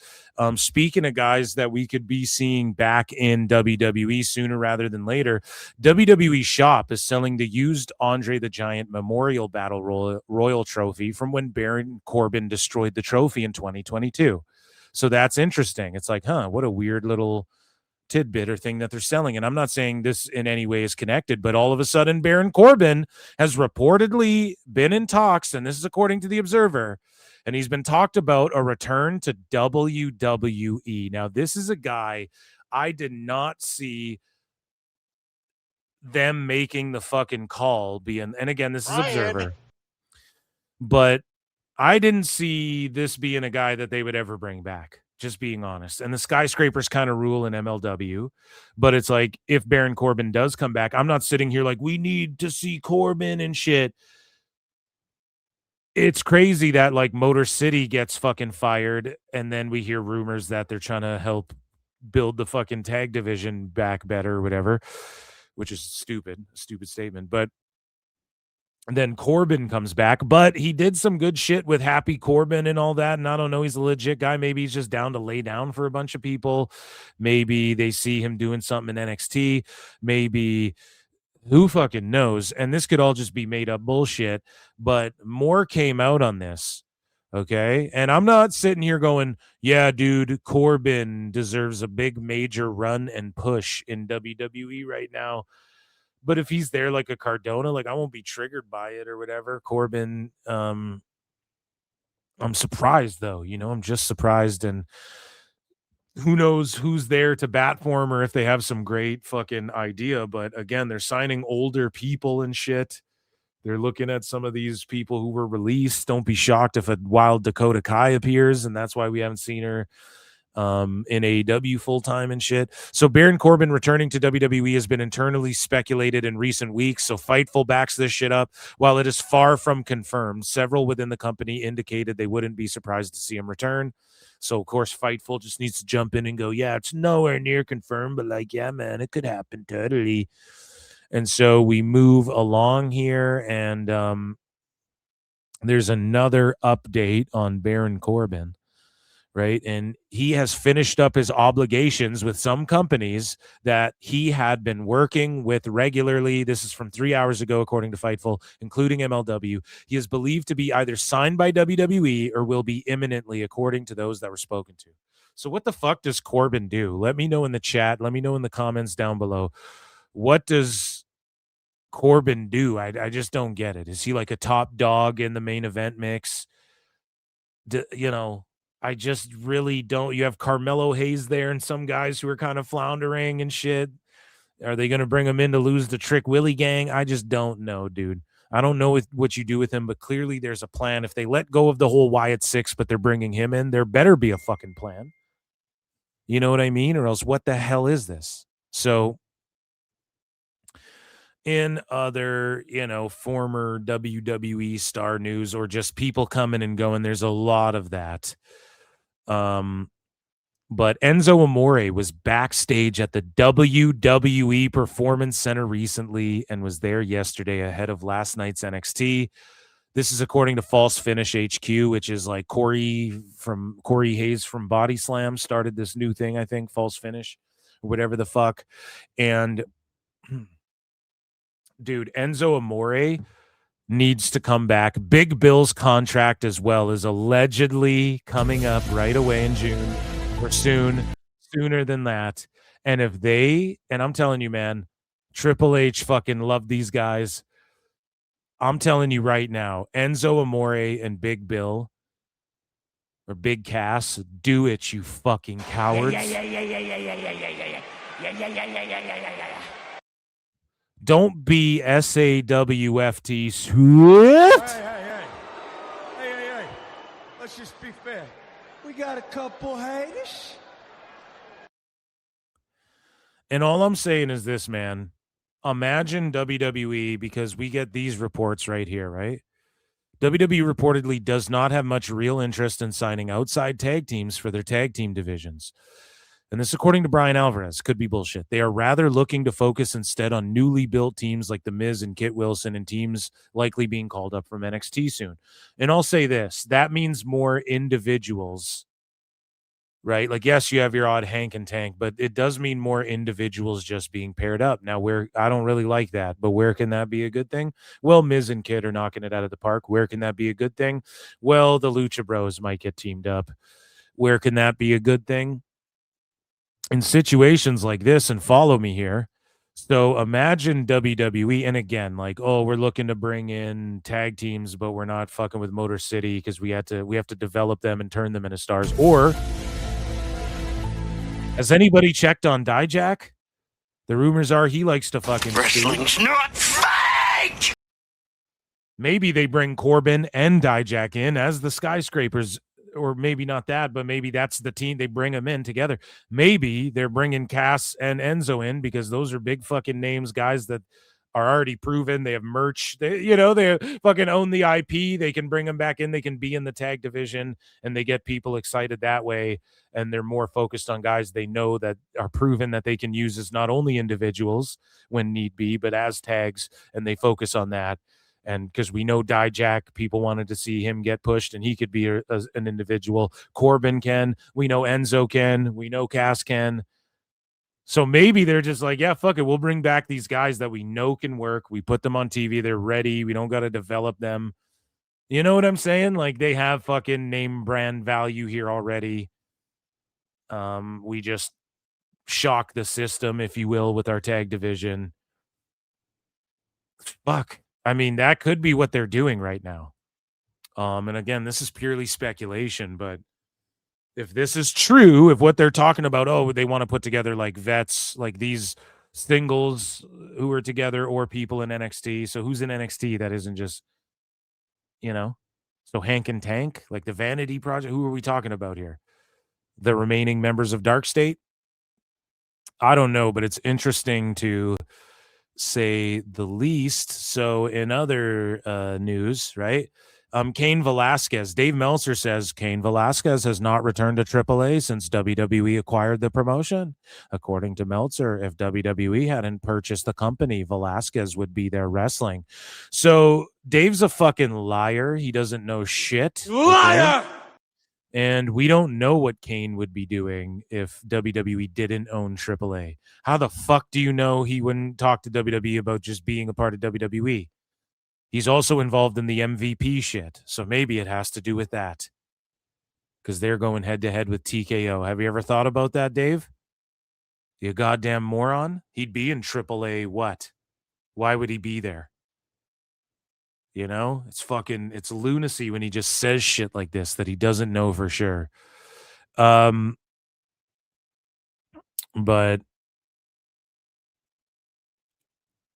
we move along here. And speaking of some of the veterans or people returning to WWE, Brock Lesnar's fucking back. We're not going to pull a Memba Monday, but he glommed Oba and hit him with 4 F5s, dude. So he glommed him. Crowd goes crazy. Oh my God! It's the Beast! F5! Now, it's just like I fucking said. Fans are sitting here crying, pretending that they were duped or they're hard done by. And I don't even know if we're calling these people fans. These are just people in the IWC. They're upset that Brock's back. Oh my God, it's the greatest thing I've ever seen. And it's just like, dude, Brock, that was his last Mania. So everyone's like, oh, it appears it's his real retirement. Or maybe he'll come back at SummerSlam. Even I said it. Listen, if that's not the end, it's very close to. Enjoy what you get of Brock. And it's TKO. So they're going to definitely offer him money to wrestle at SummerSlam. That's without question.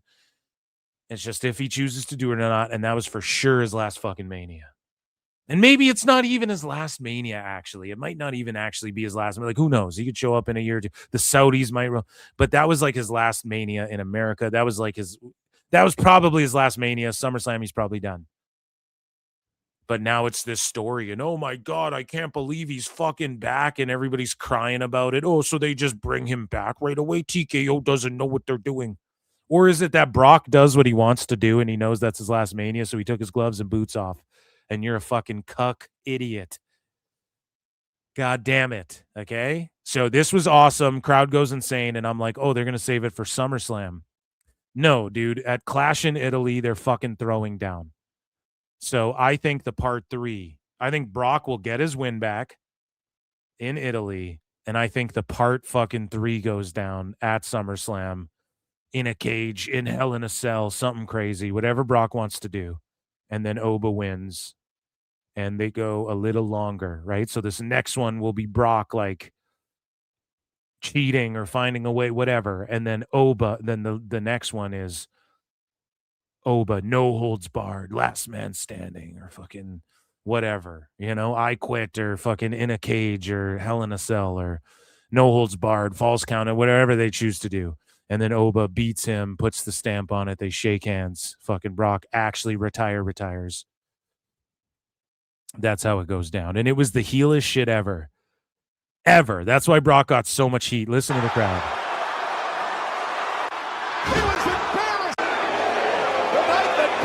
Listen to the fucking crowd, dude. That's why that got so much heat. Because that's the weaseliest shit ever. Pretending you retired and then not. So it worked brilliantly. And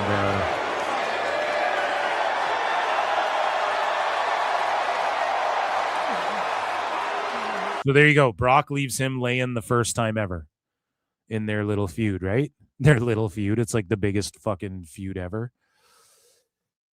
And in other roster news, nobody coming or going here, but Chelsea Green played Shelby alongside the cast of Blue Ridge. So check out Blue Ridge Season 2 on INSP TV. INSP TV, whatever the fuck that is. Shout out Chelsea Green. And yeah, let's rip through some of these here. So Mike Straw posted this exclusive. WWE 2K developers hit hardest by Visual Concepts layoffs, and there won't be a follow-up to 2K25 Netflix edition. So 2K25 was on Netflix, dude. You could play it on there.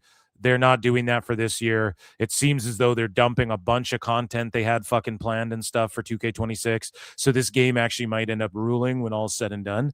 But at the same time, if we don't get a 2K27, don't be shocked. Do not be shocked. They might skip a year again because of this. They got hit huge. Another update. Sources say that the ringside pass rollout was a disaster internally with a lot of finger pointing. And it was. And some people can cope over that all they want. The ringside pass is garbage for 2K. I'm fucking sorry, dude. It's a wrestling game. Like, don't do us like that. Unless you go, here's the ringside pass. It's just fun, extra, like, banners and shit. And like, you got to cut back on the My Faction. My Faction, there should have been finger pointing years ago. People should be laid off for that shit. It's fucking garbage. If you pay for a fucking game, you get all the personas. If you pre-order the shit, it should be all the personas you get automatically on top of whatever the fuck. And then keep My Faction around for the people who don't pre-order it or pay for the deluxe. Okay, they got to grind out the person. If that's how you want to do it, fine.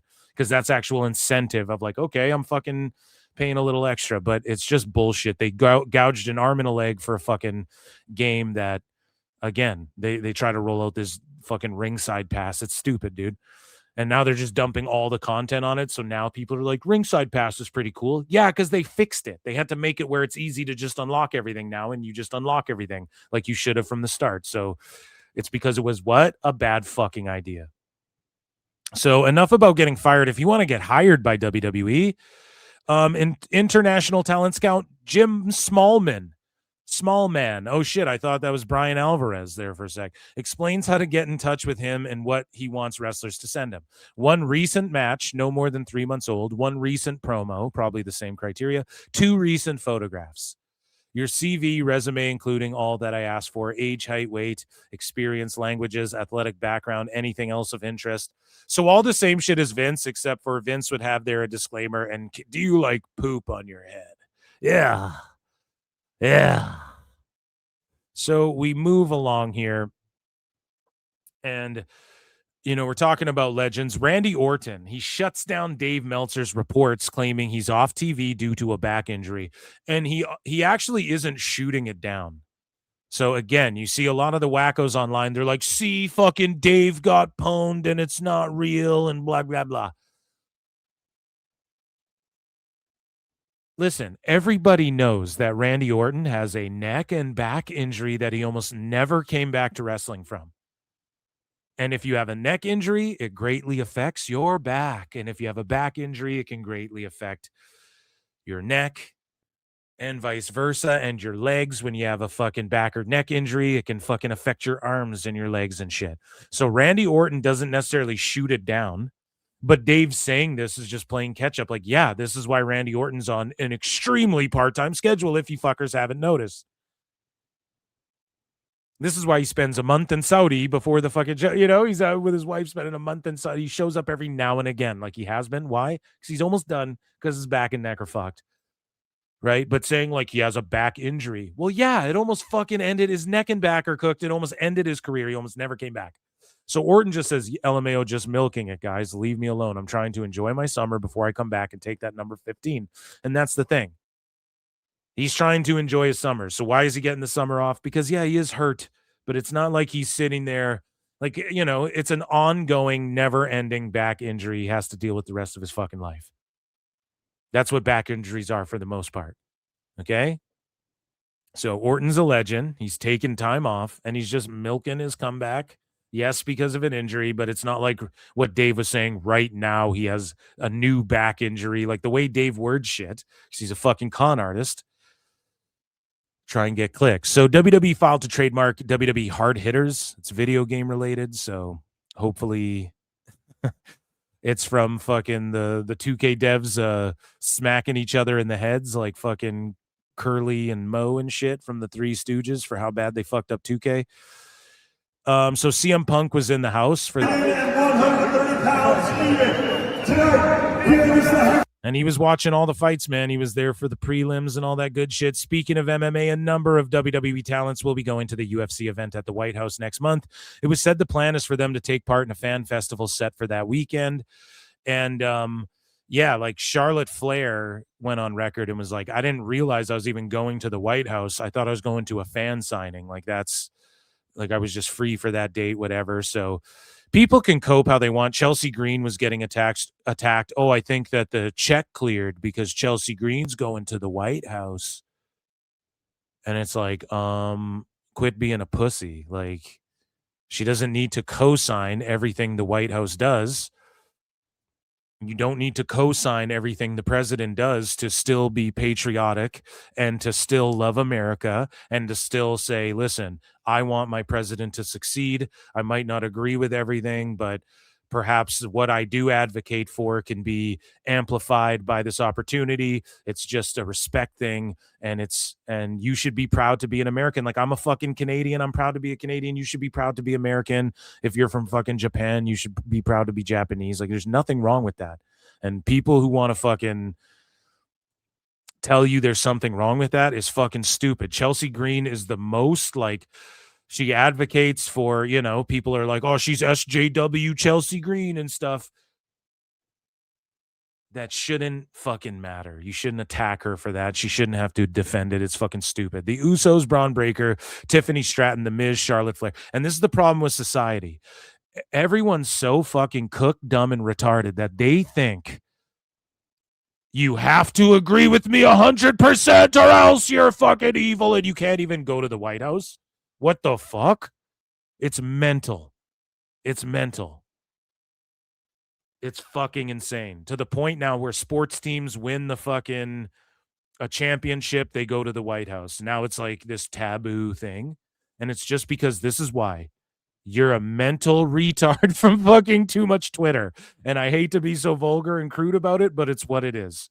You are fucking, I mean the word in the literal sense, like retardant.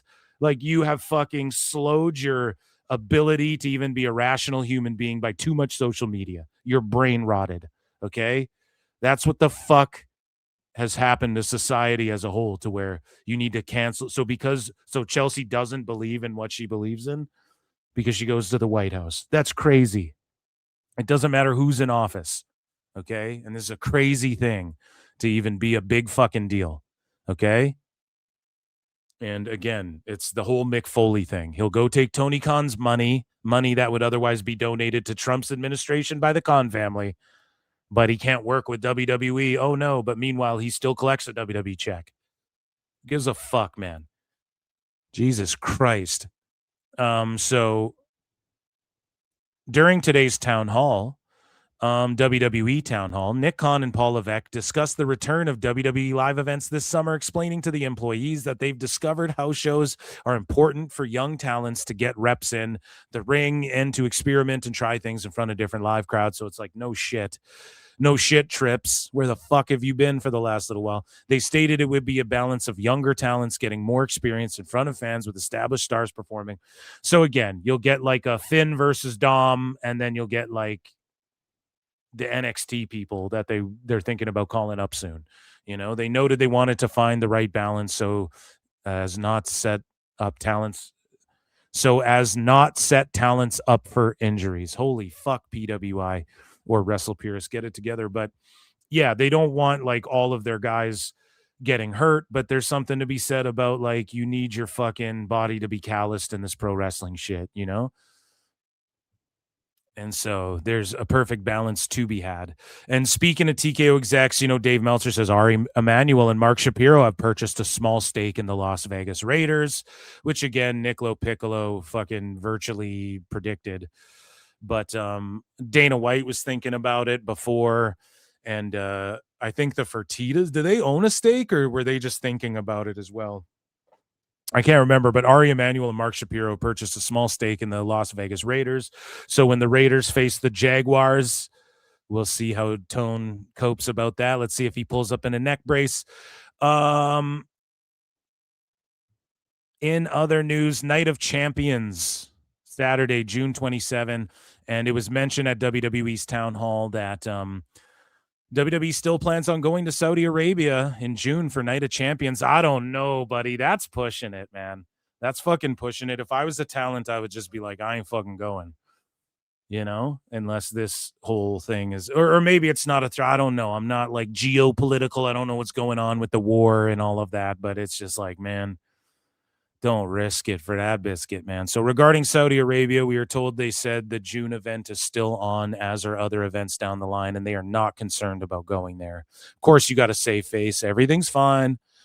Move along, people. Nothing to say here. You know what I'm saying? Officer Bar Brady, let's move along, people. Nothing to say here. So, Becky Lynch versus Sol Ruca. They have jumbled it around a bit. It went from a non-title match, then later changed to a title match, and now once again is being advertised as a non-title match. Here's proof of that. And yeah, I don't know, WWE, get your shit together. It doesn't matter because nobody fucking cares about Becky Lynch with this title right now. And they haven't done the best job with Sol Ruca, but they need to shake things up a little bit. I don't know how they do that. They need less women's titles, I think. And sorry if you guys think that's sexist. They need less men's titles too, but just the women's IC and the women's US, like get fucking rid of those and have one or the other, and then have them go on both shows. It's just not compelling shit. Saturday night's main event is going down. We'll be watching it this weekend for Sicko Saturday. And we're probably going to have to do Double or Nothing as well. Maybe Saturday we'll set a small super chat goal. If we reach it, I'll pop on for Double or Nothing. But yeah, we'll preview this on Saturday. We'll go over and we'll do Phil's picks. And in NXT, Nikki Blackheart made her NXT debut in a dark match, and her name is Martinez. People sleuthed out why her name is that, but it's her real last name, and the significance also could be a tribute to her late mom who adopted her when she was 12. So Nikki Blackheart and Mason Rook are two of the four people who are included in like NXT's class of whatever the fuck, or like the newest trainees or whatever. And shout them out. Nikki Blackheart's going to make waves, man. She's the truth. And speaking of the truth, man, Shaquan Sugars has been kicked out of Dark State, so they jumped his ass out of Dark State. Oh, my God. Well, get him. And that's good because he's got the most sauce, and he is going to do fucking tremendous as a solo star. And I think people thought Dion Lennox was going to be the guy to sort of break off more, and then they kind of swerved with Sugars being kicked out. But either way, he's going to do well. And yeah, that, ladies and gentlemen, was Speed Round WW fucking E news. Sorry for melting down on everybody and calling you all tards, but I'm just, you know, the IWC just never ceases to fucking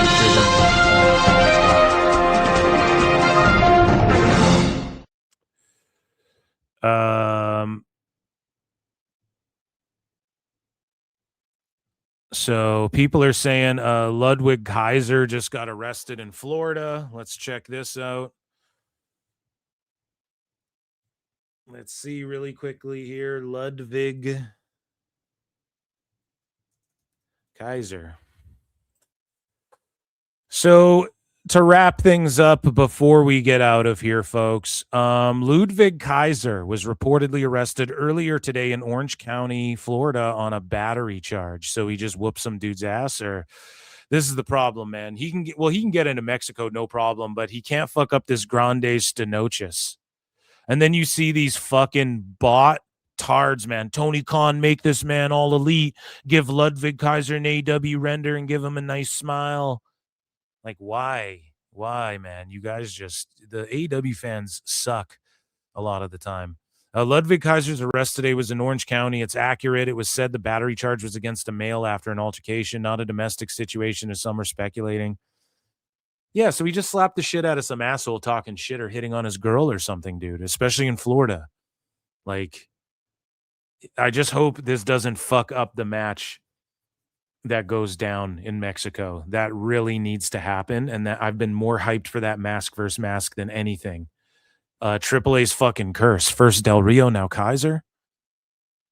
So he was arrested today. I don't need to pull up all of his stuff, but we don't know what it is, man. Like, here's the thing. Someone could have, like, maybe he instigated a fight or he spazzed out or something and got mad at somebody over a parking spot. Like, that could all be true. I'm going to give him the benefit of the doubt. You're in Florida. You're like this kind of small, like you're ripped up, but you look like an average German dude. You look like fucking Ari Matti. No, you look like Ari Matti's older brother. No. And then your girl is like a fucking 12 out of 10.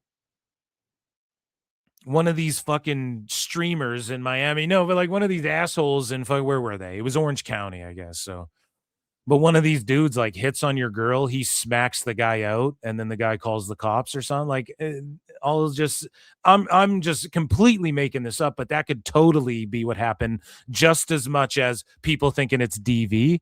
Bitch, it would say DV, wouldn't it? So, yeah, he got in a fight with a guy. The guy called the cops on him or something. Now, maybe he just attacked some guy furiously and was fucking, I'm just going to fucking beat this guy up because my shit don't stink and I'm a WWE superstar. Sure. Okay, maybe. I just don't know if he gives off those vibes, but all I can say is this. Lock him up, criminal. You're a fucking criminal. No. And ladies and gentlemen, that was W.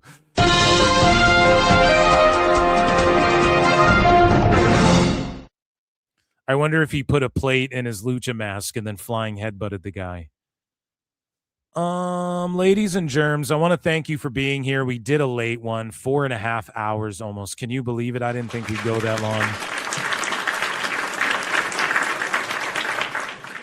I appreciate you all. I will see you all for Sicko Saturday. No Dave Meltzer Dumb Moment tomorrow, but there will be a bonus episode 100% on Patreon. So make sure you guys sign up for the fucking Patreon. I appreciate you all. Thank you for being here. I will see you on the next one, guys. Peace.